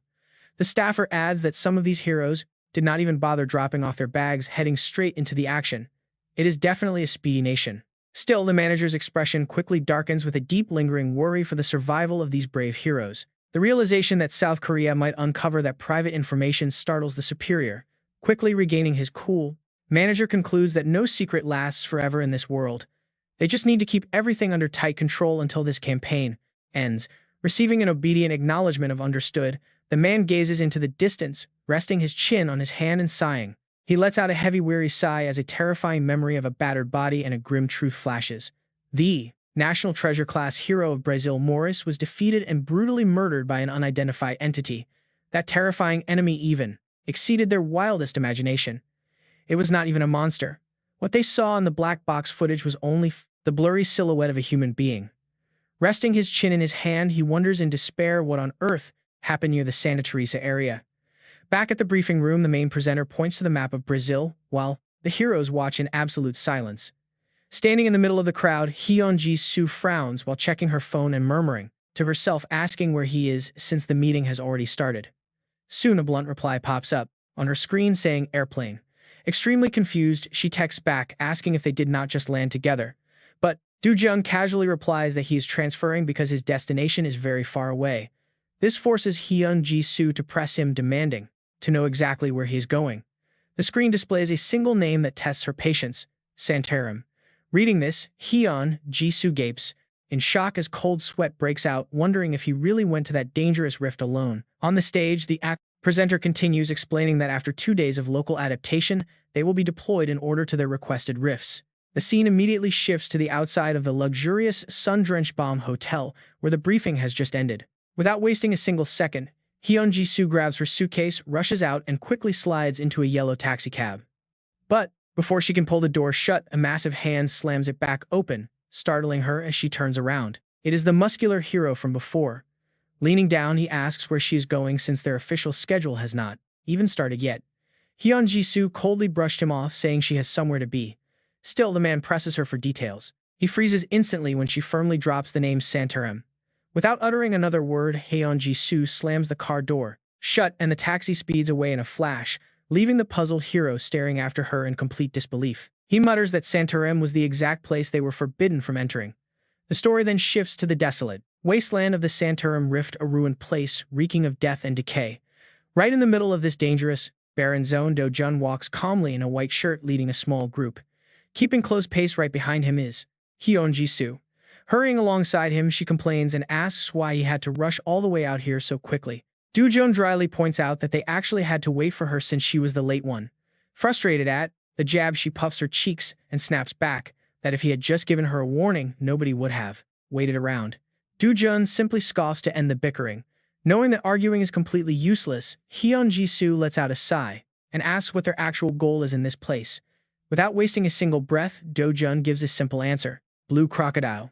Flabbergasted, she asks if they came all this way just for a blue crocodile, and she is left completely speechless when Do-jun turns back to look at her with an obvious expression, asking if he needs any other reason. Annoyed by his nonchalant attitude, Hyun Ji-soo snaps and reminds him that she is 3 years older than him, yet he only responds with a blank stare, asking, "So what?" Pouting, she says she is not just demanding senior respect from him, and has spoken formally the entire time.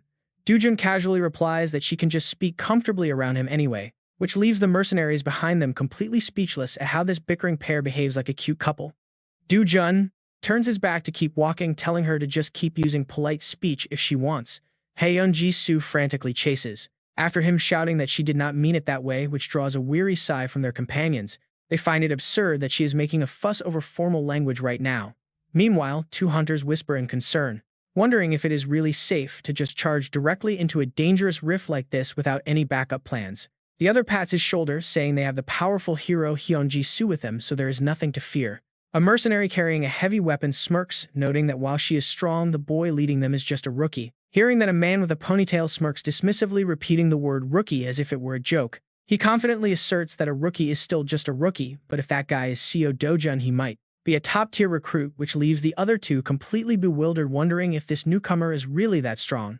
Shuffling close behind Seo Dojun, she looks incredibly panicked, as if she just realized something is terribly wrong. Leaning in close, she stammers out a question. Wait, Hyun Jisoo asks, you did not come here to completely clear this entire rift, did you? Seo Dojun turns with a look of pure disbelief. He casually explains he came all this way to collect some raw materials, so why clear it? He wants to harvest as much as possible. She stands there completely dazed. Before they can even finish talking, a massive claw suddenly tears through the air from above, aiming straight for them. A mercenary leaps forward with his shield raised, blocking the impact just in time as a heavy shockwave rattles the dusty ground. The ponytail leader swings his weapon and barks orders to pull back into formation immediately, his face tightening with immense strain. He grits his teeth under the enemy's crushing pressure. Right in front of them, the savage monster known as the Blue Croco appears. It has a terrifying, bizarre appearance and looks far more massive in person than any of the photos they had seen before. Below, two hunters break into a cold sweat and tremble. Wait, they stammer, does that thing not look incredibly dangerous? In this chaotic moment, Seo Do-jun casually stands in the back and drops a quiet command to step back, leaving everyone completely shocked. Without waiting for a reaction, he slowly unsheathes his massive greatsword, its pitch-black blade ready for the real hunt. Holding the razor-sharp sword, Seo Do-jun silently notes that extracting the Blue Croco's heart with bare hands would have been a mess. He decides to borrow the old blacksmith's beloved blade to harvest his materials, a cold gleam passing through his sharp eyes. He imagines the old blacksmith Choi admiring his own masterpiece. Then, with zero wasted movement, Seo Do-jun suddenly springs forward. He unleashes a savage wind-shearing slash. An explosion of terrifying sword energy erupts completely, tearing up the solid ground beneath them. The destructive force surges forward. The sheer power of the blow instantly splits the giant monster's massive body in half. Dark blood sprays everywhere, painting the ground crimson. The armored head and glowing eyes of the Blue Croco take a direct hit. Deep fatal cracks splinter across its face. Its muscular towering frame is sliced cleanly in half before anyone can even blink. Clean. The cut leaves the onlookers completely frozen. The ponytail leader cheers, his wildest expectations fully confirmed. Meanwhile, the two hired mercenaries stand with their jaws literally dropping. What on earth did they just witness? Under the dim rift light, Seo Do-jun stands majestically beside his freshly harvested materials, leaving the team utterly speechless in awe. Pure madness. Soon night falls and the hunting party gathers around a warm campfire in the quiet forest. As the firewood crackles, a quiet whisper breaks the silence, asking if the others actually saw what happened earlier. Seo Do-jun took down that massive Blue Croco all by himself in a single strike, defeating those beasts without even breaking a sweat. It is honestly mind-blowing. Glancing at Seo Do-jun's back, the ponytail leader leans in close to his comrade to share a secret. He whispers that this was exactly how Seo Do-jun defeated the legendary cockatrice, sending a cold shiver down his partner's spine. His teammate's eyes widen in sheer shock. Did Seo Do-jun really capture that legendary bird monster too? He stares in disbelief. The mercenary silently concludes that Seo Do-jun is definitely no ordinary hunter. Meanwhile, on a large grill over the fire, strange blue meat sizzles and steams. Walking over to Seo Do-jun, Hyun Jisoo curiously asks if he finished prepping the Blue Croco's heart. Without even looking up, Seo Do-jun simply points toward a nearby cooler box and gives her a very blunt reply. Just like that. Seo Do-juning at his mysterious attitude, she wonders what he plans to do with a monster's heart. Looking down at the grilling meat, Hyun Jisoo quickly shifts the topic, asking what kind of meat he is cooking. She points out it looks nothing like beef, but Seo Do-jun suddenly turns to her and drops a chilling answer. He calmly says it is Blue Croco meat but edible and asks if she wants a bite, making her break into cold sweat. Terrified, she covers her mouth and backs away in disgust. They brought so much normal food, so why eat this thing? Suit yourself. Seeing her absolute horror, Seo Do-jun shrugs and casually prepares to take a bite. Completely ignoring Hyun Jisoo's judgmental glare, he happily pops the monster meat into his mouth and starts chewing. Nearby, her blue-haired friend sits dazed on the ground, staring intensely at a piece of blue meat skewered on a sword. Making a sour face, the friend mutters to herself, wondering why anyone would choose this junk over normal delicious food. But before she can think further, a pair of chopsticks decisively reaches out and grabs a steaming piece of blue meat. And the one holding the chopsticks is none other than Hyun Jisoo, who gulps nervously under the tense atmosphere. Her friend watches in absolute terror at this reckless bravery. The blue-haired girl screams, asking Hyun Jisoo if she is seriously going to eat that. But she simply answers yes, because Seo Do-jun said it was edible. Love makes people crazy. Gathering all her courage, Hyun Jisoo closes her eyes and pops the meat in. Her eyes light up in surprise. This stuff is actually delicious, she realizes. Just like that, they gather around the campfire again to enjoy this one-of-a-kind monster delicacy together. Seizing her chance, the green-haired girl leans close to Do-jun, whispering curiously. She wants to know his secret. How did he cast such a spell on Hyun Jisoo? Hyun Jisoo never had a boyfriend and is definitely not the type to easily trust men. Pointing toward Hyun Jisoo, who is busy eating, her friend demands to know his secret charm. Looking up at the night sky, Do-jun mutters the word romance with a nostalgic sigh. His mind drifts back to his academy days before he even turned 20. He remembers Lady Migra, the Lillian daughters, and his final sanctuary in a ruined world. The image of a powerful female warrior named Veronica flashes through the veteran's mind. Finding his silent treatment highly annoying, the green-haired girl completely loses her patience. Are you even listening? She screams, demanding his secret. Do-jun looks back with indifference. Then he flashes a blinding, sunny smile, dropping an unbelievably vain line. It is just moths flying into a flame. Hearing this, the green-haired girl freezes completely. Motionless as a stone statue, she stands quiet. Seconds later, she shivers in sheer disgust. She screams that it is the cheesiest thing ever and swings a heavy punch at him. She smacks his back hard. Laughing, Hyun Jisoo rushes over to stop her. The scene shifts to sunny, bustling Sao Paulo. In a luxurious room, a burly hitman sits. He sips wine as his lackey finishes reporting. Swirling the crimson liquid, the assassin murmurs. He cannot understand why they are moving so early when the operation start date is not even set. His eyes gleam with dangerous, calculating thoughts. To make matters worse, Do-jun is not traveling alone. Dong Minju of the Julie Flower Guild is with him. It seems they are all taking action on their own. He turns to his subordinate to ask if there are any high-paying monsters in the Santarum area. His underling replies that the Brazilian locals only say the place is incredibly dangerous and nothing more. In the middle of this frustrating deadlock, the phone rings. The assassin grumbles about how unpredictable Do-jun is. Everything about that bastard is completely out of left field. He answers the phone with a fake smile. He mockingly greets Director Hong, asking what brings her call. On the other end, she is frantic. She demands to know if Do-jun is still alive and when they plan to start the job. Flashing a wicked grin, the hitman casually asks why she is losing her composure so suddenly. She mutters to herself about her father, wondering if he saw the news about Do-jun being S-rank. He continues to tease her, asking if she is worried because even the Group T chairman is involved. This drives her crazy and she screams that this is no time for jokes and demands action. His eyes gleam with a murderous intent as he stares intently at the map of South America. He notes that he finally found a decent partner, so he cannot let them down. Clamping a pen between his teeth, he declares with chilling confidence that Do-jun will never return. He circles a fatal spot on the map of Brazil, a satisfied smirk spreading across his face. He tells her to hang up if she understands, addressed directly to Director Hong Hee-do. Once finished, he coldly orders his men to contact Takashi's faction. His underlings quickly nod in obedience. Co. Do-juning at the red circle over Santarum, he gloats that things are going to be much easier. Do-jun has walked right into a remote trap. Back in the dense tropical rainforest, the group cautiously navigates the tangled, sunlit jungle, making her way through the brush. Hyun Jisoo asks if they are really heading deeper. Rumors say a dangerous monster is lurking ahead. Do-jun asks what kind of creature it is. At that, Hyun Jisoo's face completely pales. Terrifying memories of a predator named Linz flash through her mind. Scanning the treacherous forest, Do-jun starts to piece things together, asking if she knows anything about the Linz. He replies that of course he is. His steady footsteps keep pressing forward without a single trace of hesitation. There is absolutely no fear in him. Watching his ridiculously calm back, Hyun Jisoo breaks into a cold sweat, feeling totally helpless. She mutters that she knew this would happen and she cannot just stand by and watch this idiot throw his life away. She frantically calls after him, promising she won't stop him but begs him to wear this. Do-jun pauses. He stares blankly at the tiny objects in her hand and asks what they are.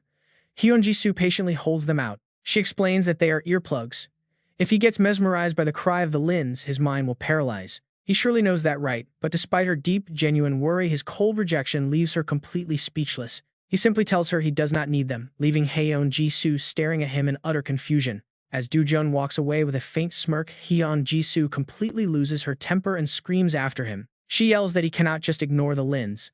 Brazil's hero warned everyone that this monster is extremely dangerous. Completely ignoring her desperate warnings, Do-jun casually strolls deeper into the dark forest, leaving his helpless companion far behind. Before long, the quiet night falls over the forest, bringing an eerie, bone-chilling cold under the starry sky. The entire group presses on through the dark woods under immense tension, with everyone on edge as they move forward.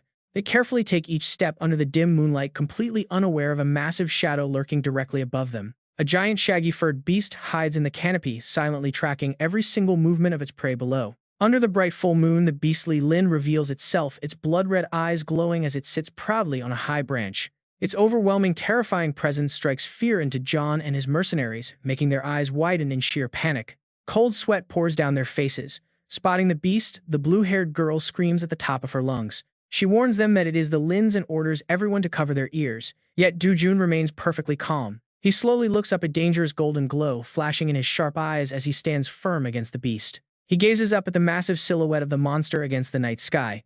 In the next instant, the battle begins. The monster stretches its long neck and unleashes a deafening supernatural howl to paralyze the minds of the intruders. The devastating sound wave takes hold immediately, forcing John and the others to wince in intense pain as they struggle. They frantically block their ears to cling to their sanity. But in total contrast to their agony, Jun remains completely unaffected. He stands calmly in the middle of the utter chaos. Jisoo peeks through her fingers and gasps in sheer disbelief. Jun is standing there totally unfazed like an indestructible statue. She wonders why on earth he isn't covering his ears. While everyone else is writhing in pain, he casually reaches down into the shadows to pick up a simple stone. Instantly, a brilliant flame erupts from his palm, wrapping around his hand like a spectacular but deadly magic trick. High up on the branch, the arrogant Lins throws its head back, howling relentlessly under the bright moonlight. The deafening screech grows louder, forcing Dong In-ju and Ji-soo to cover their ears in agony. Suddenly, a second shadow moves. Another Lins lunges from the darkness with lethal razor-sharp claws. Without a second of hesitation, Jun springs into action. He blurs forward with blinding speed. The sudden move leaves Dong In-ju totally baffled as she asks what he just did. Meanwhile, Ji-soo realizes with a jolt that the screeching has stopped. With effortless grace, Jun touches down on the ground. He looks incredibly cool, but as he glances up, he realizes they are dealing with more than just one beast. An entire pack of Lins is snarling from the tangled branches, and leading them is a massive alpha beast. It sports a fresh bleeding wound on its front leg, its glaring eyes locked dead onto its new prey. The alpha's eyes burn with a hellish red light, throwing the mercenaries and the two girls into pure panic. Sensing the heavy murderous aura, Ji-soo breaks into a cold sweat, instantly realizing that something terrible is about to happen. The monster's sinister eye flashes with a blinding light, releasing a wave of terrifying energy straight at their minds. Just as Dong In-ju is about to fall into a deep, paralyzing illusion, a large hand suddenly blocks her view. Jun has materialized right behind her out of nowhere, shielding her eyes while explaining in a calm, steady voice. He tells her that the sound is actually a distraction. The real source of the mental paralysis is its eyes. The revelation makes Ji-soo gasp. As he tightly grips the hilt of his massive greatsword, Jun gives her a warning. He calmly tells her to close her eyes for a moment. Ji-soo obediently steps back, leaving the stage to him. Instantly, a massive surge of fiery energy erupts, completely enveloping his blade as Jun prepares to strike. Jun mutters with a trace of quiet pride, wondering if this is his limit as towering flames erupt toward the sky. He officially unleashes his family's ultimate technique, the Van Clan swordplay. With glowing golden eyes, his powerful voice echoes through the dark. First stance, Kill It a Milagro, the miracle born from a single point. Chanting the incantation, he raises his colossal broadsword. The blazing blade slices through the dark, carrying immense heat as it crashes down like a divine punishment. The Lins crouching in the trees lose their arrogance in an instant, shrinking back in pure terror. They tremble before the overwhelming pressure. The magic detonates into a massive fireball, completely devouring the forest darkness. The mercenaries watch with their jaws dropped in absolute shock. One of them screams out, "What on earth is that skill?" The guy next to him shivers, stammering that it looks incredibly dangerous. Meanwhile, Jun keeps a cold, detached face. His glowing eyes show absolutely zero mercy for his enemies. A towering pillar of fire rolls into the heavens, swallowing the unfortunate beasts in terrifying heat. That magnificent attack sweeps through the area, creating a brilliant mini-sun. It lights up the dark, wiping out the entire pack of Lins before the stunned eyes of everyone watching. Faced with Jun's destructive power, the giant Lin can only stare in absolute horror as its life flashes before its eyes. Within a fraction of a second, the aggressive flames surge forward, swallowing the beast whole without a shred of mercy. The massive column of fire continues to rage, turning a huge section of the forest into pure ash. The blinding light and fierce winds from the explosion force Ji-soo and Dong In-ju to shield their faces. As the glare fades, Ji-soo blinks open his eyes, letting out a soft gasp. The smoke clears, revealing a massive blackened crater in the forest. Jun stands right there, tall and proud. Around him, the scorched corpses of the Lins cover the ground, smoking silently. Their black fur is completely singed, Witnessing this unprecedented one-sided slaughter, Heon Jisoo and his companion, Dong Yinju, freeze up in absolute shock. Pale with fear, Heon Jisoo breaks into a cold sweat and stammers that this is unbelievable. But amidst the ruins, one lucky Lin manages to stagger to its feet, blood dripping miserably from its mouth. Seo Do-jung completely ignores its hopeless struggle, casually stepping toward it like a grim reaper out for a stroll. The trembling beast gathers its last ounce of strength, glaring back with bloodshot, hateful eyes. But with a lightning-fast flick of his wrist, Seo Do-jung slashes clean through the night. The monster's head is cleanly severed, dark blood spraying across the forest floor. Seo Do-juning at his own reflection in the fading light of the creature's eye, Seo Do-jun murmurs coldly, "How pathetic and meaningless." Wasting no time, Seo Do-jun plucks out its eyeball and casually mutters to himself. He says he will take the eyes since they might be useful, then calmly walks back to the group. Watching him act as if nothing even happened, the mercenaries behind him can only stare in mute horror. Meanwhile, Heon Jisoo gazes at him, his eyes sparkling with absolute admiration and pure worship. The mercenaries begin to whisper among themselves in disbelief. Honestly, can you even blame them? He is on a whole different level. One of them gulps quietly, wondering if he might be even stronger than Sabrian. The man next to him nods gravely, suggesting Seo Do-jun might even rival the legendary hero Lester. But comparing him to the strongest hero in the world might be stretching it a bit too far. Still, they resume their journey. But their peace is short-lived as squelching sounds echo from the swamp. From the murky black waters, a swarm of terrifying undead slowly rises with eerie glowing red eyes. Watching this, one mercenary sighs and remarks that these things really do not know how to read the room. Then again, it is not like these brainless zombies have any self-awareness to begin with. The undead howl furiously, charging straight at Seo Do-jun like hungry moths to a flame. Without even drawing his sword, Seo Do-jun smashes a heavy fist right into the leading zombie's face. Leaping high, he lands a flawless spinning kick that rips another corpse apart, his golden eyes flashing coldly. He locks onto his next target. With a swift swipe, he snaps a monster in half. A brutal storm of punches and kicks follows, turning the fight into a complete one-sided beating. Zombie heads fly through the air like falling fruit. Seo Do-jun finishes it by stomping on a fallen skull. Behind him, the mercenaries stand frozen, cold sweat dripping as they witness this savage display. The sickening sounds of shattering bone and heavy impacts continue to echo through the quiet woods. With the battlefield cleared, Seo Do-jun takes a leisurely stroll and Heon Jisoo quickly catches up to walk right beside him. Stealing a glance at the sword resting on his hip, she curiously asks about his swordplay, making him stop in his tracks. He turns with a blank stare, completely confused. But Heon Jisoo ignores it and keeps pressing, unable to hide her curiosity. "Where did you learn that swordplay?" she asks, meaning that technique with those red flashes from earlier. Hearing her innocent question, Seo Do-jun pauses for a brief moment, gazing off into the distance as if recalling some ancient memory. Sensing her eyes locked on him, Seo Do-jun casually shrugs. "You want to learn?" She eagerly nods, determined to snatch up this golden opportunity. "Can I really learn it?" But instead of matching her excitement, Seo Do-jun immediately pours cold water all over her dreams. Seriously, what for? In a world this peaceful, when would she ever use it? Bluntly rejected. Heon Jisoo fumes, flares up in absolute frustration. "Hey, stop ignoring me," she snaps, reminding him that she is an S-rank hero too. Besides, she wants to use it at least once before she dies. Will he teach her or not? Facing her fury, Seo Do-jun. He has absolutely nothing to say. Quietly indifferent. Under her furious glare, she gets annoyed and stomps off. "Fine," she mutters. She knows what he thinks of her and that everyone just likes to tease her.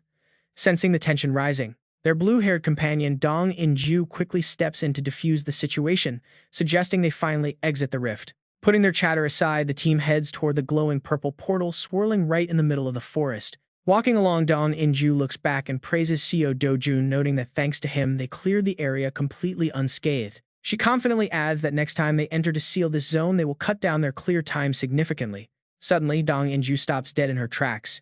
She just heard a voice. A cold voice, dripping with pure malice. "I will kill you," the threat echoes. In Japanese, she wonders, startled as the outside air grows heavy. Grows incredibly heavy as a group of rough thugs surrounds them. Their leader barks, "How dare you interfere with my business?" Dong In-ju pushes past the mercenary escorts who are currently breaking out in cold sweats, their faces pale with dread. Immediate danger. Seo Do-jun steps forward, placing himself right in front of Heon Jisoo to protect her. A smooth, gallant move. Makes her blush. And trust me, this guy is major trouble. He is none other than S-rank hero Ryoma Takashi. He is a former Yakuza member and the powerful leader of the Taigoku Guild. Resting a massive greatsword on his shoulder, Takashi approaches Seo Do-jun with a scowl, complaining that he finally had a chance to have some fun with Heon Jisoo today, yet some nobody dared to get in his way. His eyes flash with sadistic rage as he glares at Seo Dojun. Get lost or get crushed, Takashi threatens. But Seo Dojun just stares back with a cold, utterly unimpressed look, and casually remarks that Hyun Jisu's friends do not seem to like her very much. Realizing he understood every single word, Hyun Jisu wide-eyed asks if he speaks Japanese. Sweat dropping slightly, Seo Dojun offers a knowing smile, replying that he knows a bit, or more accurately, he had to learn it before. Ignored like a ghost, Takashi roars in absolute fury, asking what the hell he is muttering about. Seeing his boss rage, a long-haired underling steps up to bark like a dog, demanding Seo Dojun bow his head and apologize immediately for his disrespect. Does he even know who he is dealing with? He doesn't let the lackey finish.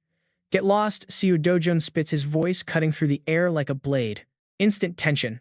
Takashi grips his sword, letting out a tidal wave of bloodlust as the situation begins to spiral. Watching things spiral out of control, Dong In-ju panics internally. This is the Taigoku Guild, one of the elite groups, ranking in Japan's top 5 and led by a former Yakuza. No matter how strong Seo Dojun is, fighting them here is a terrible idea. Swallowing her fear, she steps forward and spreads her arms to keep them apart, begging them to calm down.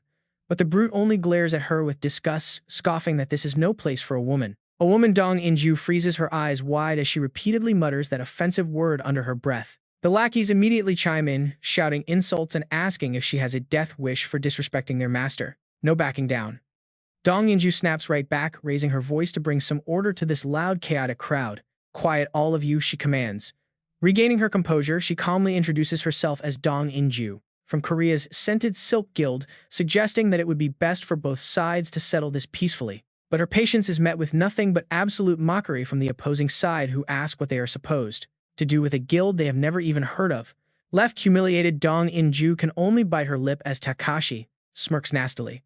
The shameless gang leader then leans in close, mockingly asking her if she is just looking for a man. Hold on, you are next, the thug sneered. He reached out with a rough hand to grab Hyun Jisu, but in an instant, Seo Dojun lightning stepped in front of them, shielding both girls like a fortress. He glared at the lowlife with a gaze so razor-sharp it could freeze bone.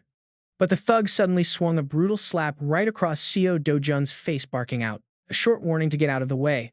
Takashi maintained his smug arrogance, growling that he also had a score to settle with him, promising to kill him later so he should just lie there quietly.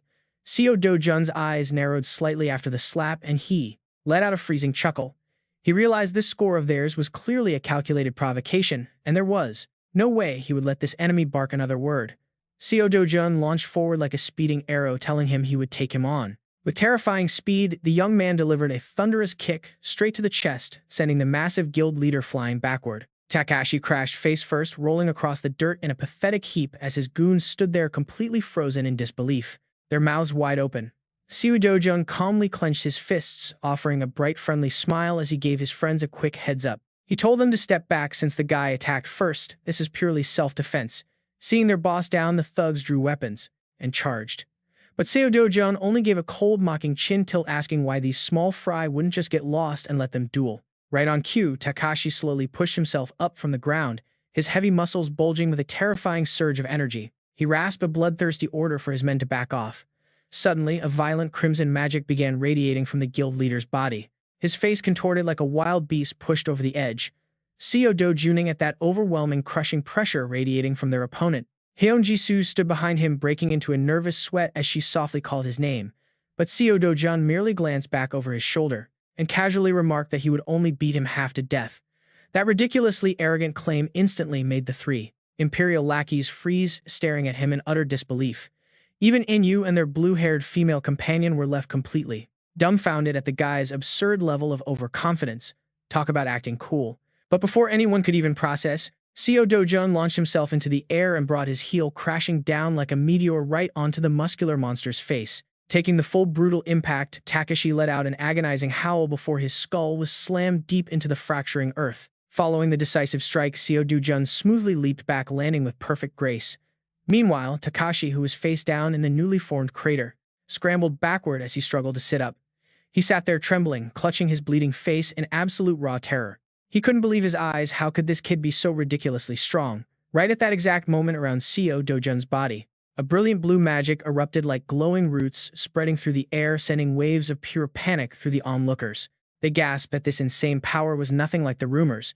Seo Do-jun's eyes flashed with a cold, lethal light like a reaper's blade, locking his sights on his target as his bloodlust choked the very air, telling the giant to die.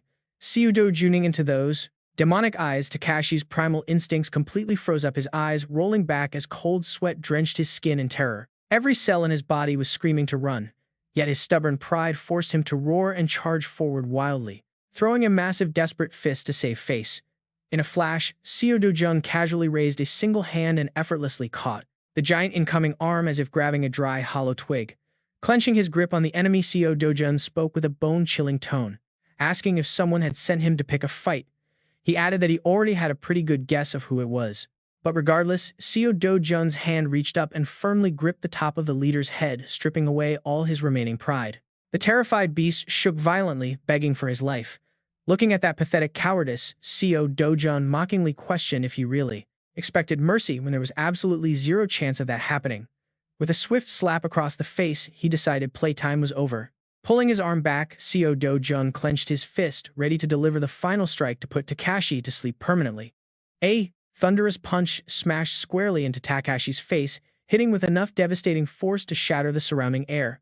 Watching this completely one-sided beatdown unfold, the girls standing behind could only watch in stunned silence, sweating from the sheer shock. The colossal body of the muscular beast collapsed heavily onto the ground, while Seo Do-jun casually stood over him with folded arms. The blue-haired girl broke into a nervous sweat and whispered to Hyun Ji-soo that she knew he would win, but this was too overwhelming. But her words met only silence. Refusing to give his foe any room to breathe, Seo Do-jun mercilessly delivered a brutal heavy stomp right onto the collapsed leader's head. Realizing things were getting a bit too out of hand, the blue-haired girl nudged Hyun Ji-soo, urging her to stop him before he actually killed the man.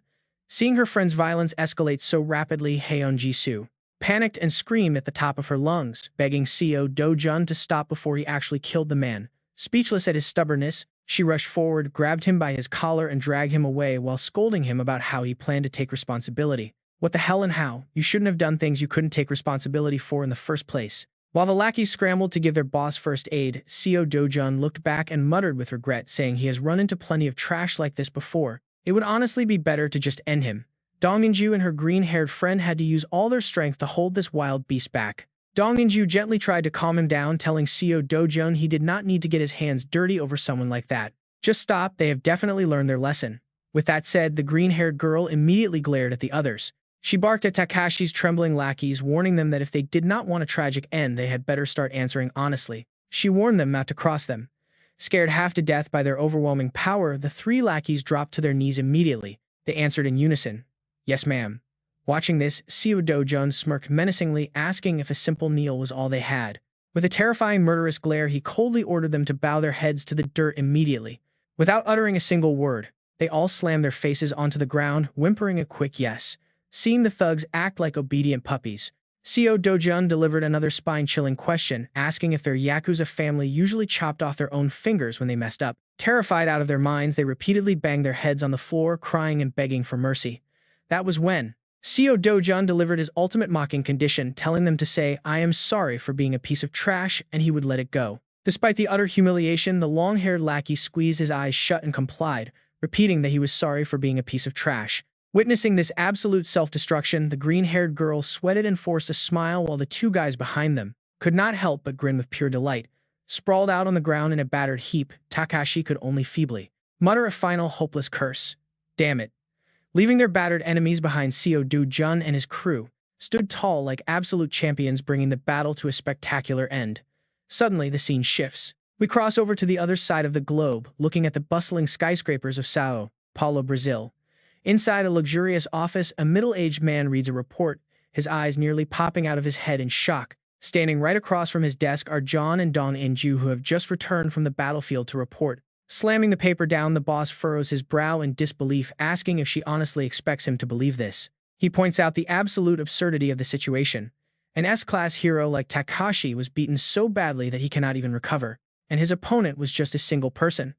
Alongside this, a photo shows Takashi wrapped entirely in white bandages, looking like an Egyptian mummy as he lies motionless in a hospital bed. Dong In-ju calmly responds to reassure her boss. She notes that since Takashi was the only casualty, it is hard to deny ordinary people would not easily wander into that area. The man closes his eyes, sweating as he lets out a heavy, exhausted sigh.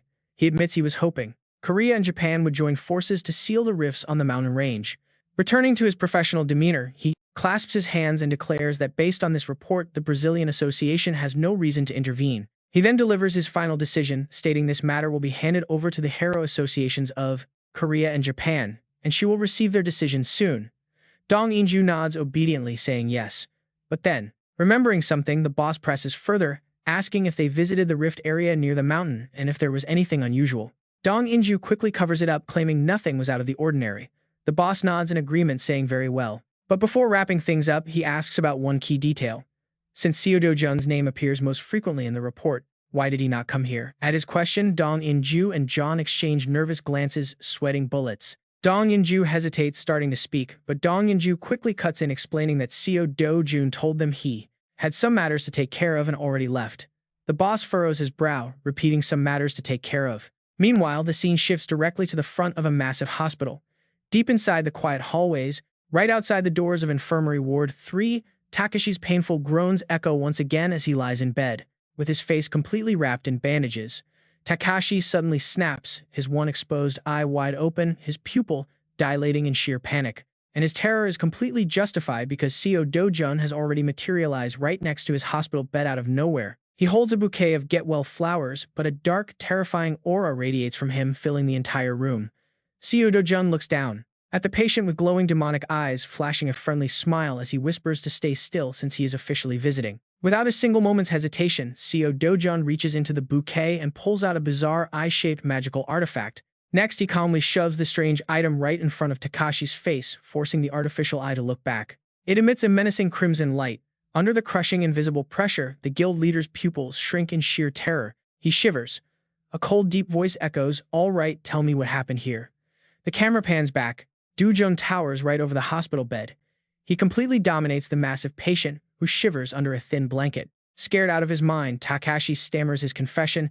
It is unbelievably pathetic. He blames everything on his own actions. Tears soak his bandages. Crying like a helpless child, he readily admits he messed up and caused trouble for the team. In response to this pathetic apology, Do-jun just stares down with cold, empty eyes. His aura completely freezes the room. With his check-in finished, he casually turns around and walks right out of the room without a single care in the world. Leaving Takashi sobbing, he completely ignores the bitter curses about Yazawa. The desperate cries do not faze our main character. Those angry shouts fade. Do-jun walks down the hallway looking like a powerful CEO who just closed a massive billion-dollar deal. Then the media absolutely explodes with crazy headlines. Rumors about a clash between Korean and Japanese heroes spread instantly. He took down Takashi with a single blow. Editorials debate if this was an act of extreme necessary violence. Public support for Do-jun spreads instantly. The mystery around him grows and everyone is begging for an exclusive interview. Has he finally decided to speak out? Meanwhile, in a high-security office, two powerful figures are having an intense discussion. He actually cleared out all the domestic trouble himself. It is a total sensation and his name is trending everywhere daily. Hearing this, Min Hong-ji frowns with doubt. Has the Japanese Hero Association really given up on their investigation so easily? Holding a tablet, the silver-bearded president takes a slow sip of his hot tea and delivers the inside scoop. Apparently, the victim himself requested to drop it. That makes no sense. The guy usually loves making a massive scene. The president looks dead serious. He analyzes the situation, suggesting there is something major that even Japan wants to avoid. Sensing something fishy, Min Hong-gi quickly turns around to press for answers, demanding to know what he actually means by that. The old president just smirks, admitting he has no clue. This leaves Hong-ji standing there completely dumbfounded by the response. Taking another sip, the old man drops a heavy prediction. He feels the global balance will soon shift around Do-jun. The world gossips. Meanwhile, the clock continues its relentless countdown, leaving only 24 hours before the Gateway Raid begins. The critical operation to seal the rift in Brazil is scheduled for tomorrow. Our heroes are scrambling to make final preparations. An official announcement plays over the speakers. The Korean vanguard arrive early and has completely adapted to the local environment. Down in the gym, muscular elites are showing off and mingling with other top-tier heroes from around the world. They do not just sweat together either. Many head over to the fancy lounge to discuss strategies and plans. They lay out joint tactical plans and share stories. Soon the female hunters get cleaned up and dressed to impress. A pre-battle banquet kicks off to boost everyone's morale. Right on cue, a certain handsome star makes his grand entrance. Wearing a sleek overcoat and radiating pure main character energy, the man of the hour is none other than Seo Do-jun. Stepping into the hall, he captures every single eye. He is immediately surrounded by people desperate to introduce themselves. Watching from afar, Inju leans over to gossip with her friend. She whispers that his victory has gone global. She rambles on. Everyone here is talking about it, yet he remains incredibly humble through all the attention. It is seriously impressive. Gushing with admiration, she nudges her companion, teasing her about how average they look. But Ji-won just stands there in absolute silence. Her sharp eyes are fixed on him like a pair of razor blades. Feeling ignored, Inju pouts. She complains about her friend not listening, but then she notices Ji-won's stiff expression. She looks ahead with deep confusion. "What on earth are you staring at with such a frozen face?" she asks. Following Ji-won's burning jealous gaze, it turns out Do-jun is over there, smiling warmly at a stunning, incredibly attractive woman. The system quickly brings up an S-class profile for her. This gorgeous lady is Gloria Tyler, a top powerhouse from America. Voted #1 globally as the most beautiful hero, she's a legend. Seeing her friend frozen, Inju smacks her. That sudden smack makes Ji-won jump in surprise.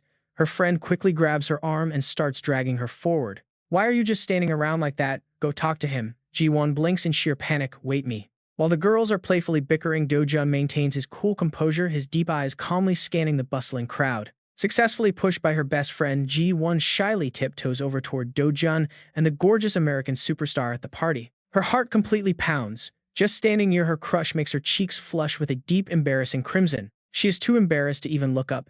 Catching sight of her adorable, flustered reaction, Do-jun cannot help but smile. He cannot help but let out a soft, gentle smile. Right on cue, the glamorous goddess Gloria Tyler glides past with a dazzling grin, waving her hand. She bids him a warm farewell, happily chatting and saying she hopes to see him again. Hearing this completely unfamiliar name, Indu is completely stunned and turns to ask who on earth that was. Meanwhile, Seo Do-jun casually takes a sip of champagne and nonchalantly replies that it is him. Completely blindsided by this, she wide-eyes him and asks if he actually has an English name, but her question only meets a mysterious silence from his end.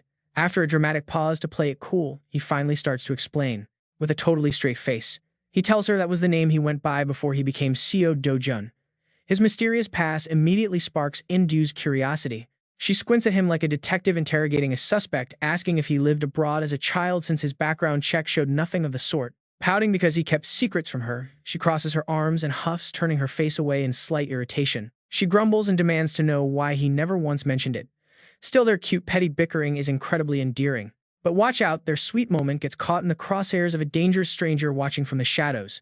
Holds his glass and glares at them furiously, muttering that the worthless idiot Takashi could not even take down a guy like him. Chugging down the rest of his drink, he smacks his lips and makes a highly reckless decision.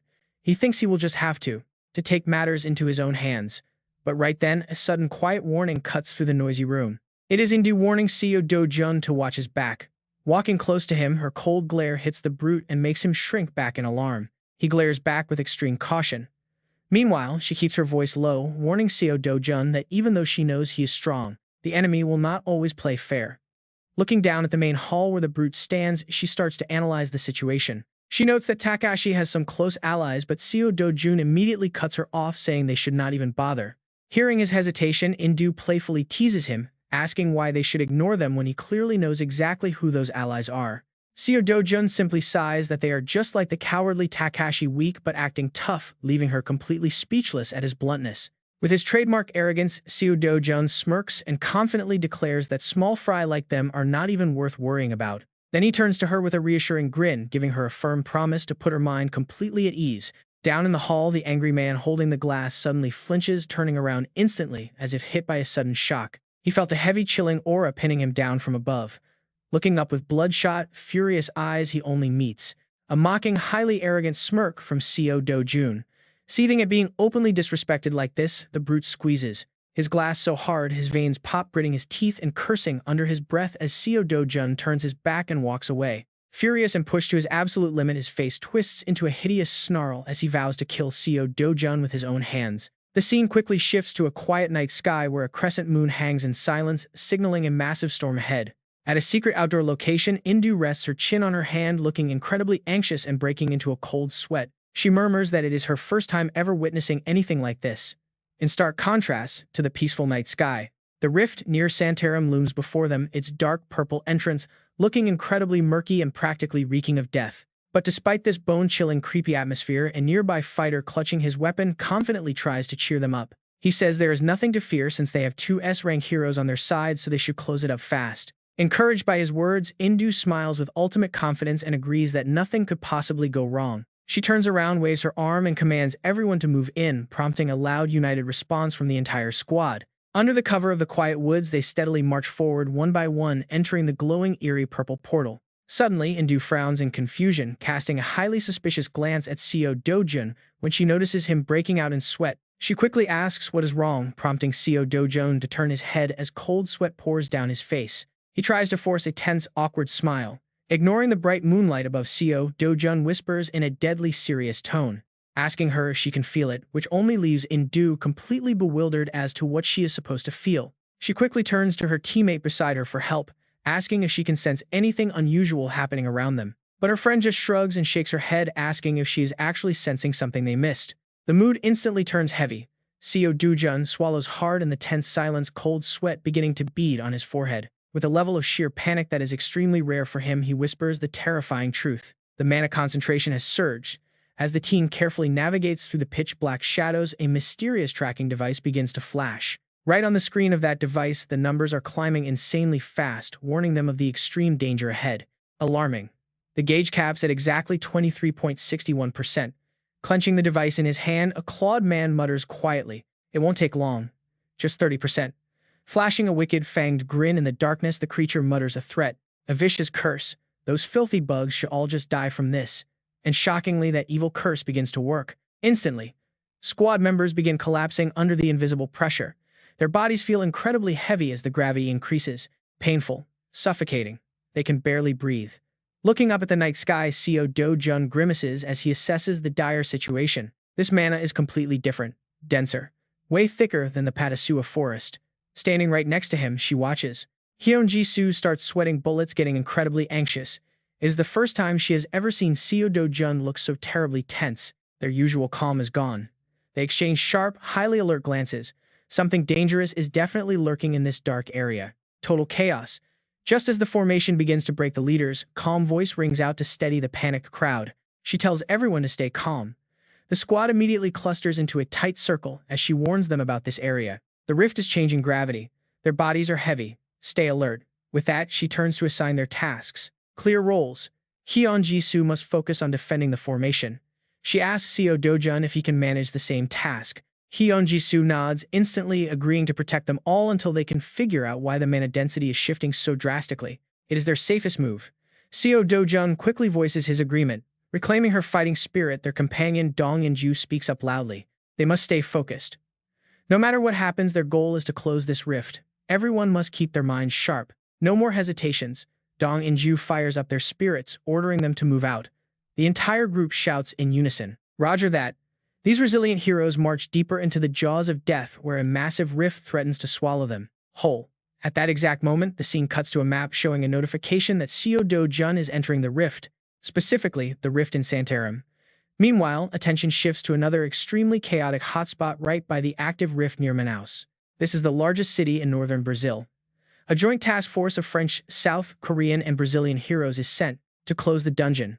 But despite their elite reputation, these heroes are getting thrashed, thrown wildly through the air, miserably.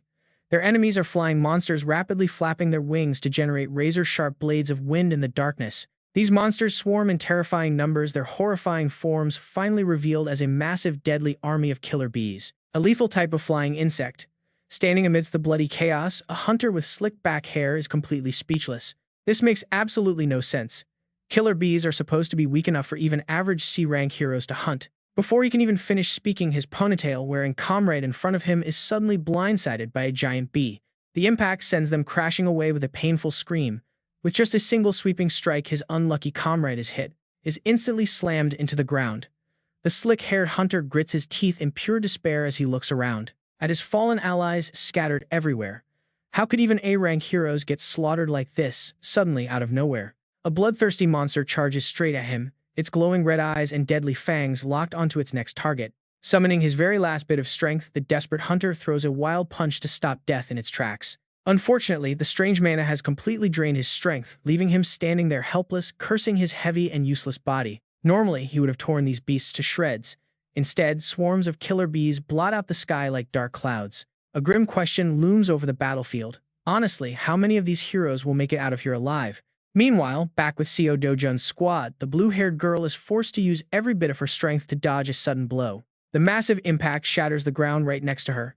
Their enemies have finally stepped out from the shadows, black orcs. They are hulking monsters clutching massive weapons with hideous glowing red eyes. Horrified by the sight, the ponytail-wearing hunter reacts, whispers to the comrade in front of him, muttering how strange it is and wondering since when orcs became this powerful. But his only answer is the tense, uneasy silence of their female leader. To initiate the battle, a brave hunter steps up. Clad in blue, leaps high into the air, throwing a devastating lightning-infused fist with a fierce echoing battle cry. That mighty blow lands squarely on the head of the hulking black orc, generating a fiery shockwave that tears through the night. Yet the monster barely flinches. It just tilts its smoking head with a blank, completely unbothered expression on its face. Ignoring the pathetic tickle of his strike, the silent beast slowly raises its massive, hideous battle axe high into the air. He prepares to strike. Seeing the danger, Hyun Ji-soo leaps forward like lightning, shoving her comrades out of the way. Escaping death by a narrow margin, the hunter in blue stammers in a cold sweat, quickly thanking her. While Hyun Ji-soo frowns and barks a warning not to charge in so recklessly, the purple-haired warrior takes off instantly. She transforms into a fierce warrior and lunges toward the beast, her eyes dripping with absolute killer intent. With a massive superhuman leap, she launches high into the air, directly confronting the towering and heavily armed frame of the massive dark orc. Mid-air, Inju spins to deliver a kick, channeling a flash of purple mana that tears straight through the atmosphere.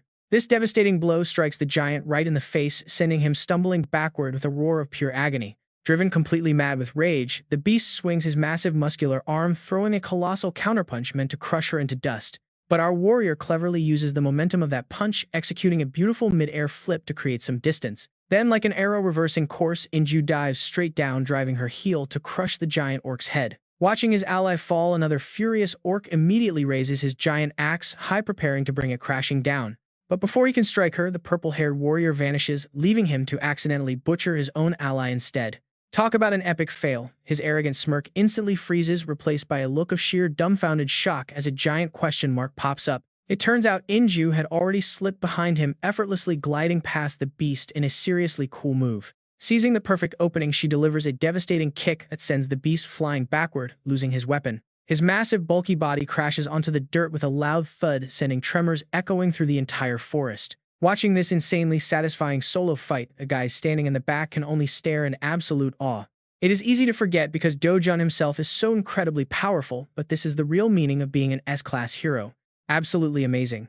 Watching his kin fall, another orc throws his head back and lets out a desperate, furious roar for backup. Too bad for him. Before he can even close his mouth, Dojun appears out of nowhere and lands a lightning-fast, face-shattering punch. Talk about a rude interruption. He sends the monster straight to the afterlife in a single blow, then casually lands like a boss.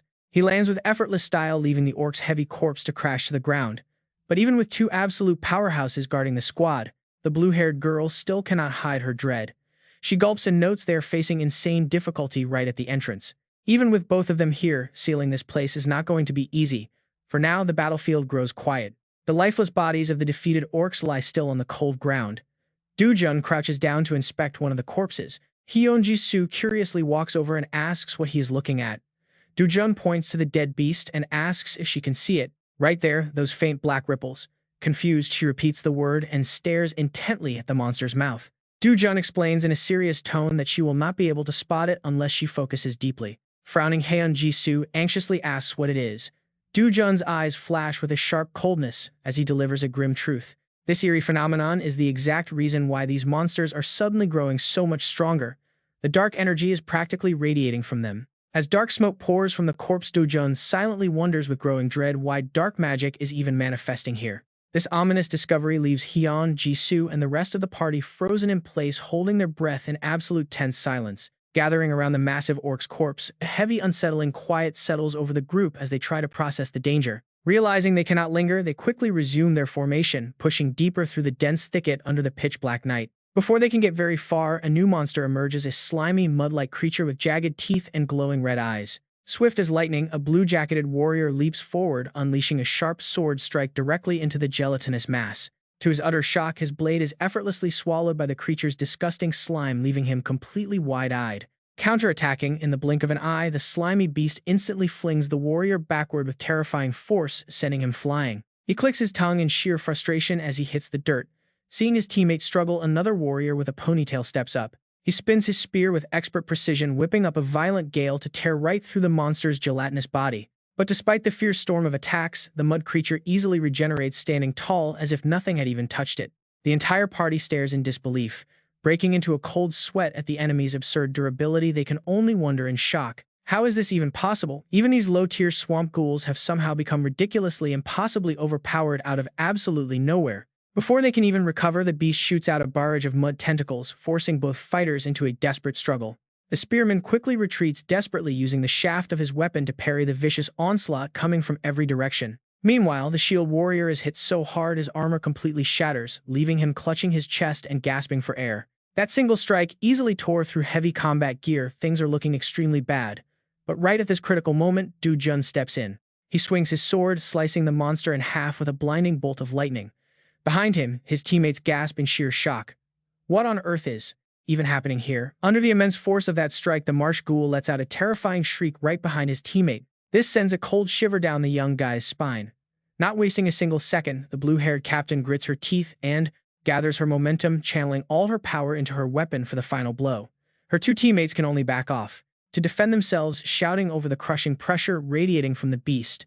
Then, with an earth-shattering, devastating overhead strike that practically tears the air apart, she splits the mud ghoul in two with brutal, decisive precision.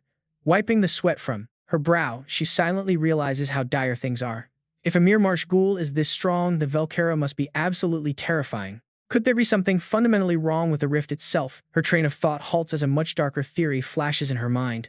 Or could it be her eyes widen in absolute horror as she envisions the dark looming threat of humanity's extinction? What if every single rift across the entire globe is collapsing? Her grim premonition is entirely spot on. Over at the rift, near Muse, a living nightmare is unfolding. A slick back-haired hunter from the Alliance is running for his absolute life, pale as a ghost, screaming out that his comrade is dead. Tears and sweat stream down his heavily distorted face as he desperately mutters that both Brazil's Alvaro and France's David are gone. Right behind him, a massive armored spider beast with glowing red eyes closes in on him. Both of them were legendary S-rank heroes, yet they were easily taken down by just a handful of Valkyra. Back on the Santarum battlefield, Duan frowns in deep surprise at that familiar name, Valkyra. In the distance, Seo Dojun is still elegantly throwing wind-splitting punches, effortlessly blasting away the sticky mud monsters that try to cling to him. Shaking the slime off his hands, he casually looks back to chat as if discussing the weather. Yeah, Valkyra infused with dark mana are exceptionally dangerous. Seo Dojuning right into the pitch-black gaping maw of the beast. Filled with sharp fangs, Duan seeks confirmation. By dark mana, you mean that dark aura surrounding the orc earlier, right? Because now she can clearly see it on these marsh ghouls, and that is what makes them so much stronger. He immediately confirms her suspicion. It is true. Seeking to flex its overwhelming power, the monster instantly unleashes a devastating void tornado that sweeps through, forcing Duan to shield her eyes and step back. Behind her, the teammates stand, with their mouths open in awe. Seo Do-jun explains, breaking it down as a highly concentrated source of mana poured directly into their bodies. Duan frowns, racking her brain. Mana? You mean the stuff used to cast spells in video games? But all she gets in response is a heavy, exasperated sigh from him. Instantly, she spins around in annoyance, barking angrily. What is with that sigh? Do I look like an idiot to you? Wait, do you mean mana actually exists in this world? He replies with total indifference. The two biggest differences between a hero and an ordinary person are whether they possess mana.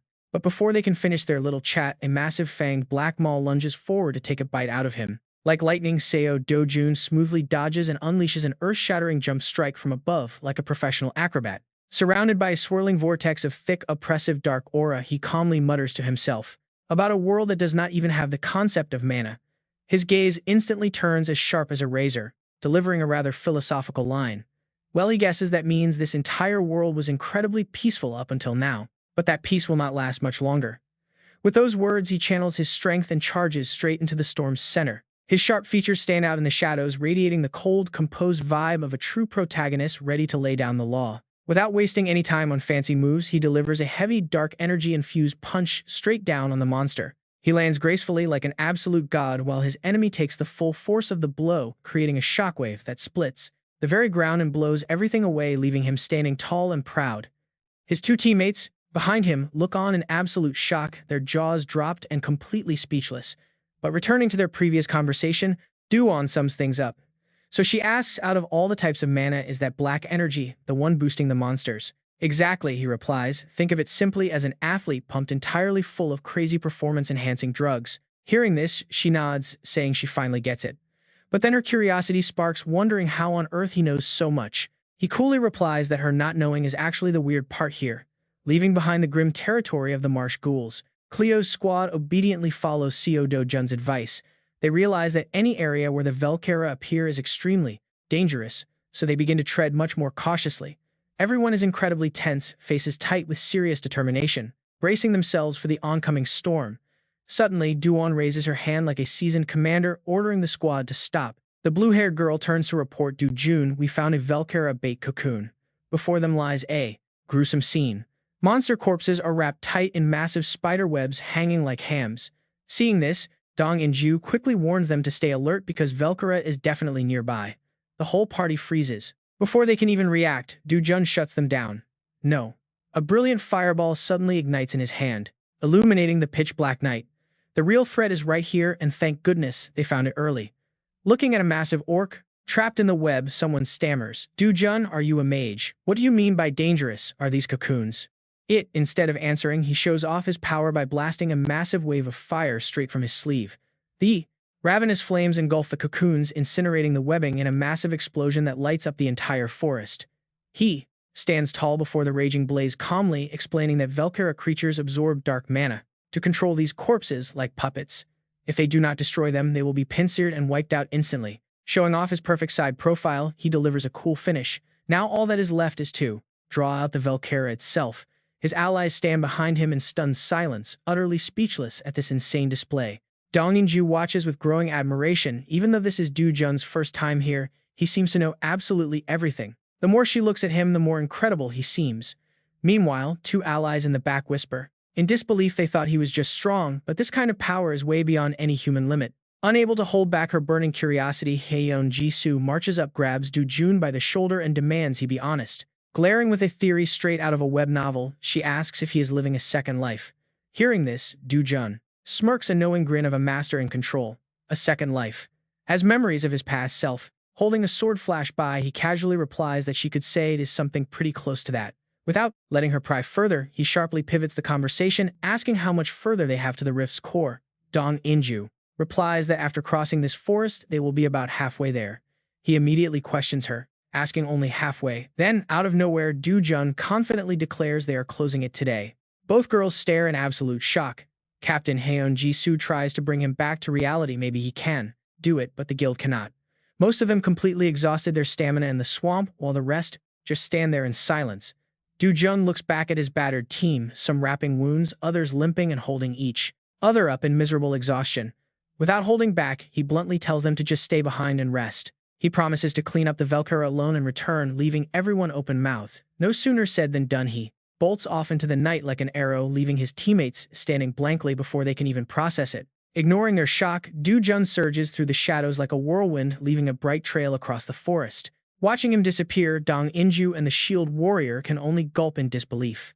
How does he still have this much energy left? The dark forest flashes past him like a fast-forwarded movie under his unimaginable speed. Du-jun's eyes glow in the darkness, darting around with high-intensity focus like a predator hunting its prey. He glides forward effortlessly, turning the monster's dark territory into his own personal cross-country playground. Suddenly, a massive spider web blocking the path looms right ahead, forcing him to halt for a brief moment. On top of the web, a hideous giant spider with glowing red eyes sits waiting. Du-jun smirks in relief. Found you. Skipping any formal greetings, he leaps high into the air and prepares to strike. Hovering above the beast, he unleashes an earth-shattering slash. A brilliant flash of light from his blade rips through the dark, crashing straight down on the forest boss. The massive Velkera writhes in agony from the unannounced strike. Despite taking a fatal blow, the stubborn monster refuses to go down easily. It spews a massive web to try and take him down with it, but with lightning-fast agility, Du-jun easily dodges, leaving the sticky silk to uselessly pin itself to the trees. He weaves through the air with fluid grace, effortlessly avoiding every attack. Right after, he unleashes a flurry of rapid sword strikes that obliterate everything in his path. Sparks fly as he lands in a picture-perfect hero pose, leaving the completely dismantled spider monster behind. The massive beast collapses to the ground, dissolving into black sludge. It splashes everywhere as the brief battle comes to an end. With that taken care of, standing up slowly, the young man exhales a deep breath of relief. Looking down at his hands, which are currently emitting a dark aura, he quietly mutters to explain his own ridiculous level of stamina. Did absorbing that dark magic with his own mana technique keep him from feeling tired? Having carried the team, he casually walks back, hands in his pockets like he's just strolling in a park. Seeing him walk back so easily, Hyun Ji-soo and the young woman Inu stare in absolute disbelief as if looking at a god descending from the heavens. He just single-handedly obliterated a colossal Belkara, making the entire situation feel surreal. Honestly, it is hard to believe this is even happening. Looking at Doojeon's perfectly neat clothes and fresh face, one teammate silently notes that he does not show even the slightest sign of exhaustion. He stays completely silent. Ignoring their bewildered stares, Doojeon calmly and quietly delivers his report. Doojeon informs them that he can no longer sense any monsters in the forest, so they should take a moment to rest up. Hearing this, the group finally sets up camp. Thanks to their overpowered carry, they can finally build a campfire with some sitting in a daze. Others frantically bandage their bloody torn wounds. Over the glowing fire, mysterious skewers of meat sizzle, temptingly dripping hot fat into the flames. The delicious aroma heavily triggers their hungry stomachs. While Doojeon sits quietly by himself, the ponytail guy slowly edges closer with a calculating look. Without any shame, the ponytail guy points right at Doojeon's food, boldly asking if he can try a piece of that skewered meat. The sudden request makes the owner blink in confusion.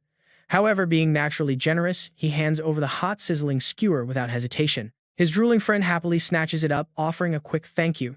Sitting nearby, the teammate in the blue jacket stares in utter confusion. Why eat that? He asks the ponytail guy why on earth he would suddenly eat monster meat like that. Smugly, the ponytail guy replies that who knows, maybe the hero got insanely strong by eating this exact food. That highly bizarre theory actually makes the blue-jacketed guy hesitate. He starts wondering if he should try a bite too, questioning if it really yields any results. The ponytail guy friendly nudges him, saying he should just sit down and eat because they have absolutely nothing to lose anyway. Ignoring his friend's hesitation, the ponytail guy takes a massive, greedy bite out of the giant chunk of meat, completely ignoring the judging stares. They look at him like he is an alien. As the ponytail guy happily chews away, Doojeon speaks. He bluntly breaks the truth to him, stating that the meat has absolutely no special magical effect other than filling his stomach. Doojeon smirks with a knowing look.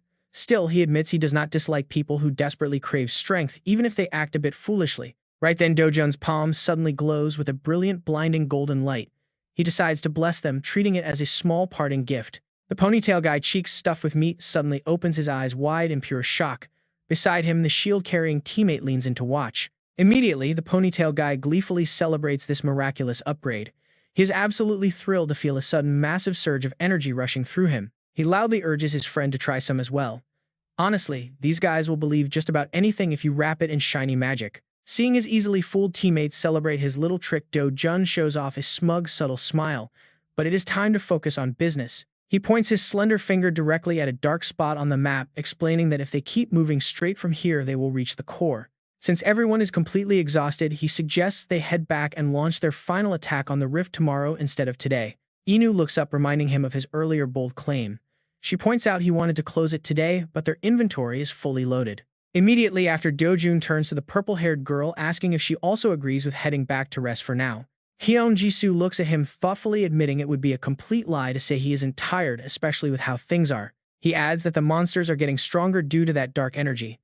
Doojeon turns his gaze back to the map, thinking deeply. He mutters under his breath, analyzing the situation. His original plan was actually to delay closing this rift for as long as possible. The image of a floating purple monster heart comes to mind, similar to the rare materials they can find in other regions. They need to gather as many materials as they can. But shifting to a serious tone, the sudden appearance of dark magic changes things. An unpredictable variable like this dark energy is never a good sign. He pulls out a handful of glowing red crystals from his bag. He admits that this dark mana is making him extremely uneasy. Pushing the glowing red crystals toward the two startled girls, he gives an order. He tells them to take these valuable items and head back to the hotel first, leaving both of them completely stunned and speechless. After handing over the loot, the young man shoulders his backpack and calmly walks away, leaving his frozen teammates behind to process this. With the handover done, the young man shoulders his bag and casually turns away, leaving the frozen group behind. They stand there completely stunned, unable to process what just happened. Looking back, he drops a classic, incredibly cool main character line. He tells them he will close the rift quickly and catch up soon. The scene immediately cuts to the battlefield.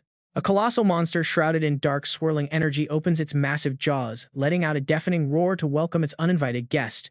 Completely unfazed, Do-jun leaps high into the air gracefully, dodging attacks and swinging his sword like an elite majestic dancer. With a lightning-fast strike, he lands with effortless style, leaving two halves of a split monster to crash behind him. His eyes gleam with pure murderous intent.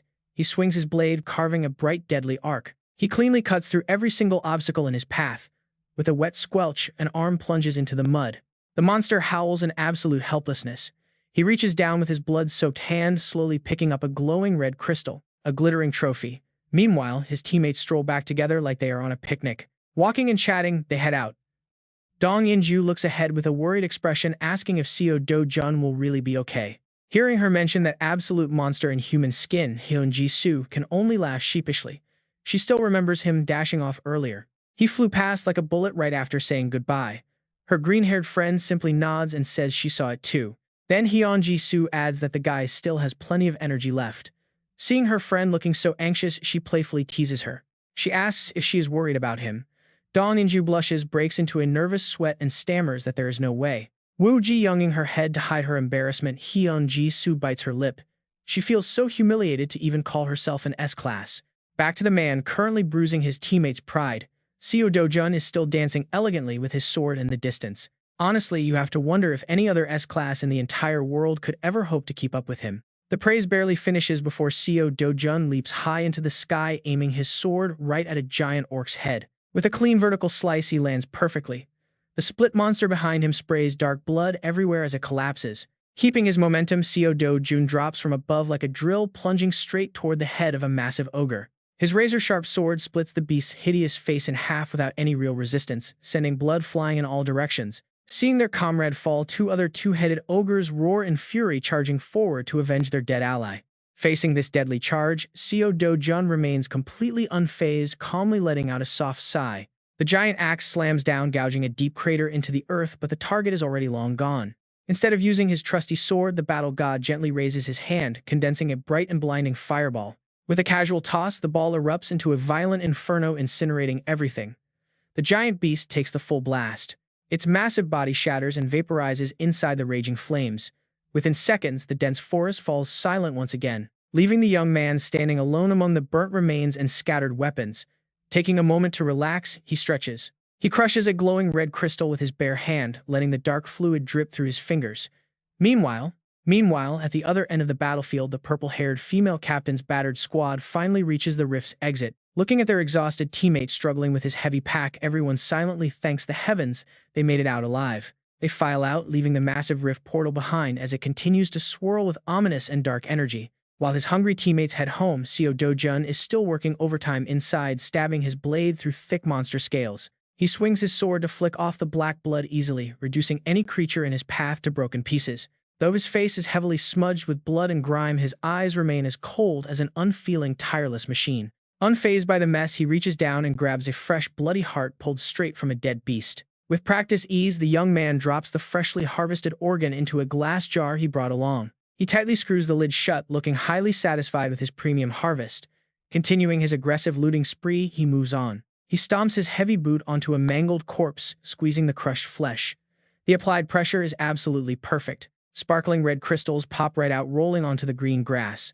Looking at the growing pile of shiny gems now, the young man nods. Each beast drops a solid amount. Seo Do-jun packs everything and quickly adjusts his heavy bag. Ready for the next target. Carrying a fortune, the young man strolls deeper into the forest. It looks more like a relaxing nature walk. Meanwhile, inside the main operations room at the Brazilian Hero Association headquarters, the atmosphere is completely quiet in front of the giant map. But wait, a red alert suddenly flashes on. The blaring alarm startles the entire staff.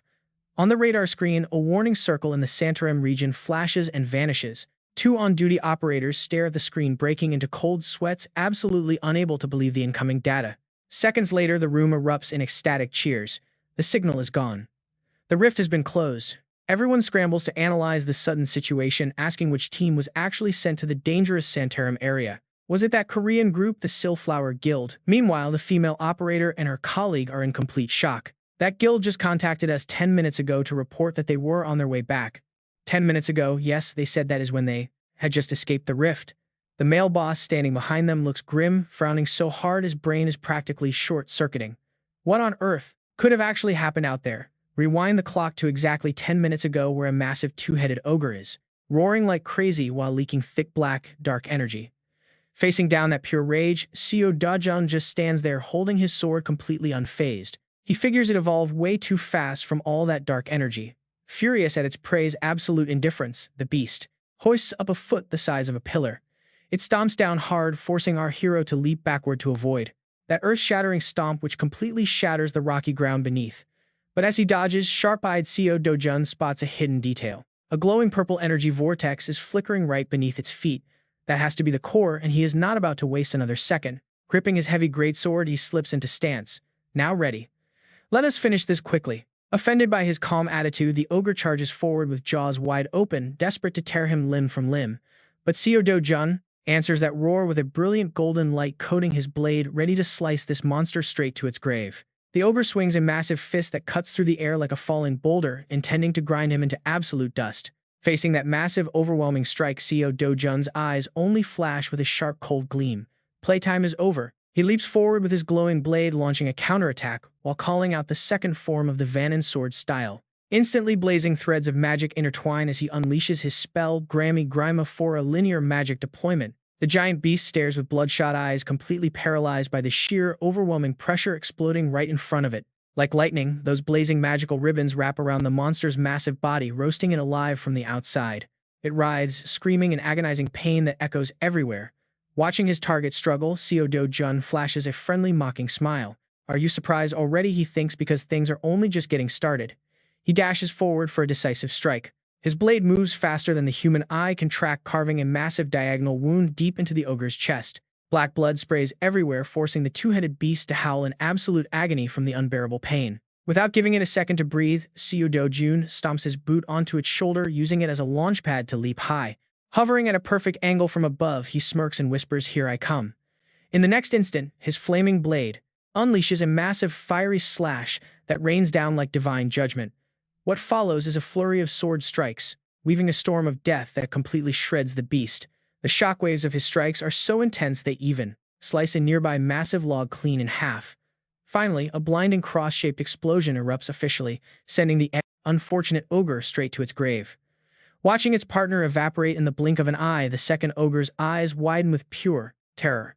Realizing that its friend is gone and it is definitely next on the menu, the beast immediately turns around and runs for its life. As it flees in absolute panic, the creature looks back only to find death staring it right in the face. Without a single word, a flash of golden sword light cleanly severs its leg, leaving the beast howling in sheer horror. Landing with absolute style, our guy touches down elegantly amidst the glowing magical energy still dispersing in the air. Deprived of its leg, the ogre's massive frame completely loses balance, mid-air falling straight down. A thunderous crash shakes the entire area as the giant body slams into the dirt, collapsing right in front of our legendary warrior. With the trash cleaned up, Seo Dojun calmly sheathes his blade and lets out a soft sigh like he just finished some light yard work. Suddenly, the space distorts and a flickering purple energy core begins to materialize. Standing quietly before the brilliant magical vortex, he looks deeply lost in some pretty serious thoughts. Studying the crystal, he mutters his analysis. Even being this close to the core, the dark energy levels remain completely unchanged. That means it is not leaking from the core itself. Frowning, he wonders if some outside force is deliberately behind this. Looking up at the massive rift gate covered in sharp red thorns, he tries to wrap his head around the scale of filling an entire zone with this much dark energy. Seo Dojuning at the dense fog, he calculates that they would need either a demon lord or a royal lich to pull off a stunt like this. But then again, if that were true, most of the planet would already be overrun by zombies. For now, it is just too early to make a definitive call. His sharp eyes flash with a dangerous light. Either way, if the actual cause is coming from the outside, simply sealing this rift will not solve the actual root issue. Deciding to clear his head and stop overthinking, he clenches his fist and strides directly toward the glowing target. With one swift, decisive motion, he punches straight and ruthlessly into the center of the purple magic core. Under the terrifying impact, the core sphere immediately cracks into a spiderweb of deep fissures and shatters into pieces. In that moment of collapsing space, the young man pulls back his fist, eyes burning with quiet determination to investigate this matter himself. Cut back to the headquarters of the Brazil Hero Association, where the atmosphere inside the director's office is incredibly tense. A trembling subordinate stands there sweating and shaking like a leaf. While the bearded boss reviews the documents in his hands, his jaw drops in utter disbelief. No matter where this information came from, these reports are simply beyond imagination. The young employee squeaks out a quiet "yes, sir." Swallowing hard, he continues, explaining that one side deployed a joint force from 3 nations, yet only a single S-class hero managed to survive and return. Meanwhile, he points to another team that not only successfully closed the rift but had every single member make it back completely unscathed. The employee adds that they are currently receiving urgent updates from other rift zones, but most reports indicate that the teams have failed and were forced to retreat. "I will compile everything into a full report as soon as possible." The boss leans on his desk, sighing deeply as he groans. Every single rift had at least one S-class hero assigned to it, so how on earth did things end up this disastrously? Hesitating for a moment, the employee nervously flips through his folder to add, if the only successful team was the Korean squad led by Hyun Ji-soo. But calling them a squad might be stretching it. Hearing this, the confused director frowns his brain, struggling to process the news as he asks what he means by that. Did he miss something? Didn't the Korean team sent to Santarém successfully seal it? Suddenly, the boss's eyes widen in sheer shock as his assistant drops a bombshell revelation. The rift was closed after they had already evacuated, sir. Freezing in disbelief for a few seconds, the completely bewildered boss slams his hands on the desk. This is impossible. How on earth did it get closed? And where's Hyun Ji-soo right now? Hearing that she is currently arriving at the headquarters, the director leaps up instantly, like a coiled spring, shouting that they must go meet her immediately. Cut to a peaceful stream flanked by simple houses, and a mountain peak setting a serene tone. Ever since Hyun Ji-soo and In-ju managed to drag their battered bodies out of that rift, it took them a grueling 1-hour trek on foot just to reach the association headquarters. Meanwhile, Do-jun, the ultimate grinding god, had not only cleared out that first rift during that exact time, but also found enough time to skip right over to the second one. Pseudo-juning at his reflection in the cold water, he realizes the core of this rift must be submerged beneath the surface. Wasting no time, he shoulders his backpack and splashes forward toward the abandoned town, muttering to himself to get to work. Cut back to headquarters where the director sits, with fingers intertwined, leaning forward with a dead serious, skeptical expression. Does she really expect him to believe such a wild story?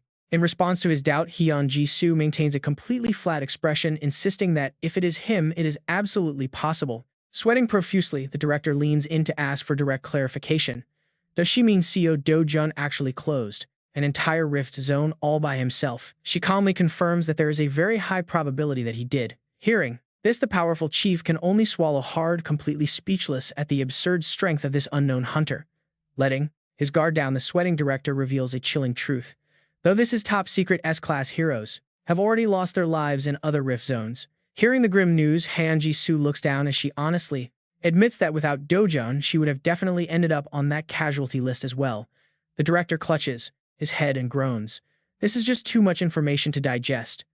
Honestly, the whole situation seems utterly unbelievable. Monsters are getting boosted by dark magic, making them stronger than S-class heroes. Trying to summarize this madness, he asks if this CO Do-jun guy is actually outclassing all of them. The female captain immediately nods in agreement. The boss then shifts to another piece of news. They just received reports that several rifts in the south have been closed. Hyun Ji-soo suggests that perhaps those areas have not been invaded by dark magic yet. Seeing that the director is still underestimating the threat, she warns him that the level of danger has completely shifted now. Hearing this, the boss raises his phone screen, pointing out that she mentioned the portal colors have changed. She calmly replies that for now, checking the color is the only way to verify the threat level. Immediately, the director grabs his phone, barking orders to immediately verify the portal colors of every single rift across Brazil. Leaving the busy boss on his call, the cool captain turns on her heel and walks out of the office. Her high heels click rhythmically down the quiet hallway as she quickens her pace, dialing a number on her phone. She makes a call to a major power player. Opening the line, she reports to Chairman Na Tae-hwang. On the other end, a rugged, bearded man listens closely. He gives a low, thoughtful grunt. She continues analyzing the situation, explaining that it boils down to pure dark mana. There are no anomalies in Korea yet, right? Walking briskly, Hyun Ji-soo confidently delivers her report. Nothing out of the ordinary has been flagged yet, sir. They are still keeping a very close eye on everything. As she hangs up, her expression darkens, haunted by horrific memories. Honestly, even for an S-rank hunter, going up against a whole swarm of monsters jacked up on dark mana is just too much. On the other end, Chairman Na stares at his phone, mentally mapping out the absolute worst-case scenario. If a boss-class monster gets its hands on this dark mana steroid, the devastation will be 10,000 times worse. Both of them are completely on edge. They absolutely have to prepare their defenses to the absolute maximum level possible. While the rest of the world is losing its mind, our main guy Do-jun has already waded deep into waist-high water. Standard dungeon logic says that in underwater rifts like this, whether in rivers, lakes, or oceans, the core is usually buried at the absolute bottom. The catch is that humans don't have gills, making underwater combat specialists incredibly rare. Scarcely any hunter can fight at 100% strength down here. Take Ivan Looper, the national hero of New Zealand, an S-rank specialist in underwater warfare. The only reason he can charge astronomical fees for clearing these aquatic rifts is because he got incredibly lucky when awakening, scoring a passive skill that lets him breathe underwater. But putting aside all that boring theory, Do-jun stands, soaking in the water, whispering to himself. He can feel the dark mana down here is incredibly thick. It is practically suffocating. Without a second thought, he dives right in, sinking deep into the freezing depths. Let's get started, he thinks. He glides effortlessly through the dark abyss like a seasoned professional. Seo Do-juning down into the pitch-black void, he wonders if the extreme darkness is caused by the heavy presence of dark mana.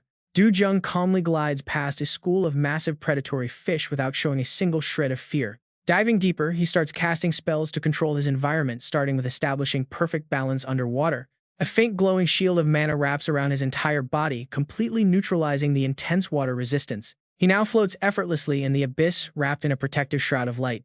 Step by step, Do-jun's boots land softly on the sandy floor. He moves just as easily as if he were walking on dry land.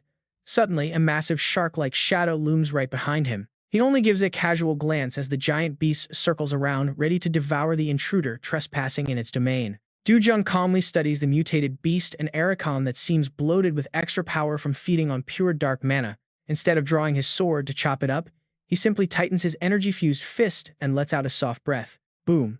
A sudden shockwave of mana erupts from his body, tearing through the depths and blowing back the surrounding water. The devastating pressure instantly shreds the pack of monster fish into tiny floating pieces. Surveying the messy red mist, he frowns in mild disgust. How messy. But before long, drawn by the scent of fresh blood, a swarm of car-sized, red-eyed piranha monsters immediately rushes to the scene. Opening their razor-sharp jaws, they tear hungrily into the floating remains, while Do-jun just stands right next to them completely unbothered. The beasts viciously feast on their meal, while the man who caused the carnage stands there completely chill. Following them is an absolute army of bloodthirsty predator fish, all heading straight for him with jaws wide open. If that swimming specialist Ivan Looper saw this, he would lose his mind. Do-jun's eyes narrow as he locks onto a new target. Ivan would be completely speechless watching Do-jun unleash these devastating high-velocity punches down in the deep. He operates like a machine in an extreme environment where other S-ranks struggle just to survive, completely ignoring the water pressure. Our guy maintains perfect body control as if he were standing on solid ground, planting his feet firmly on the seabed. He locks into a rock-solid stance. In the blink of an eye, he unleashes a barrage of rapid-fire strikes. Each strike is just as blindingly fast as his attacks on land, sending massive shockwaves ripping through the water. The incoming monster fish are blasted away before they even realize what hit them. Yet more beasts keep swarming from every corner. They try to overwhelm him with sheer numbers. Looking at this chaotic swarm, Do-jun just sighs in mild annoyance. Having to swat all these flies is such a hassle. Not wanting to waste any more time, he decides to wrap this up. He unleashes a massive wave of energy, instantly vaporizing the incoming horde. But then he suddenly stops. He senses a highly unusual, ominous aura radiating from a rocky crevice just ahead of him. Seo Do-juning back at him from the deep abyss is a colossal purple eye.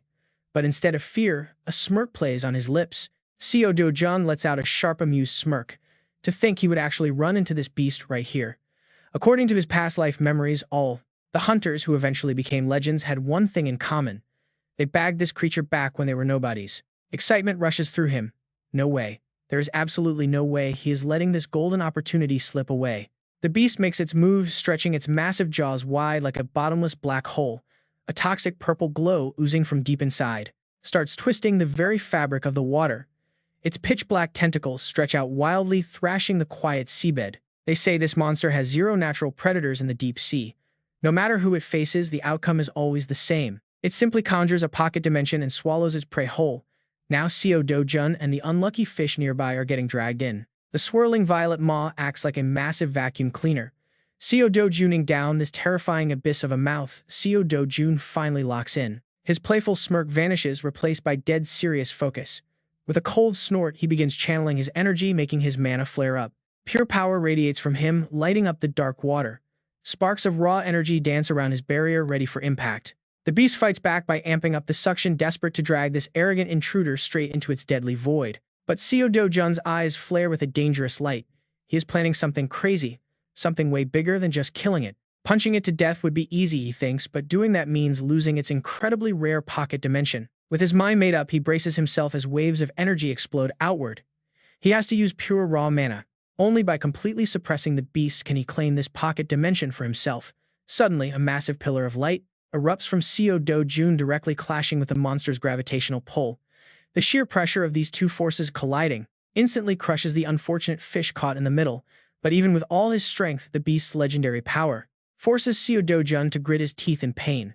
Damn it, he thinks, at this rate he is going to get pushed back. Seo Do-jun's hands shake violently as a burning aura flares up, making the deep waters around him start to boil. Veins pop across his face as he fights the pressure, refusing to let this monster steal his prize. Trapped in a stalemate, a wild idea hits him. Since he has already unleashed this much mana, he might as well absorb the dark energy of the abyss itself. Thrusting his hands forward, he begins aggressively draining the monster's own power. But a sudden trickle of blood escapes his nose. The sheer back pressure of the absorption sends a shockwave of pain through him. He groans as a bone-deep ache sets in. Is this body really not ready to handle this level of power yet? The spatial vortex continues to swell, swallowing his small figure right into the heart of the chaotic energy storm. With no way out, Seo Do-jun decides to risk it all. It is finally time to throw his life on the line. Meanwhile, up on the surface, the peaceful riverbank suddenly begins to rumble as strange, brilliant lights flash from the deep. A massive geyser erupts, blasting water high into the sky as if an atomic bomb just detonated under the riverbed. Tumbling out of the spray, a giant monster fish gets slammed onto the grassy shore, twitching in its final moments. Seo Do-jun slowly rises from the thick white foam. In his fist, he holds his hard-earned prize with a victorious smirk. Yes, he actually got it. Looking at the swirling dark orb in his palm, he cheers in absolute triumph. But after pushing his physical limits way too far, his legs turn to complete jelly, and he falls backward. He faceplants right back into the water, with a loud splash ending his epic victory show in the most embarrassing way. Soon enough, the river calms back down, hiding any trace of the absolute carnage that just unfolded below. The peaceful landscape returns under a warm sunset sky with lazy white clouds drifting silently over the quiet river. They land on the grass and tilt their heads, examining the motionless boy. Deciding he looks like a decent snack, they start aggressively pecking away at his head. Drifting in and out of consciousness, Seo Do-jun suddenly feels a sharp pain. He sits up and lets out an earth-shattering sneeze. The sheer blast of wind scares the birds half to death. They flutter away in absolute terror. Seo Do-jun slowly blinks, his vision still a little blurry after his chaotic spatial trip. Spotting his sword and gear scattered nearby on the grass, he rubs his head and groans.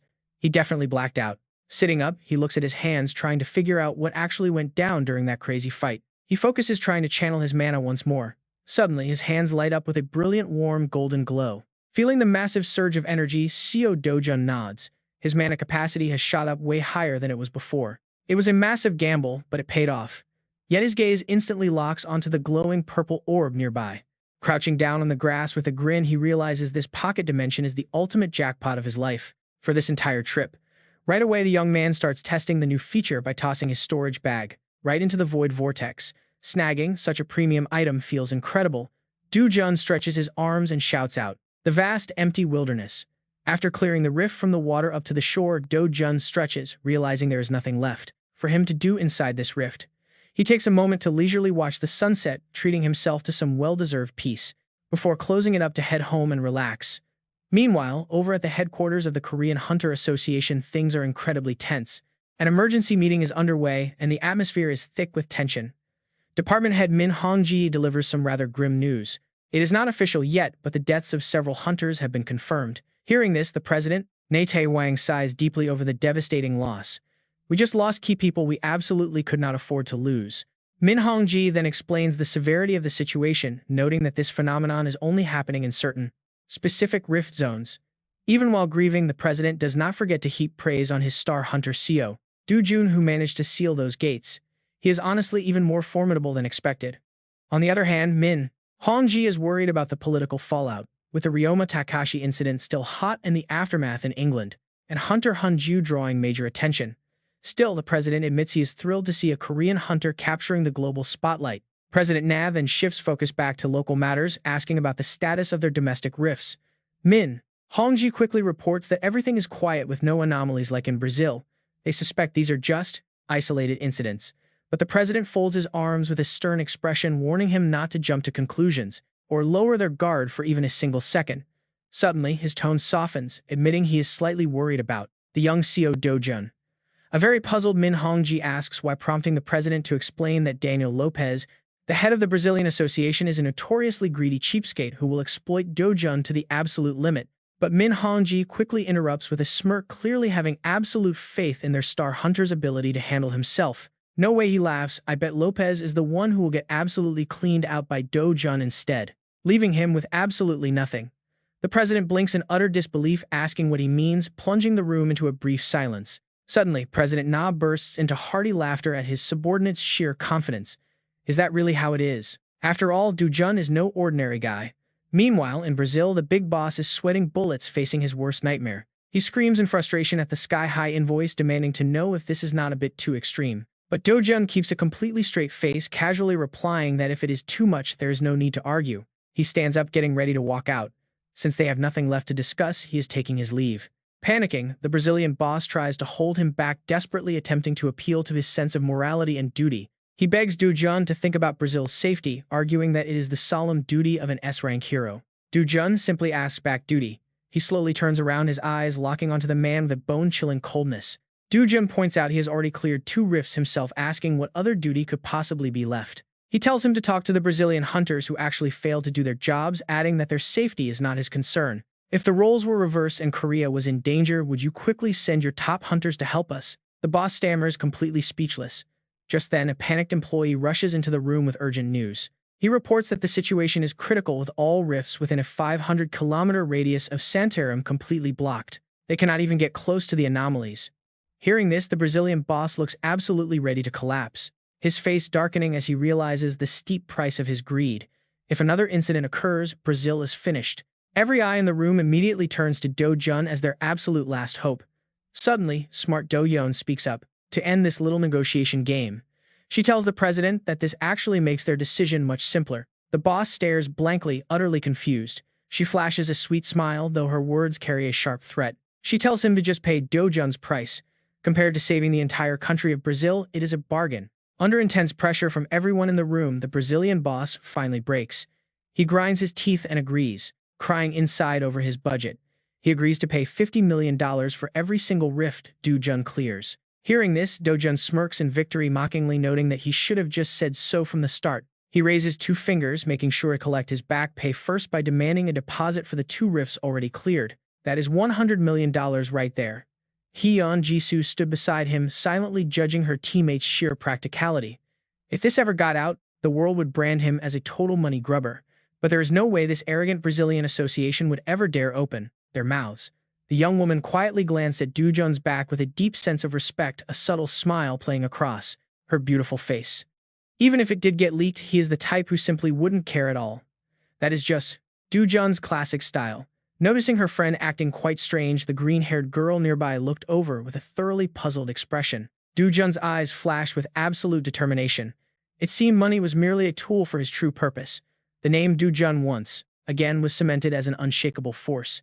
Deep down, he always kept his ultimate goal at the front of his mind. With this massive pile of cash, he could easily buy the safest house he had always dreamed of. He smiled, gently as if speaking to an old friend. I kept my promise, he softly murmurs. Are you satisfied? At the end of the negotiation, the Brazilian government bitterly accepted the terms. For the survival of their entire nation, they had to bite the bullet, agree to every single demand. At the same time, the Brazilian officials quickly urged Do-jun to sign a non-disclosure agreement, desperate to save face and avoid looking like they were totally extorted by a foreign hero. Meanwhile, in the corner of a luxurious room, a high-ranking official was chugging wine, trying to forget that $50 million per gate price tag he just agreed to. In contrast with this luxurious atmosphere, another hero lay in a hospital bed, wrapped from head to toe in bandages like a mummy.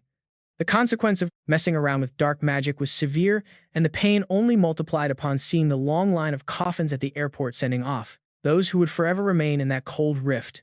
Amidst the quiet sobbing and tears rolling down during the funeral, everyone realized that the price of peace is sometimes far too high. Do-jun and John stood silently among the massive crowd, a heavy, gloomy atmosphere hanging over everyone left behind.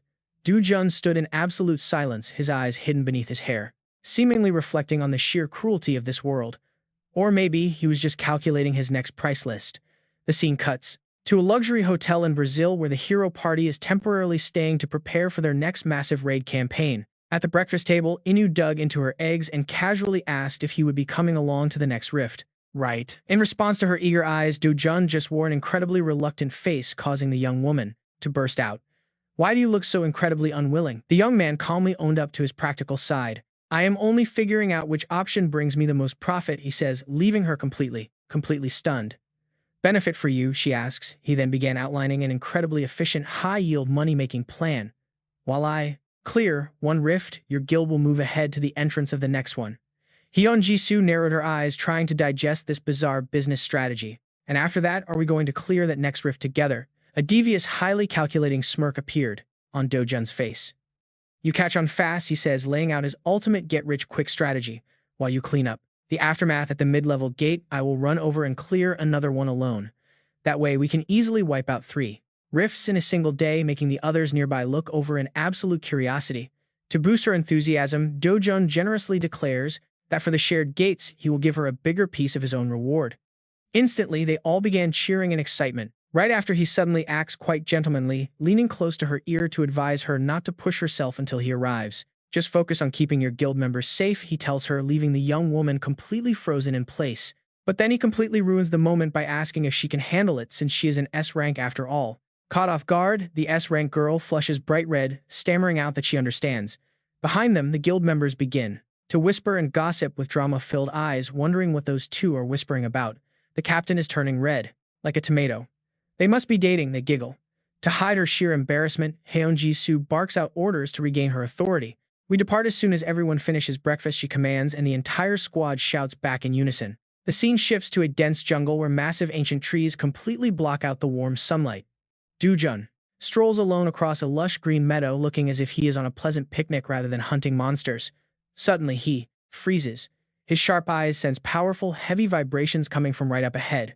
From the thick bushes, a giant with rippling muscles emerges, letting out a deafening roar that shakes the forest to intimidate the intruder.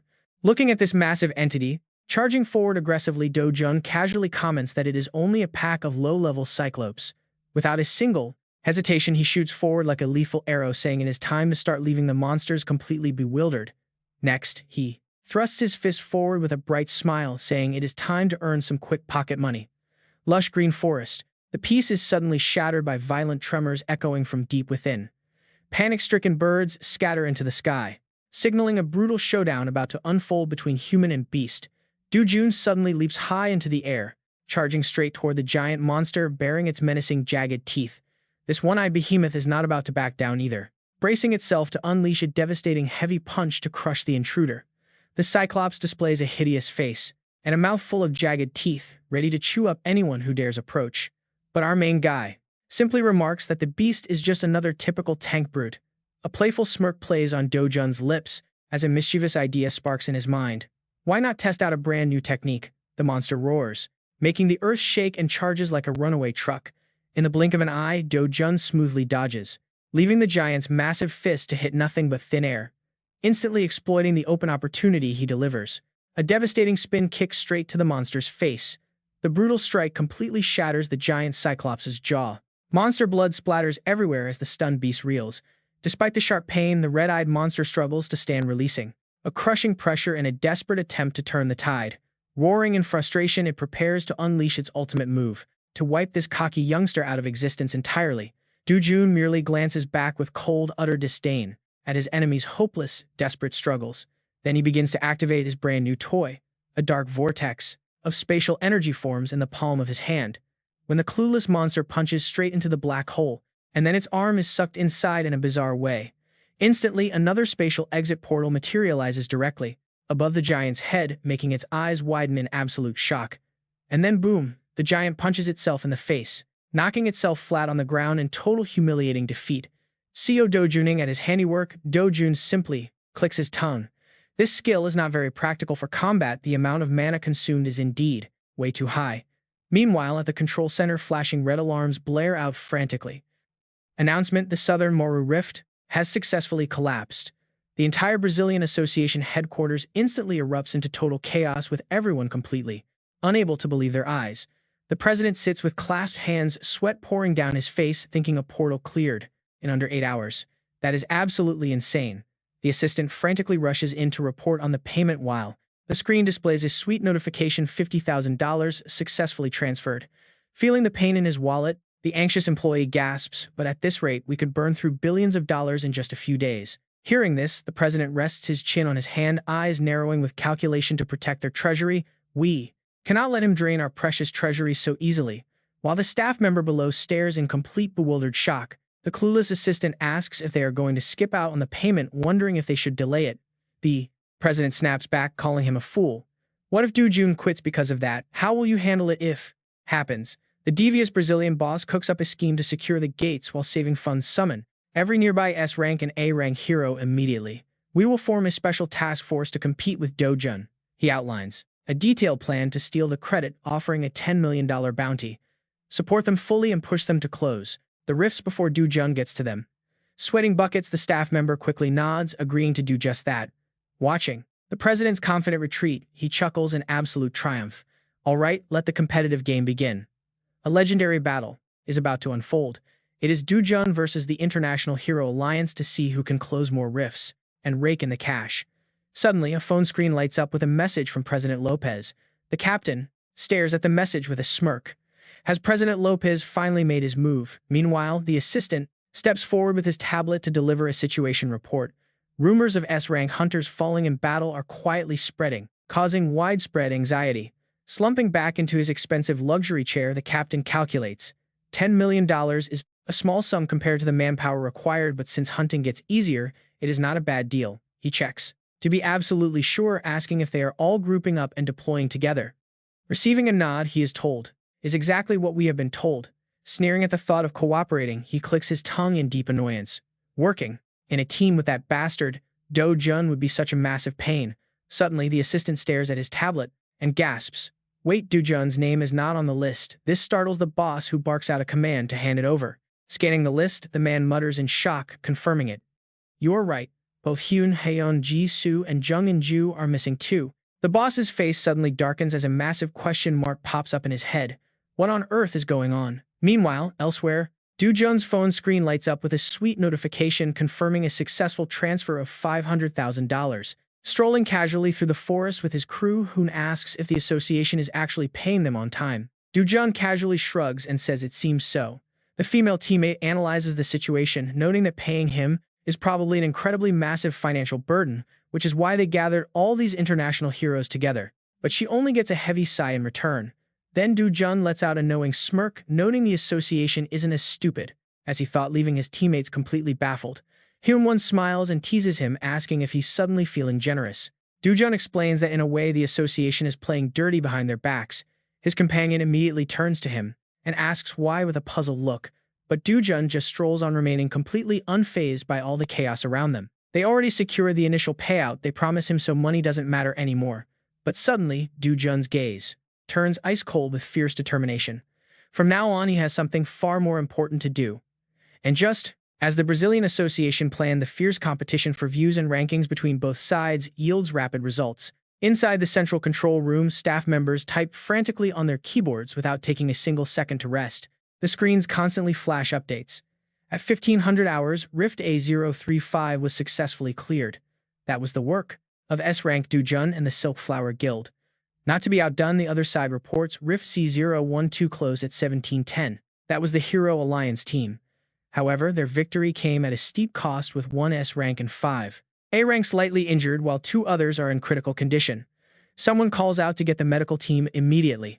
A new notification pops up, making everyone hold their breath. At 2150, Rift A037 is cleared.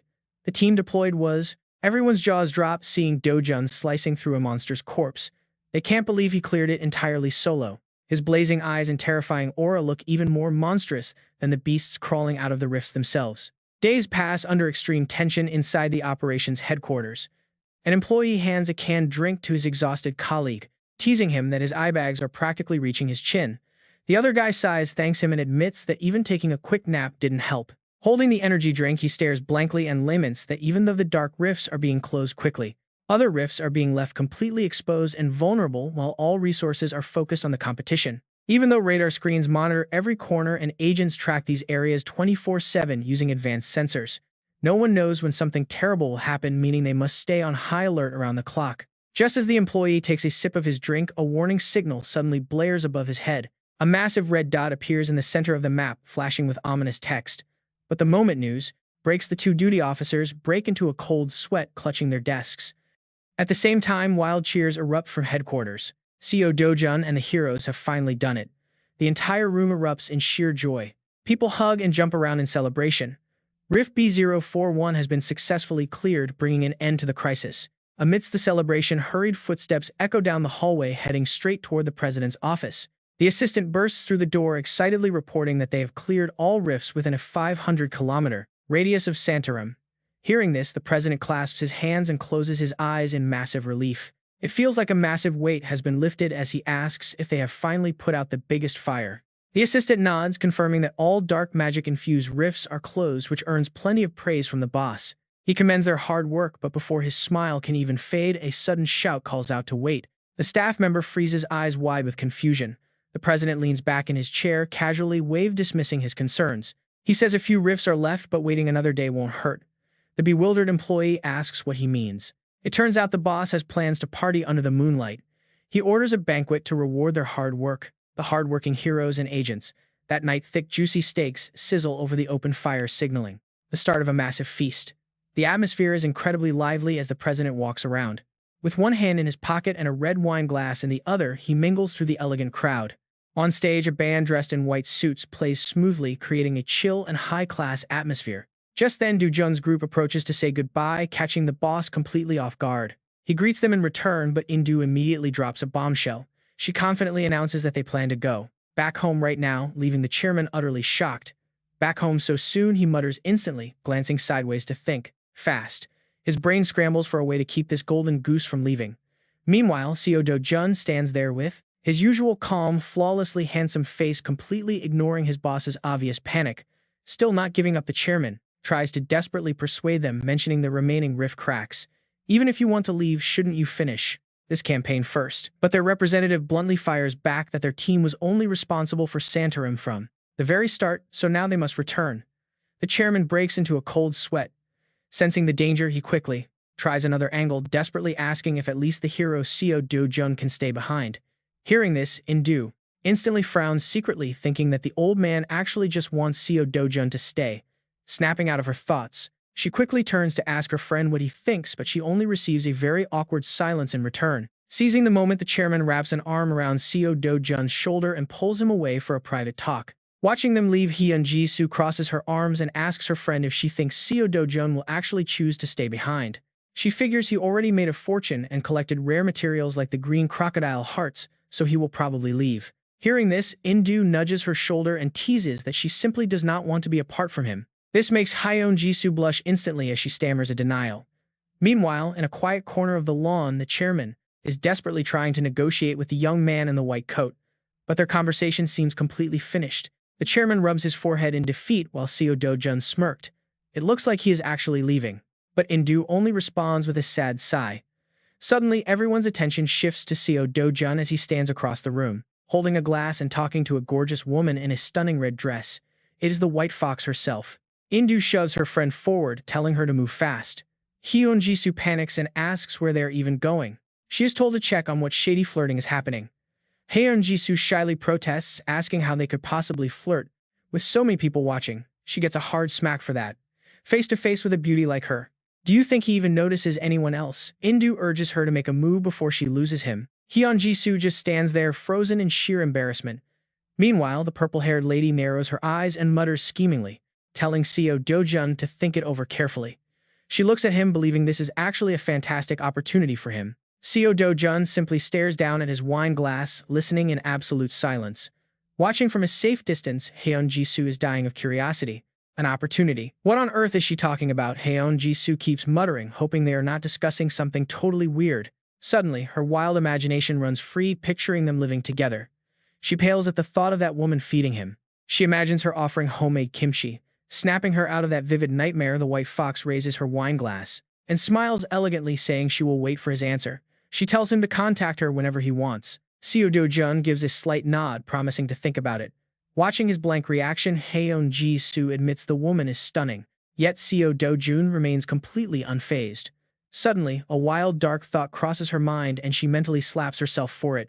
Is he secretly impotent? She shakes her head to stop the crazy thoughts. But then the cold hero actually speaks up. He asks her for a quick favor since they ran into each other. The beautiful woman smiles, readily agreeing. Seo Do-jun gets straight to the point, asking if she can secure him an invitation to this year's exclusive gold market. Eavesdropping from afar, Haeon Ji-soo freezes in absolute shock. The gold market? Does he mean that legendary global auction? Why on earth does he want to attend an annual Las Vegas event like that? Meanwhile, a sly grin forms on the white fox's lips, as if she just caught her perfect prey. She giggles, saying it is totally possible. But there is one condition. She sips her wine and drops a highly provocative, extremely bold request. He must stay at her house for 1 whole week before the auction. Hearing this scandalous invitation, Haeon Ji-soo completely freezes. Her face turns bright red. To make matters worse, her overactive imagination immediately conjures up a scandalous scene, featuring the beautiful woman in a revealing nightgown on a rose-covered bed. Shaking it off, she stares intensely at Seo Do-jun. She silently screams, begging to know what he will do. The tension in the air instantly spikes between them. One is holding her breath, one is totally indifferent, and one is smiling triumphantly. Suddenly, the blonde beauty glances directly at Haeon Ji-soo, making the poor girl completely lose her mind, absolutely terrified for her favorite hero's chastity. Seeing that the young man is in no rush, the tall, fair-skinned beauty takes a step back. She gently tells him to take his time. Right after that, Do-jun turns to leave with his phone in hand, accompanied by a tempting message trailing from behind. She says she really wants him there, so she's giving him the ticket first. The screen clearly shows a VIP membership card. It is for the exclusive gold market, way better than a one-time invite. Do-jun politely thanks her while Haeon Ji-soo watches in total confusion. When did she even get Do-jun's number? Just then, a guy with slick back hair struts over to crash their little chat. Shoving his hands in his pockets, he mockingly comments on how nice it is to see the top beauties of Korea and America together. He chuckles. A nasty smirk spreads across his face as he starts mocking our main character's ability to charm women. Seo Do-jun is truly talented to have beauties on both arms. He mockingly asks if he feels like he owns the world. Do-jun simply throws a freezing glare back at him. But right behind him, another man stands radiating pure bloodlust. Haeon Ji-soo instantly senses the tension and frowns. She stays alert because Kang Yo looks ready to cause some serious trouble. Even as the atmosphere completely freezes over, the annoying Kang Yo just stands there, letting out a loud, obnoxious laugh. Seeing everyone on guard, he spreads his arms innocently. Oh, come on, don't be tense, he isn't here to do anything. But then his smile twists into a chilling grin. He claims he only wants to introduce a friend to them. The crowd parts as a burly man with a bandaged arm steps forward. Kang Yo asks if they have already met before. The man's arrival makes the girls pale in shock. Haeon Ji-soo gasps in absolute dread, whispering his dreaded name, Takashi. The bustling party instantly freezes at the sound of that name. It seems Takashi has finally returned. Sweating from anxiety, Haeon Ji-soo wonders if he has already been discharged from the hospital. Meanwhile, the chairman breaks into a cold sweat. He curses to himself. He purposely avoided inviting Takashi because of this, so why on earth did they have to clash now? Despite the anxiety of everyone around them, a silent, fiery stare-down begins between Do-jun and the savage Takashi. Do-jun breaks the heavy silence with a light smirk, casually asking if his body has fully healed up by now. Takashi growls back in bitter mockery, stating that thanks to Do-jun, he gained a very valuable experience. Do-jun replies with a cold shrug, saying that as long as he enjoyed it, that's all that matters. Fearing a bloodbath, the anxious chairman quickly rushes in with a fake smile to play mediator, praising Takashi for his swift recovery. He claims he didn't want to pressure him due to his health, but seeing him there brings great relief. The frantic boss quickly ushers the brute away, pointing him toward a comfortable sofa to sit and relax. He tells him to relax while they talk. Their host is desperate, but Kang Yo clicks his tongue in sheer annoyance. He mutters that the old man shouldn't have ruined the show he carefully set up. Seeing this, the other colleagues help. They quickly usher Takashi away, telling him he needs to rest. But even as he gets dragged off, the brute keeps his head down, glaring with absolute hatred. Meanwhile, Kang Yo continues to pour gasoline on the fire. He mockingly asks if his wounds still sting. The instigator is doing everything he can to trigger another fight. He asks if Takashi ever got an apology, claiming that since he got beaten up, he deserves one no matter what. Getting absolutely no response, Kang Yo clenches his fists, veins popping as he demands to know if he agrees. Everyone around them is sweating bullets under the suffocating tension, feeling like they are trapped in a horror movie. Suddenly, Do-jun swirls his wine glass, his eyes flashing with a sharp light as he calls out, "Hey, Taka, whatever." Wearing a completely deadpan expression, he looks the thug dead in the eye and asks if they are all just trash. That absolutely devastating question leaves Kang Yo completely stunned, while Heon Jisu's eyes widen in sheer, unadulterated panic. Takashi's face instantly goes dark, his voice dripping with absolute malice as he whips around on his heel. His eyes are bloodshot like a wild beast ready to strike, demanding to know if he really just said that. But our main character casually shoves his hands in his pockets, turning his back as he throws another verbal dagger. Of course they're trash. Kang Yo's eye twitches as he breaks into a cold sweat, unable to believe his own ears. Unbothered by the fact that the room is about to explode, Do-jun just chuckles and drops another absolute bombshell. He points out that trash is completely useless to society anyway. Realizing what he's doing, Heon Jisoo mutters to herself. She has seen this exact mental game before. Seeing his boss on the verge of snapping a subordinate, quickly steps in. He grabs Takashi's shoulder, begging his boss to calm down and asking what on earth he thinks he's doing. Infuriated at being stopped, Takashi glares back with eyes burning with pure, unadulterated rage, unleashing a terrifying pressure. His sheer presence makes the lackey's heart skip a beat, cold sweat dripping in terror. Right then, a phone is suddenly lifted as a finger gently presses play on the recording screen. In the silent hall, the audio begins to play, exposing the dirty conspiracy word by word. Takashi, we need to move forward with what we discussed last time. What did we talk about? Did you forget I told you there is someone in Brazil we need to eliminate? I have been so busy. What is his name? Again, the entire crowd is left completely stunned while Kang Chang-yi's face loses every single drop of color the moment the target's name rings out. Seo Do-jun. The solid evidence continues to play ruthlessly. We just need to handle him inside a rift. Right, no need to spell it out. Not stopping there, the recording goes on to expose his trashy playboy behavior. Do you have any other business in Brazil? If you do, it must be to hit on some local girls. Hearing this even, John and Gloria frown in absolute disgust at their names being tossed around. I want to take this chance to seduce Gloria at least once, or Hyunji is fine too. She looks like she has never dated before. The final line drops. See you in Brazil. Hearing those words, a cold shiver runs down Kang Chang-yi's spine. He turns in a panic only to lock onto the freezing glares of both women.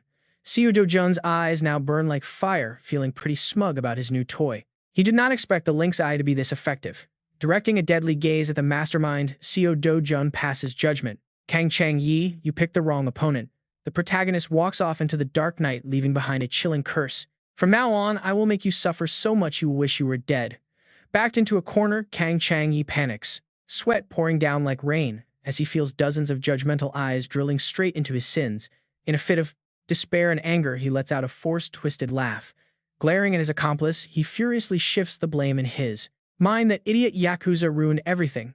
He steps up to Takashi, both scumbags staring each other down, looking ready to tear each other apart. His hand slowly rises, magic power erupting alongside a dark, murderous train of thought. Yes, things are bad enough already, but if this fool keeps blabbering, everything will only get worse. Without hesitating for even a single second, he swings his fist, landing a brutal punch right on his underling's face, to clear the path and settle the score. The heavy, vengeful blow makes his partner cough up blood in absolute agony. The man throws his head back, spraying blood everywhere like a broken water fountain. Under the cover of total chaos, Kang Chang-yi instantly bolts with terrifying speed. Realizing the criminal is escaping, a shocked guest points and screams to stop him, making the guards scramble to follow orders. But Takashi is no pushover either, quickly scrambling on all fours to save his own miserable life. Seeing the mastermind try to slip away, John screams out frantically, Seo Do-jun, we have to catch that guy. Yet, despite her panic, the protagonist stands completely still like a statue, making her wonder if he even plans on chasing him. With how things stood, Seo Do-jun easily could have stopped him, leaving her totally puzzled, so she turns to him and asks why on earth he did not stop the guy. The young Seo only responds with cold silence and a highly mysterious, calculating half-smirk. That night was truly a mind-blowing shocker the entire Hunter world will never forget. Instantly, news of the exposed scandal spreads like wildfire across the globe, bringing an impact on Korea and Japan that is way beyond anything anyone could have imagined. While both governments and hero associations bow their heads in shame under heavy public pressure, the media goes absolutely wild, digging up and reporting on Kang Chang-yi and Takashi's past crimes day after day. Scene cuts to another luxurious mansion, where pure fury shatters an expensive ceramic vase. In front of a monitor, a figure trembles, clenching her fists in absolute rage as she screams out, those useless, brainless idiots. This furious woman is none other than Han Hee-soo. Her eyes are bloodshot and terrifying as she grits her teeth, cursing those pathetic, useless bastards for dragging her into this mess. Hong Hee-soo wildly swings a golf club, smashing everything in sight to vent her rage. Each loud strike rains down as if she wants to turn every obstacle into complete junk. Outside the door, the bald manager can only shrink back, sweating cold drops while waiting for the storm to blow over. Suddenly, a screeching voice yells out, calling him inside. Manager Lee, get in here right now. Shaking with fear, he creeps into the ruined room, which looks like a Category 12 hurricane hit it. Barely daring to breathe before his armed female boss, she tosses the club aside, slumping onto the sofa. She coldly demands to know what happened to Kang Chang-yi, prompting the manager to quickly report in a shaky voice that Interpol and the World Hero Alliance are hunting him, but they have not heard anything about his capture yet. Hearing this, she takes a long drag of her cigarette and sneers that the useless trash might as well just drop dead. She finally finishes her frantic defense. A suffocating silence fills the room. Pushing her rage aside, she continues her interrogation to make sure they are safe. As for any remaining traces, have you cut them all off? She asks. He gives a firm nod. Yes, we have. We have taken every possible measure. Manager Lee lists a series of professional cover-ups, including their accounts, our communication network that we had used, and even the security cameras. We have quietly wiped everything absolutely clean. But Hong Hee-doo's hesitant, anxious expression does not slip past the manager. Is something still bothering you? He asks. But only a heavy silence answers his question. Suddenly, Hong Hee-doo swings her hand and throws a phone straight at her subordinate. Manager Lee scrambles and barely catches the device, flustered and shocked. Seo Do-juning at the object in his hands, he stammers foolishly. Is this actually a phone? His enraged boss immediately snaps back, demanding to know if he is completely blind. Hong Hee-doo bites her nails in sheer panic, admitting her mistake. She confesses that this was the device she used solely for personal matters. Only her family knew this number. Yet her eyes flicker with a mix of terror and rage as she yells. Read the latest message right now, she orders. On the screen, a chilling blackmail threat from an anonymous sender stands out. Collaborate with me, partner. Refuse and I will leak the evidence. I will be in touch soon. The manager reads the message. A chill runs down his spine. Could this be Kang Ye-jun? What does he mean by collaboration? Suddenly, Hong Hee-doo cuts him off. Who on earth cares what he means? She screams, cutting off his useless analysis. Just being associated with that man is a total disaster. The manager nods in agreement. Furious and with nowhere to vent her rage, she grabs a nearby object and throws it. She hurls it right at her battered assistant. Get out, she screams, you are all nothing but a bunch of useless fools. Jumping out of the frying pan and into the fire, the manager flees. He realizes he is doomed if he gets dragged in any deeper. His hands tremble as he reaches for the doorknob. He desperately tells himself that he must survive at all costs. As he flings the office door open, his heart nearly stops in his chest. A towering, intimidating figure stands right before him. The massive presence blocking his way is none other than Chairman Seok of Seokyeon Group, Hong Hee-doo's father-in-law. The old man stares in absolute silence, but his body radiates a terrifying, heavy, dark pressure that instantly crushes the manager. The bald manager is utterly terrified. His soul almost leaves his body as he bows, trembling from head to toe. Feeling the intense, murderous aura filling the room, the bald manager runs for his life toward the exit, stammering frantically. Excuse me, pardon the intrusion, Chairman. In his absolute panic, he trips and drops a glass object, which shatters loudly on the floor. He leaves behind a petrified blonde woman shaking uncontrollably. Talk about terrifying. Drenched in sweat, she nervously calls out to her father. Father, the truth is, but Chairman Seok does not care to listen to her worthless excuses.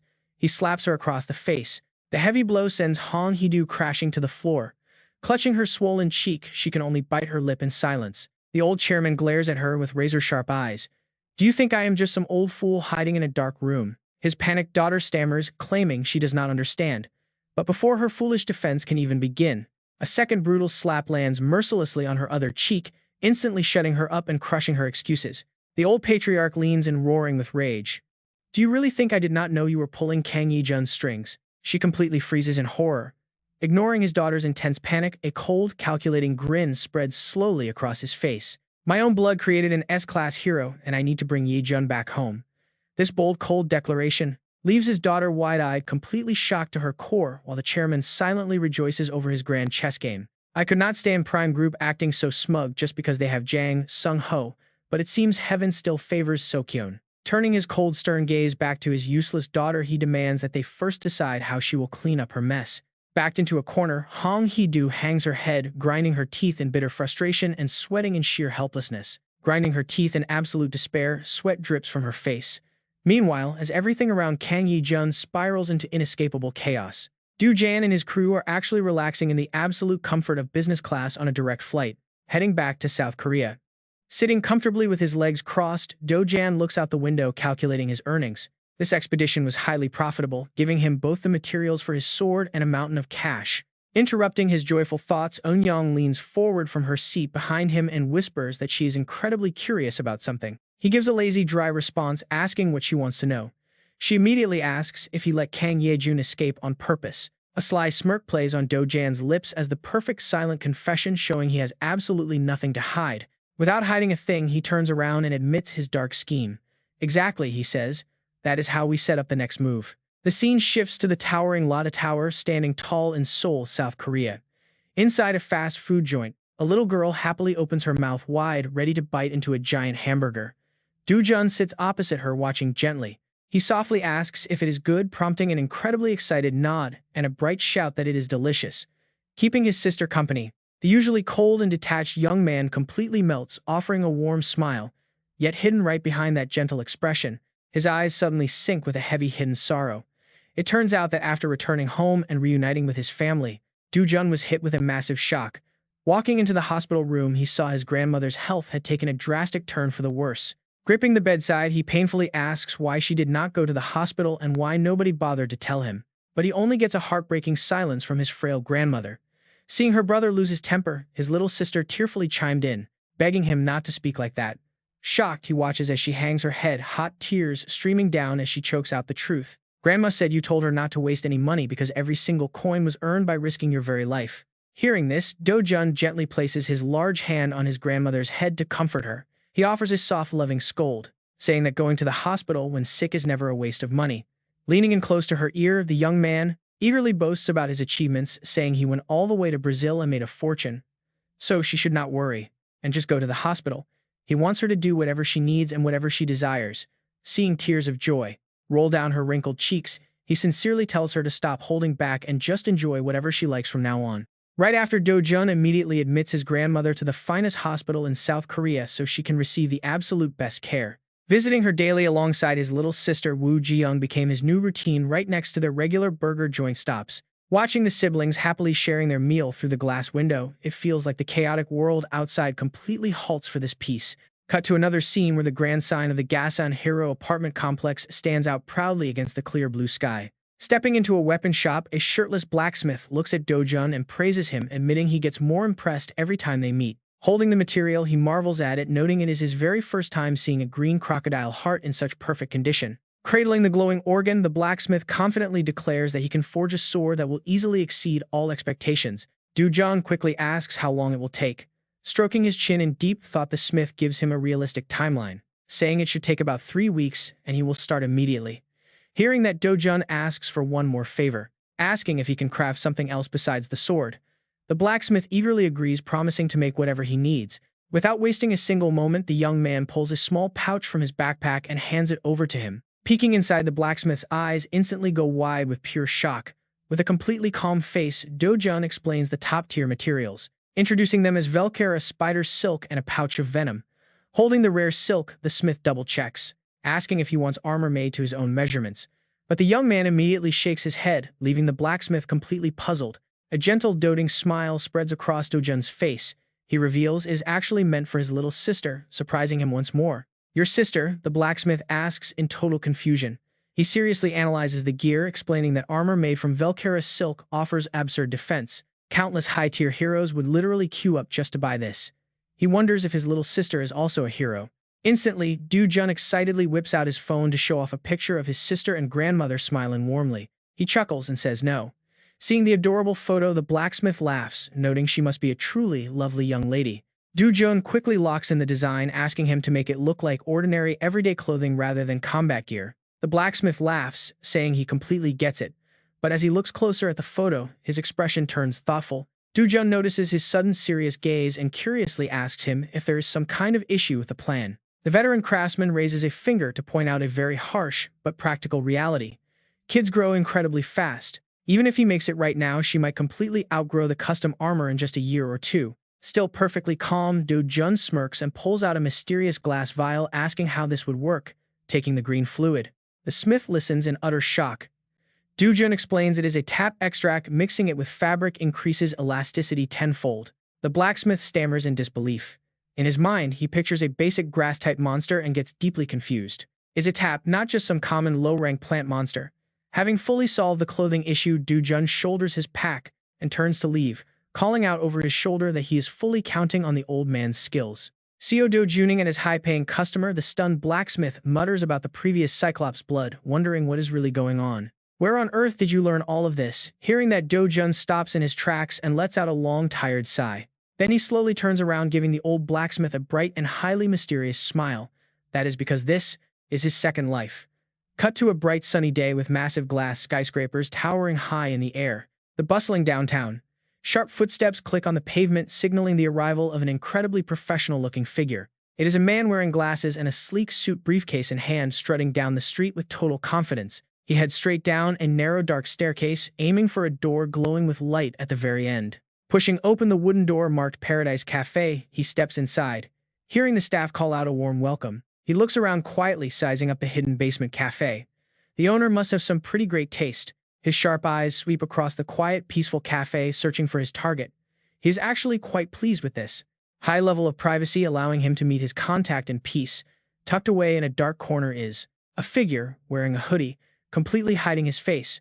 The suited man approaches him and says, "Nice to meet you. Or maybe that is why you insisted we meet here." As he speaks, he politely hands over his business card, introducing himself as Park Guk, the one who received his message, a former chief secretary of S Group, who now works freelance. The young man slowly pulls down his hood, revealing a familiar face. "Hello, I am Seo Do-jun." Park sits down, asking out of sheer curiosity, "You are that hero who has been making waves in the news lately. Why did you call me here?" Do-jun immediately cuts straight to the chase, explaining he got his contact from Hyeon-jun. She said you were the guy who helps corporate elites or heroes quietly clean up their messes. Mr. Park sits up straight with an incredibly professional attitude, replying that he can help with absolutely anything, as long as it is legal. Our main character does not beat around the bush, delivering his final decision. "I want to build a house," leaving the expert completely stunned. A house Park quickly catches on, though. "If you came to me instead of a construction company, you must need something truly extraordinary." Do-jun nods in agreement. You catch on fast. "I need the safest house in the entire world." Seeing the waitress bring over their coffee, Park asks for the basic details. "What location do you have in mind, and what is your overall budget?" Do-jun lifts his espresso, takes a sip, and casually drops a bomb. "If possible, my budget is around 500 billion. Needless to say, that insane number makes the expert choke on his coffee, spitting it all over. As a result, Do-jun takes a direct hit. He asks helplessly, "Is this your first time handling a budget that big?" Park stammers, sweating bullets, saying that is not it, while Do-jun sadly uses a napkin to clean off his face. The heavily shocked expert is still gasping for air. At that point, you are not building a house anymore. You are building a castle. Do-jun is taken aback. A castle. Pondering for a brief second, he rubs his chin and thinks, that actually makes perfect sense. Honestly, a castle might even be better. If so, the budget would have to be. Well, he casually drops another massive figure that nearly gives Park a heart attack. Would 1 trillion won be enough? Park completely freezes up. Gulping hard, the expert desperately tries to regain his composure, asking Do-jun if he actually knows which house is currently considered the safest in all of Korea. Do-jun calmly replies, "Chairman Wang Gun's mansion. In Gangnam, as far as I know." Park snaps his fingers. "Exactly." He then begins to analyze like a true professional. His home is valued at 110 billion won on the market, but the actual construction and land costs are only about 80 billion. With a massive budget like yours, Do-jun, you could easily build something far more incredible than that. However, he immediately splashes cold water on the idea, stating that targeting Gangnam is completely impossible. You cannot buy land there. Gangnam has never had a single rift appear, meaning land prices only go up, they never drop. Clasping his hands together, he delivers his final conclusion, stating that while they can definitely build the absolute best house, securing the safest area will not be easy at all. What is your plan? Do-jun leisurely finishes his coffee in a highly confident silence, his sharp eyes flashing with deep strategic calculation. The safest place is not actually Gangnam. Seeing right through the issue, he knows believing Gangnam is safe is just a delusion of the people living there. Park looks totally lost, asking if it is really just a delusion. Do-jun exposes the harsh truth. Gangnam's safety is nothing but a media-created illusion. The fact that nothing has happened there so far is purely a lucky random coincidence. Suddenly, vivid memories of his past life come rushing back. It brings back memories of the sky torn open by hideous purple rifts right in the middle of the city. Even in the desolate world of his past life, only the order of events was a bit different. In that apocalyptic vision, Do-jun stood watching from above, witnessing the brutal truth of rifts appearing in every single area. Seeing Park Sung-guk standing there, looking completely lost, he asked him straight out if he had a location in mind yet. Seeing how confused the broker still was, Do-jun decided to, too, drop a bomb by suggesting they buy land in Guro district. The broker practically chokes on his drink, yelling out in utter shock, "What?" Sitting in the cafe, Park Sung-guk calmly explains that Guro already had a rift a few years back, plus another recent one nearby. But in his head, Do-jun quietly realizes that if it is the Mao neighborhood, he was the one who already cleared it out. The expert frowns and asks if there is any particular reason he wants Guro of all places, but he only gets complete silence back. Park swallows hard, nervously trying to read the mind of this mysterious VIP client. He expects some incredibly deep strategical plan or feng shui, expecting some master strategy, but Do-jun calmly says is just because it is near his house. Talk about an elite strategy, where a massive glowing red rift suddenly tears right through the fabric of reality. Out of this terrifying portal, a giant monster, covered in crimson scales like a dragon, slowly creeps out, making the ground shake. This massive beast glares with a menacing glowing yellow eye, unleashing a wave of pure bloodlust. But before it can even show off its power, Do-jun flies in and splits its head wide open. He pulls back his blazing sword, a small satisfied smirk appearing on his face. This new weapon is an absolute masterpiece. Standing by the shore, he admires the blade as it hums with pure energy. It turns out to be way better than he expected. He remembers the blacksmith practically crying tears of joy during delivery, proudly declaring that this was the absolute masterpiece of his entire career. When Do-jun brought up the payment, the old blacksmith shook his head vigorously, refusing to take even a single cent. He insisted that since all the rare materials came from Do-jun, he simply could not bring himself to charge him for the labor. But as soon as the old man checked his phone, he broke out in a cold sweat. Do-jun had already wired the cash. On the screen, a notification chimed with a mind-boggling amount that left the blacksmith completely frozen in shock. 1 billion won. Before the stunned old blacksmith can even react, Do-jun just smiles, coolly walks away, and says he hates being in debt. Now back in the present, he moves like an absolute killing machine, tearing through rifts and slaughtering waves of monsters without missing a beat. With a single clean slash, he splits open a giant beast's jaw, realizing this weapon was worth every single penny. With this level of firepower, hunting is going to be a breeze. Soon after locking in his mansion plans with Park Sung-guk, Do-jun spent the next several weeks doing absolutely nothing but hunting down rifts day and night. His objective was crystal clear. Buying 10,000 peong of land in Guro requires at least 400 to 500 billion won, and even that might not be enough, especially if the current landowners decide to play dirty and jack up the prices.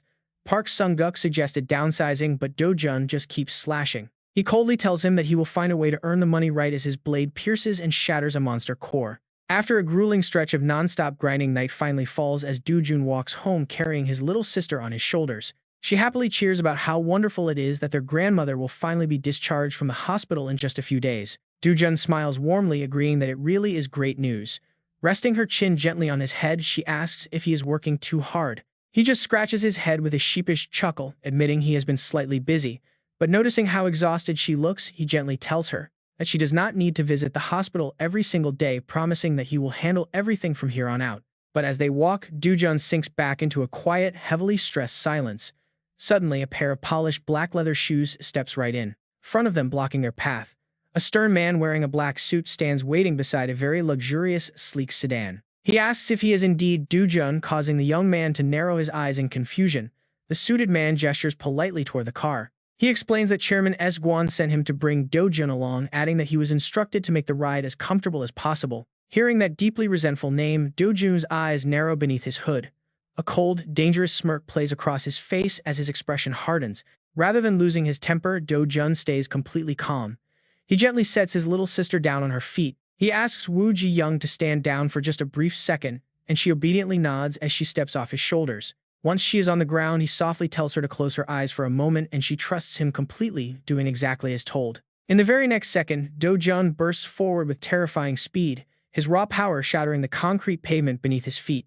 Without saying a word, he fires off a brutal kick that completely crushes the front end of the luxury car, leaving the driver utterly terrified. Drenched in a cold sweat, the suited messenger stands completely frozen, stammering in absolute terror while staring at Do-jun's glowing eyes. With eyes glowing with terrifying malice in the dark, Do-jun growls out a final warning to get lost and never come back. Having cleanly dealt with the nuisance, he casually turns back toward his little sister, leaving the terrified assassin in black trembling behind him. As the thug stumbles away in a panic, Seo Dojun instantly switches back to his gentle brother persona, smiling brightly to explain things to Woo Ji-young. He playfully tells her he was just scolding a bad guy who wanted to take him away from her, prompting Woo Ji-young to aggressively shake her cute little fists.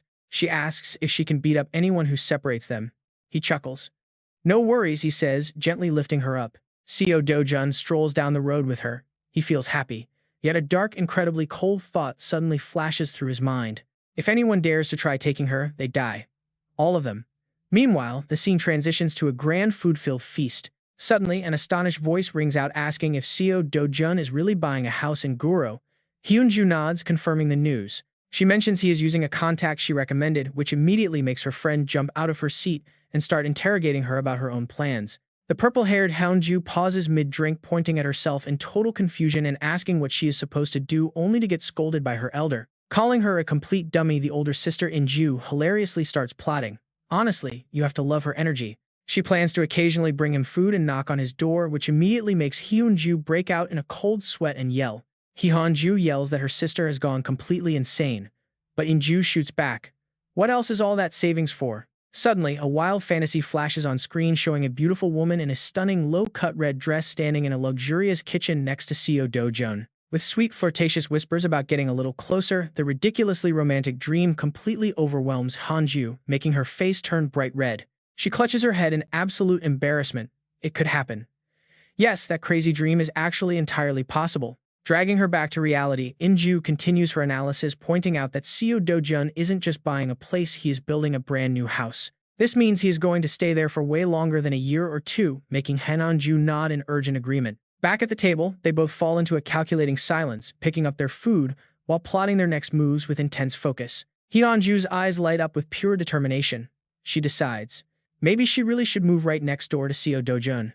Seeing her bait succeed, the older sister points and teases with a sly grin, laughing at how flustered the little fox has quickly become. Hyunju squeals in embarrassment at the teasing, but Inju suddenly drops her playful smug smirk and turns completely serious. She assures Hyunju she isn't joking, quickly clarifying that her intentions aren't quite the romantic ones her junior is currently imagining. Swirling her glass of wine, Inju confidently lays out her grand strategy, saying she has been absolutely certain about this ever since Brazil. Their guild needs a solid backer wherever they go, and hitching a ride on a high-speed sports car is always the best option. Hyunju blinks, asking if Seo Dojun is that powerful sports car, and Inju scoffs, saying there is absolutely no doubt about it. Seo Dojun is on a completely different level than standard S-rank hunters, which fuels the older sister's growing ambition even further. She proudly announces her plan to construct a complex there and set up their guild office right inside it, which makes Hyunju nod.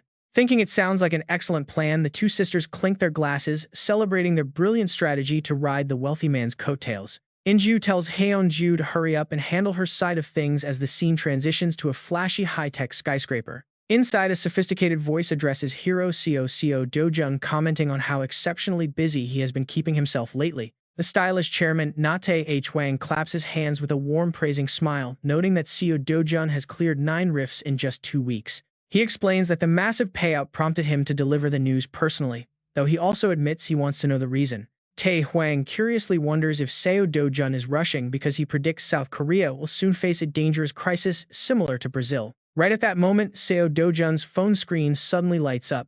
A notification pops. A highly anticipated transaction has arrived. He checks the screen. Success.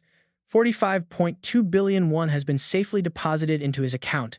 The chairman sighs in relief, stating that things are stable for now, but Seo Dojun sharply zeroes in on those words. Sweating under the intense gaze, the chairman asks why he is hunting so relentlessly, but Seo Dojun only lets out a soft chuckle. He calmly replies that he is merely taking care of the immediate business, before dropping a bombshell by saying he needs money.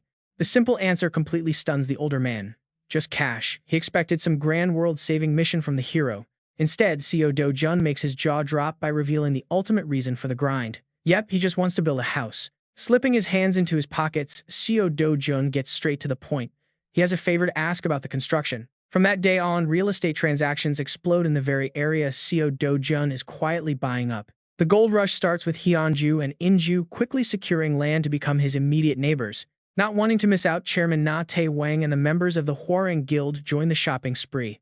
Somehow, sniffing out the profit, other heroes and real estate speculators quickly swarm the area as things shift elsewhere. An old man bursts into a hearty laugh that shakes the heavens. Nearby, a man in a sleek suit grins deviously, boasting aloud. Bloodlines really do not lie.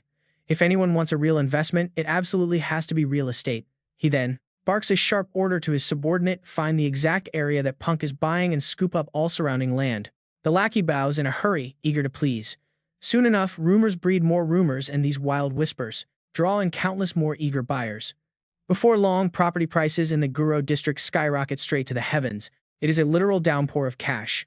But while everyone else desperately fights tooth and nail over scraps, Dujun has already swept up 10,000 pyong of prime land. Sitting back in his office, he smoothly spreads out the blueprints. He does this right in front of expert Park.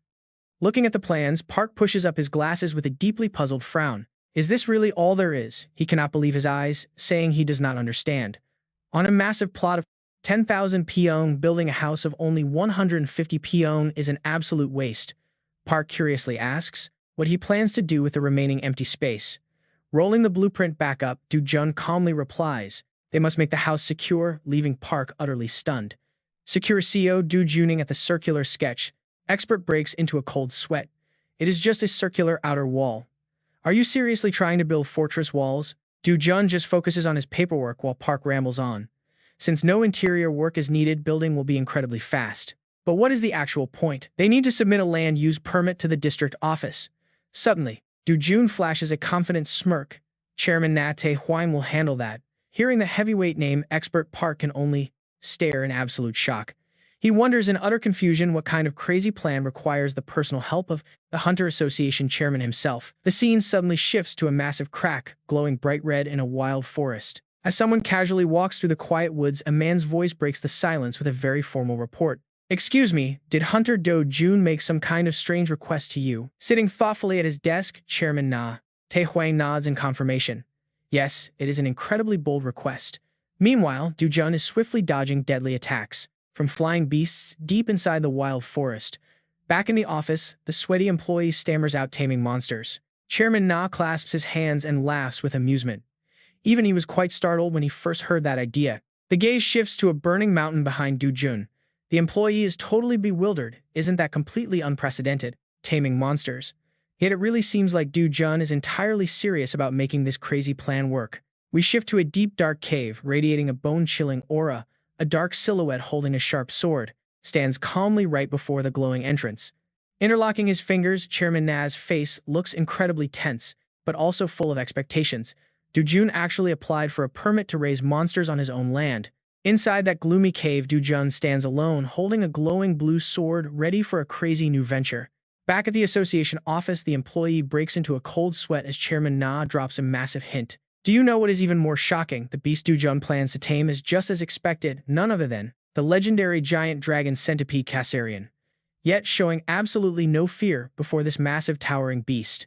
Dujun draws his sword. With a confident smile, he tells it that he will go easy on it today. In response to that arrogant challenge, the giant centipede slams its sharp tail down with terrifying earth-shaking force.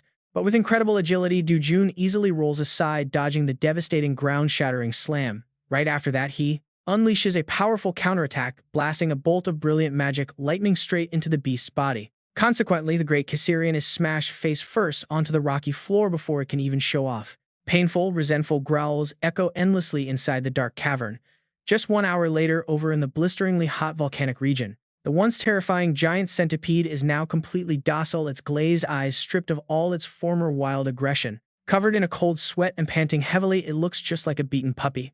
With the lesson thoroughly taught, Dujun gently pats the monster's head, telling it he will visit again, so it better stay safe. Unlike his battered victim, the culprit walks away in a fantastic mood, cheerfully whistling a tune. Behind him, the pitiful Kassarian lies, whimpering, its massive body occasionally twitching hard from pure trauma. Behind from the trauma.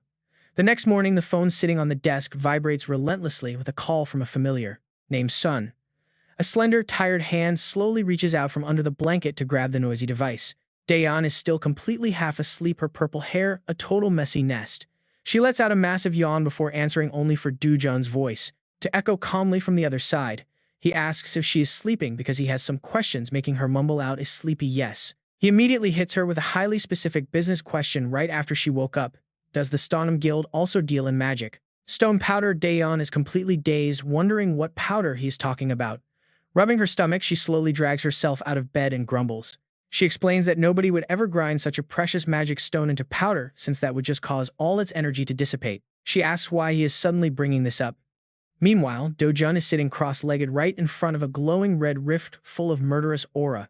He calmly tells her that he simply needs it for a project, making Daeyeon even more curious as she presses him on what exactly he plans to do with it.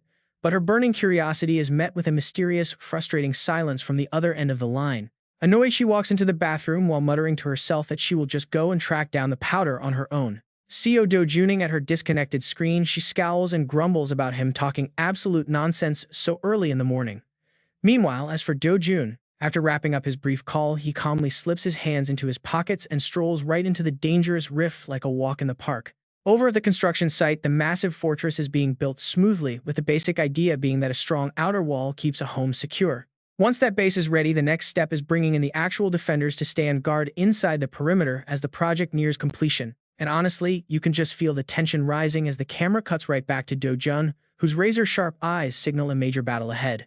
The narration notes that he is actually preparing a special device designed to fully absorb massive external shocks like high-magnitude earthquakes. Standing face-to-face with a massive one-eyed monster that is baring its deadly fangs, Do-jun remains completely unfazed by the beast's raw aggression. He just lets out a cocky smirk, staring directly at the terrifying creature before delivering a bone-chilling cold declaration. He tells the beast that to build his shock absorber, he is going to need its magic stone. With that, he swiftly slips backward. He easily evades a ground-shaking slam from the Titan, but the furious monster refuses to back down immediately, swinging its massive pillar-like arm. It crashes down hard onto the grass, yet he effortlessly avoids the strike. In a flash, he leaps high into the air. He charges straight toward the monster's colossal frame. Even as the beast readies a crushing blow, Do-jun calmly zips right behind its back. Suddenly, a dark energy vortex resembling a miniature galaxy manifests right in the center of the beast's chest.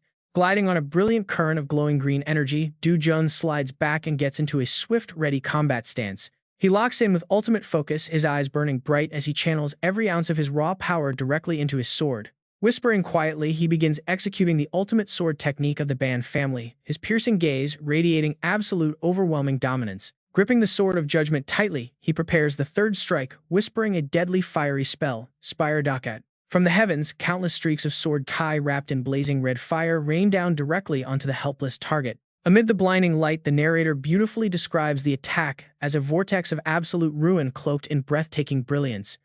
And indeed, roaring waves of crimson fire bloom outward like beautiful roses of hell. The massive beast is left completely helpless, staring in sheer terror, with its single eye as the reflection of deadly flames fills its panicked pupil. The fire tornado sweeps straight up to the heavens, mercilessly incinerating the beast into absolute ash. At the very end, the demon gasps out, "What on earth is this?" Do-jun's serene landing, looking as if he just took a casual walk, is printed clearly in the dying beast's eye. He slowly raises his head with his usual calm expression, yet his eyes hold a deeply chilling, murderous intent. Resting in his hand is a beautiful trophy, a gigantic high-grade magic stone that is glowing with a brilliant purple light. But showing absolutely no hesitation, he casually crushes the incredibly precious gem to pieces with his bare hands, letting the expensive powder drift down. He carefully collects every grain into a small, transparent vial. Examining it, a wild idea pops into his head. Since rifts are technically just massive external shocks, he wonders if this powder could actually suppress their appearance altogether. Glancing down at the scorched remains of the monster at his feet, a faint smirk appears on his face. That would certainly make life a lot easier. Meanwhile, the scene suddenly transitions to a grand, formally decorated press conference hall. But brace yourselves, because while Do-jun was busy running around clearing rifts and visiting his grandmother, a massive piece of news suddenly broke. Headlines flash across the television screen asking if the famous rising hero Do-jun is actually the secret grandson of the TCO Do-jun Group chairman. The truth about his lineage is out. The mastermind behind this entire media storm is relaxing with a glass of red wine, wearing a smug smirk. He chuckles, thinking that the unexpected leak must have completely blindsided Do-jun, forcing him to hastily put together a sudden press conference. His evil grin stretches from ear to ear as he triumphantly gloats that now that the rumors are out, nothing Do-jun says will matter. Watching Do-jun step onto the podium amid a flurry of blinding camera flashes, the villain basks in his apparent victory. The old man scoffed, claiming the world would only see Seo Do-jun as his grandson. And sure enough, the crowd watching the news began to whisper and gossip. They wondered how a young punk like that could ever actually reach S rank on his own. They figured T-Group must have poured a mountain of cash into him. Even in small local diners, people were gossiping, were whispering. Some claimed the kid was basically born with a diamond spoon in his mouth. Meanwhile, another spectator looked up at the giant screen broadcasting the press conference outside and scoffed. He questioned the point of even holding this event. They assumed Seo Do-jun would just deny everything and act completely clueless. Elsewhere, a corrupt corporate executive in a suit kept his eyes glued to the screen, muttering that he wanted to see what garbage Seo Do-jun would say. Amid the flashing lights of the aggressive press, Seo Do-jun maintained an incredibly calm and collected expression. He slowly leaned in close to the microphone, speaking clearly to the crowd. He announced that he was born illegitimate and abandoned as a child. That brutally honest confession dropped like a bomb, absolutely shocking everyone who knew him, from former classmates to colleagues. Their jaws hit the floor. Seo Do-jun calmly continued to share the brutal life story of the original person he replaced. He spoke with incredible clarity and poise, laying out every detail of that miserable existence before the cameras. His raw, painful honesty instantly captured the crowd. Even the internet's skeptics, who used to doubt his every word, were silenced. Supportive posts from his old classmates began flooding online, defending his character and confirming his story. Add in a touching interview from his former boss at Burger King, and public opinion completely flipped in his favor. Netizens went absolutely wild, praising his flawless character. But get this, his bold move had some serious consequences. T-Group stock, which had been soaring, suddenly plummeted by 30% in the blink of an eye. This sent the furious chairman into a total meltdown. But Seo Do-jun did not care. His only wish right now was simple. He wanted to ensure his grandmother and Yui Young could live in absolute safety. Back in the dungeon, he delivers a brutal kick, shattering an unlucky monster. He knew that very soon he would make that promise a reality. He was pushing himself toward a single goal: the ultimate safety of his loved ones. Looking up at the quiet night sky, he calculated his next moves. The loan sharks were handled, and T-Group had gone silent after his devastating public strike. Only Kang Yeol remained as a threat, but he would walk into a trap soon enough. Seo Do-jun checked the progress map for his fortress. The only remaining threat was sudden spatial rifts, but he had a plan for that. Once the fortress was finished, its automatic defenses would handle any rifts easily. Back at the construction site, Manager Park reported that the outer wall was fully complete and the main building was almost finished. Seo Do-jun asked when he could move in, eager to settle. This caused the manager to frown in frustration. Sweating heavily, the man declared that a masterpiece takes time, especially since it was being built for a legendary hero. He was determined to get every single detail right.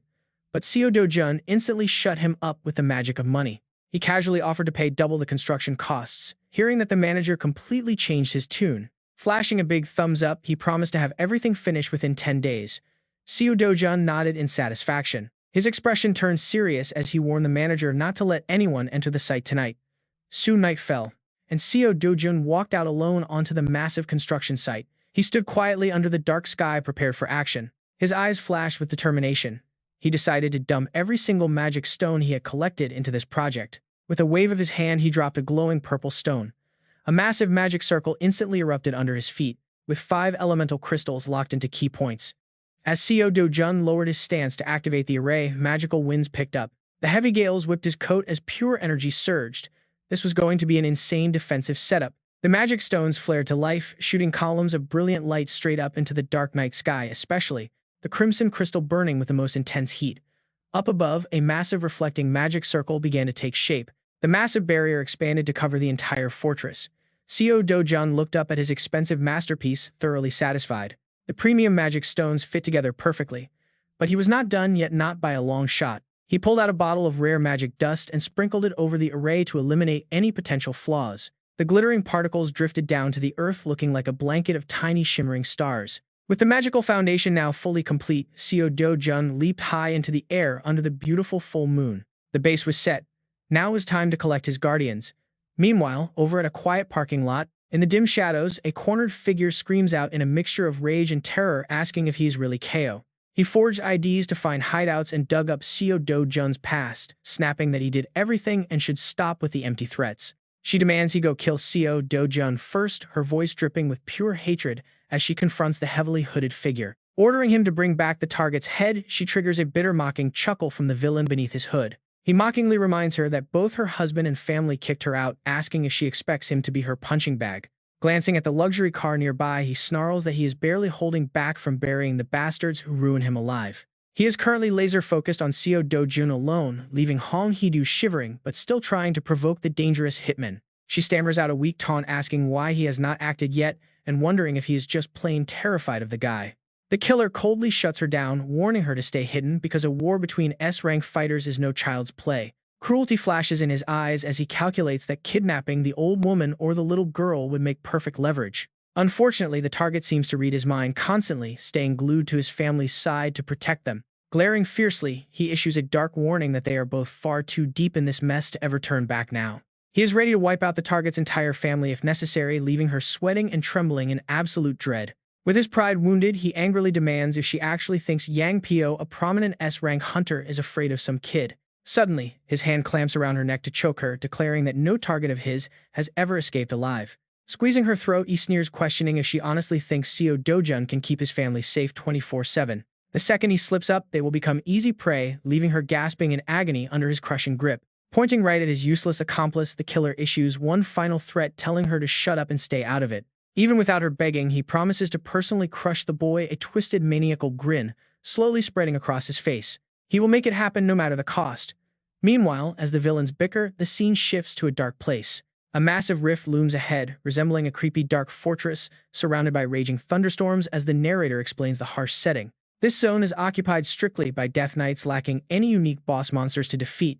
Striding casually into the grand hall with his sword resting on his shoulder, Dojun mutters his first thoughts on the enemies. Having 3 sentries right at the door is a decent start, though the voiceover notes that these foes are extremely dangerous. They lack physical bodies and feel absolutely zero pain, meaning normal attacks will not do a single thing to stop them. Unless a hunter strikes their soul cores with absolute precision, these spectral warriors will simply keep getting back up. They also retain the elite swordsmanship skills from their past lives, executing highly aggressive and unique martial arts on any intruder. Confronting these formidable enemies, Du Jun merely smirks, remarking that going unarmed against former knights would be highly disrespectful. With that, he leaps high into the air, throwing himself directly at the giant black armored figures waiting below. The loud clanging of heavy metal echoes through the hall as Du Jun effortlessly blocks a lethal blow from the enemy. Without giving his opponent a single moment to recover, he spins around and delivers a devastating slash through the darkness. Parrying the heavy blades of 2 Death Knights at the exact same time, he manages to keep a wide, confident grin. Honestly, who else but him would treat a life-or-death battle like a fun walk in the park? He admits his love for a good duel, and as a sharp flash cuts through the air, he boasts about his skills. He claims he has been wielding a blade since before he could even walk, blitzing past the knight like a gust of wind. Leaving a glowing trail behind, he suddenly pauses mid-air to set an incredibly bizarre self-imposed challenge for this battle. He decides not to rely on the secret arts of the Bandon clan or any other fancy martial arts style for that matter. His sword crashes down with lightning speed, slicing through the heavy plating as he begins to weave around like an artist. He boldly declares he will sweep the entire hall using nothing but raw swordplay, a massive grin plastered on his face. He is clearly having the time of his life, finding his self-imposed handicap to be an absolute blast. After completely tearing the horde to pieces, he looks at the sole remaining Death Knight with a highly disappointed expression. He wonders if that is all they have, slowly sheathing his sword while standing tall in the middle of the hall. Looking down at the shattered pieces of armor scattered across the expensive carpet, the young man lets out a heavy sigh. He thought at least one of these regular mobs would stand out a bit more, but they all prove entirely underwhelming. Surveying the quiet battlefield, he drops one final arrogant remark about how disappointing it was just as something unexpected occurs. Footsteps echo. Du-Run turns his head in curiosity, muttering softly. Suddenly, an elite Death Knight appears before him. He wears a glowing halo and majestic armor. Du-Run smirks. Of course, an elite was bound to show up. No talking. The elite knight simply swings his massive greatsword, charging ahead with a heavy, highly decisive blow. But Du-Run effortlessly raises his own sword, blocking the powerful strike cleanly. The exchange of fast blows begins. He grins in pure excitement, praising his foe. Your blade is quite sharp, just as I expected. The enemy fights with growing fury, but Du-Run is just as thrilled. Keep it going, he thinks. Blades clash, tearing the air apart. Brilliant flashes of light illuminate the entire room with every single strike. He spots an opening. His eyes flash with a look of recognition. That was a pretty decent attack. With one critical upward slash, Du-Run easily disarms the knight. The disarmed elite stumbles back, exposing his weak spot. Instantly, Du-Run points his sharp blade directly at the knight's neck. He delivers a cold, quiet demand. Become my guard, he orders. The scene shifts. Those proud, majestic knights are now standing completely still. They stand obediently under the shade, like statues. Sitting on a forest rock, Du-Run smiles at his success. He secured 5 elites in just 2 days. A pretty decent harvest after dealing with all that annoying trouble. He extends his hand, casting dark magic to finally seal the contract. The 5 armored knights stand quietly waiting. They wait for their new master's orders. Suddenly, dark energy erupts from his hands, shooting straight up. The dark mist floods the sky, creating an overwhelming scene. Holding a black energy sphere, Durun smirks. He calculates. The guards are all recruited. Now he just needs a proper guard dog to complete the set right. He returns to the deep dark cave. He stands proudly with crossed arms before a giant stone nest. A dragon stirs in the darkness, its fiery eye burning with malice. It stretches its long neck and roars. It roars to intimidate the intruder. But the moment it recognizes that familiar face, the beast panics. "Get out of my nest," the dragon commands. But Durun is not in his usual playful mood today. He glares back coldly. "I am not here to play, follow me quietly." The dragon's pride is instantly wounded. The beast roars in absolute fury. How dare a mere insect act so arrogant in front of a dragon? Durun does not bother arguing.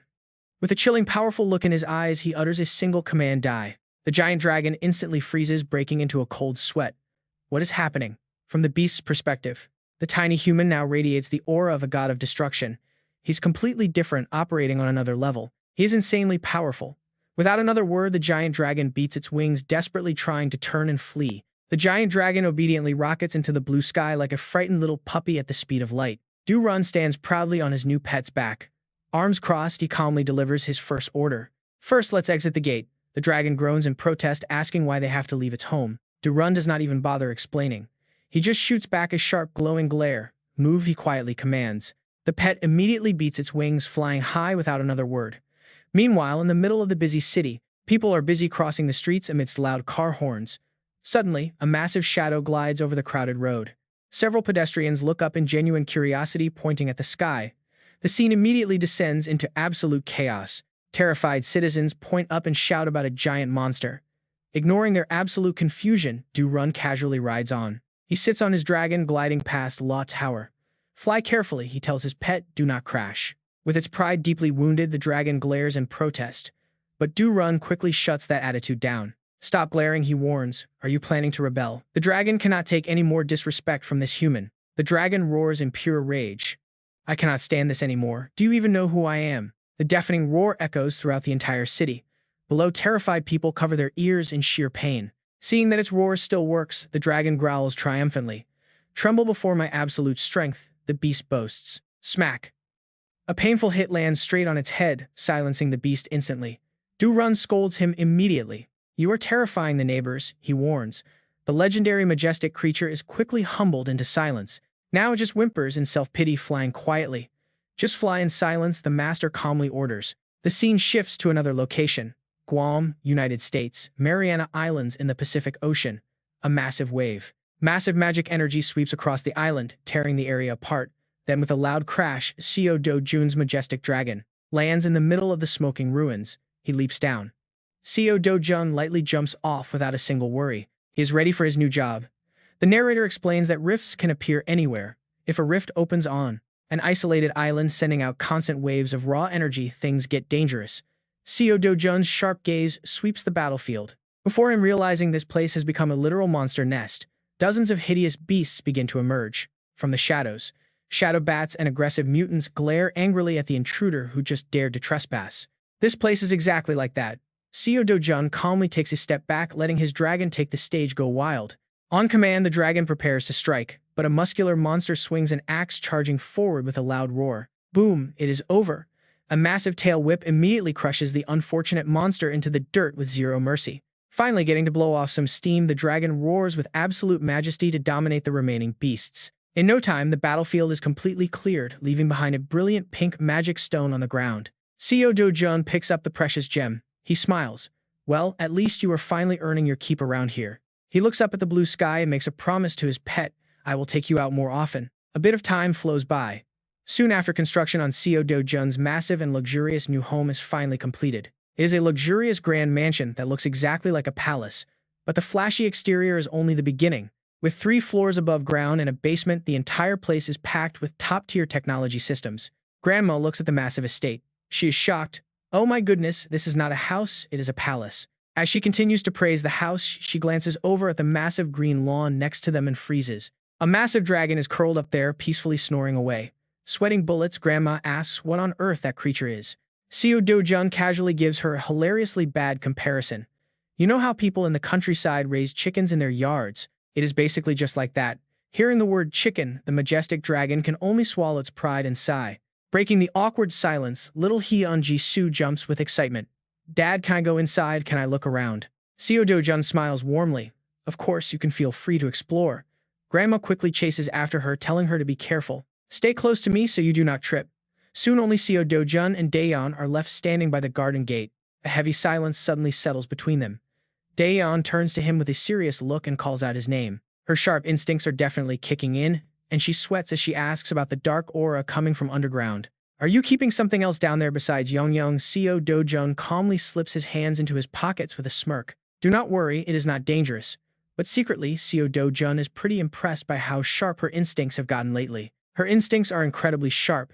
Daeyeon reluctantly sighs, saying if you say so, though she still feels highly skeptical. She frowns, her eyes filled with doubt. Seo Do-jun knows he cannot easily fool her, so he decides to change the subject. With a warm, sincere smile, he smoothly redirects the conversation. Thanks for taking care of Grandma and Hyun Ji-soo while I was away. Before she can press further, Seo Do-jun takes the chance to slide in a smooth invitation. Are you free this weekend? Would you like to have dinner with me, just us? The mood turns incredibly romantic as he adds only two of us. But the romantic mood is instantly shattered when Daeyeon pinches his side and sighs, bringing him back to reality. Seo Do-jun, did you seriously forget about our plans? He blinks in confusion as she lets out a deep, exhausted sigh. We're supposed to take Hyun Ji-soo to the amusement park this weekend. She has been looking forward to it all week. He freezes as it finally hits him. Sweating, he apologetically scratches his chin, realizing he was too busy hunting rifts lately. But Hyun Ji-soo always comes first. Seo Do-jun quickly suggests they all go together, which brings a satisfied smirk to Daeyeon's face. Perfect then, you are taking me with you too. She looks up at him with a playful, cute grin. That's a deal, right? A few days later, the bright, bustling colors of a massive Ferris wheel fill the screen. Seo Do-jun, Hyun Ji-soo, and Daeyeon stroll through the crowded amusement park together, looking exactly like a happy little family. Their incredibly wholesome vibe immediately draws a crowd of onlookers. Passers-by cannot help but stare at the stunning group. Wait, is that Seo Do-jun? Yes, it is, and the gorgeous woman next to him is Daeyeon. Their visuals are insane. People whisper, wondering if the little girl is their daughter, only to get immediately shut down by someone smarter. Are you living under a rock? That is actually Seo Do-jun's sister. Still bringing her along basically means they are an official couple now. Ignoring all the gossip around them, the trio goes all out having fun. At the bumper cars, Eun-young eagerly grabs the wheel. Do-jun smiles brightly, while Ju-won gets bumped until she is dizzy. Next up is the roller coaster, where the two girls are incredibly thrilled. They are absolutely thrilled and screaming at the top of their lungs, while our powerful S-Class monster Slayer is sweating buckets and looking completely pale as a ghost, looking green as a leaf. After an exhausting day of fun, the evening ends with Do-jun gently carrying his little sister on his back. Yoon is fast asleep. Ju-won walks right beside them, wearing a rare, bright, and incredibly gentle smile as she watches them. Catching Do-jun staring at her, she gets extremely shy and asks why he is looking at her like that. He remains completely silent, only smiling gently as he remembers his little sister's excited stories from the day before. She had told him how Ju-won made pasta for them. The taste was a bit weird, but she was incredibly nice and even took them out. She even took her and Grandma to a fancy cafe. Snapping out of his thoughts, he looks at her with a very warm and sincere gaze. He thanks her for always being there for his family and asks her to keep looking after them from now on. The words carried a lot of meaning. Since the safest house in the world is already finished, why is he talking about the future? She is completely confused, but soon her face blushes red as a tomato and her heart starts racing from a sudden realization. She wonders if those words actually had some deeper romantic meaning. Meanwhile, on the drive back home as the sun begins to set, Ju-won still cannot help but ask what he meant earlier. Do-jun just drives his luxury car rolling smoothly along. They cross the Grand Bridge, the atmosphere inside a bit awkward but cute. Suddenly, Do-jun's eyes narrow. His eyes instantly lock onto something, his gaze becoming incredibly sharp and dangerous. He lowers his voice to a cold whisper. He coldly notes that he senses a hostile presence. Ju-won asks what is going on and he quickly explains. A familiar threat has entered their home. He tells her he is going ahead and asks her to watch over Eun-young. Ju-won firmly nods, telling him to leave the girl to her. Without hesitating for a single second, Do-jun leaps out. He flies right out of the moving car window, blasting through the wind at high speed straight toward his fortress. Under the crimson sunset, a dark shadow shoots through the air like a real superhero racing to save the day. His destination is none other than his heavily fortified home, the S-Class fortress in Guro, Seoul. He lands directly on the roof. An uninvited guest is already getting absolutely wrecked by his shadow monsters below. The muscular intruder is totally furious. He angrily roars, asking what these tin cans are supposed to be.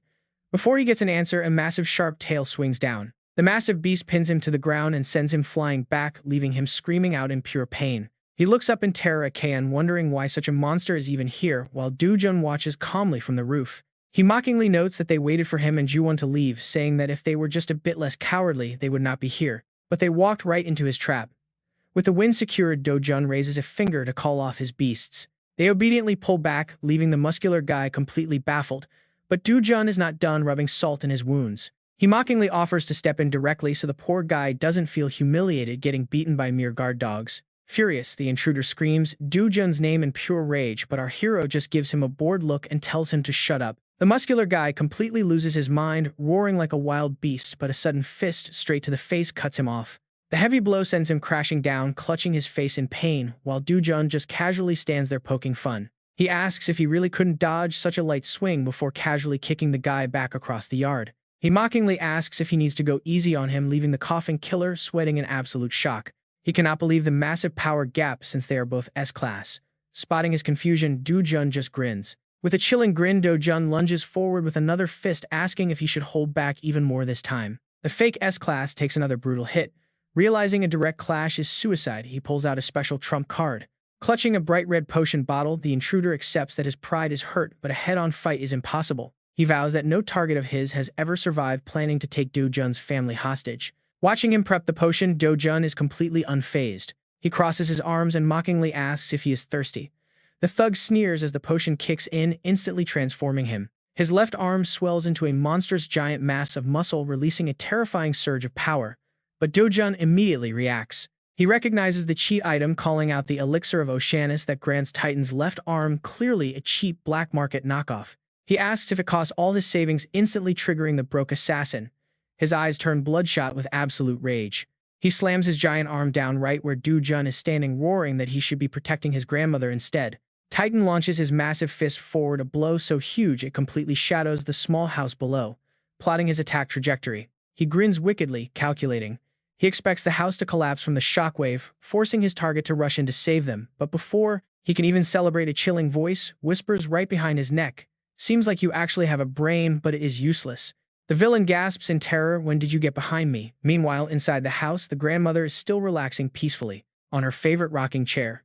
Exactly as Seo Do-jun explained, the magic stone dust scattered across the grounds will absorb all the vibrations. Watching the enemy's smug smile completely vanish, Seo Do-jun drops a final devastating question. Have you despaired enough yet? This leaves the assassin breaking into a cold sweat. Without giving him room to breathe, Seo Do-jun reaches out to block his vision with a terrifying grin and makes a cold promise: from now on your body will pay the price for targeting my family. With that, Seo Do-jun delivers a thunderous punch, slamming the assassin's head straight into the cracking earth. The muscular brute lies there completely defeated, staring blankly in sheer regret after realizing he just messed with the absolute wrong guy. Ready to wrap things up, Seo Do-jun raises his leg for a devastating finishing blow. The massive overhead kick drives right into the intruder's skull, with insane force, burying him deep into the dirt. But just as Seo Do-jun is finishing up the trash, he suddenly pauses and looks back, recognizing a familiar face. Hong is already here. From a distance, Hyun Jisoo arrives with a squad of black-suited bodyguards shielding the little girl hiding behind her. Hyun Jisoo tells her that it is all over now and warns her not to look. She replies with a polite and obedient nod. After a wild, chaotic night, that fake hunter Kang Cheon-woo Yi barely manages to escape with his life, only to be handed over to the Hero Association. Meanwhile, Seo Do-jun's consciousness drifts into a beautiful, boundless space, as a mysterious voice echoes out, greeting him after so long. Standing amidst a brilliant, glowing galaxy, the young man smiles and places a hand over his heart. He tells Seo Do-jun that thanks to him, all his wishes have come true, leaving him with no more worries. Expressing his deepest gratitude, tears of pure joy stream down Seo Do-jun's face as he reflects on how far they have come. Choking back tears, he asks how he can ever repay such immense kindness when Seo Do-jun has already done far more than expected. In response to his sincerity, a voice echoes out to dispel all his worries, letting Seo Do-jun close his eyes with a peaceful smile. The voice tells him to think of it as a free bonus. Suddenly, the scene shifts to a warm, sunlit kitchen, where Hyun Jisoo is rolling up her sleeves to prep breakfast. She turns around to ask Seo Do-jun if he slept well. Welcoming a bright, brand new day, the S-rank hunter smiles warmly and wishes her a good morning. Deep down, he feels completely content. Indeed, there is absolutely nothing left to worry about.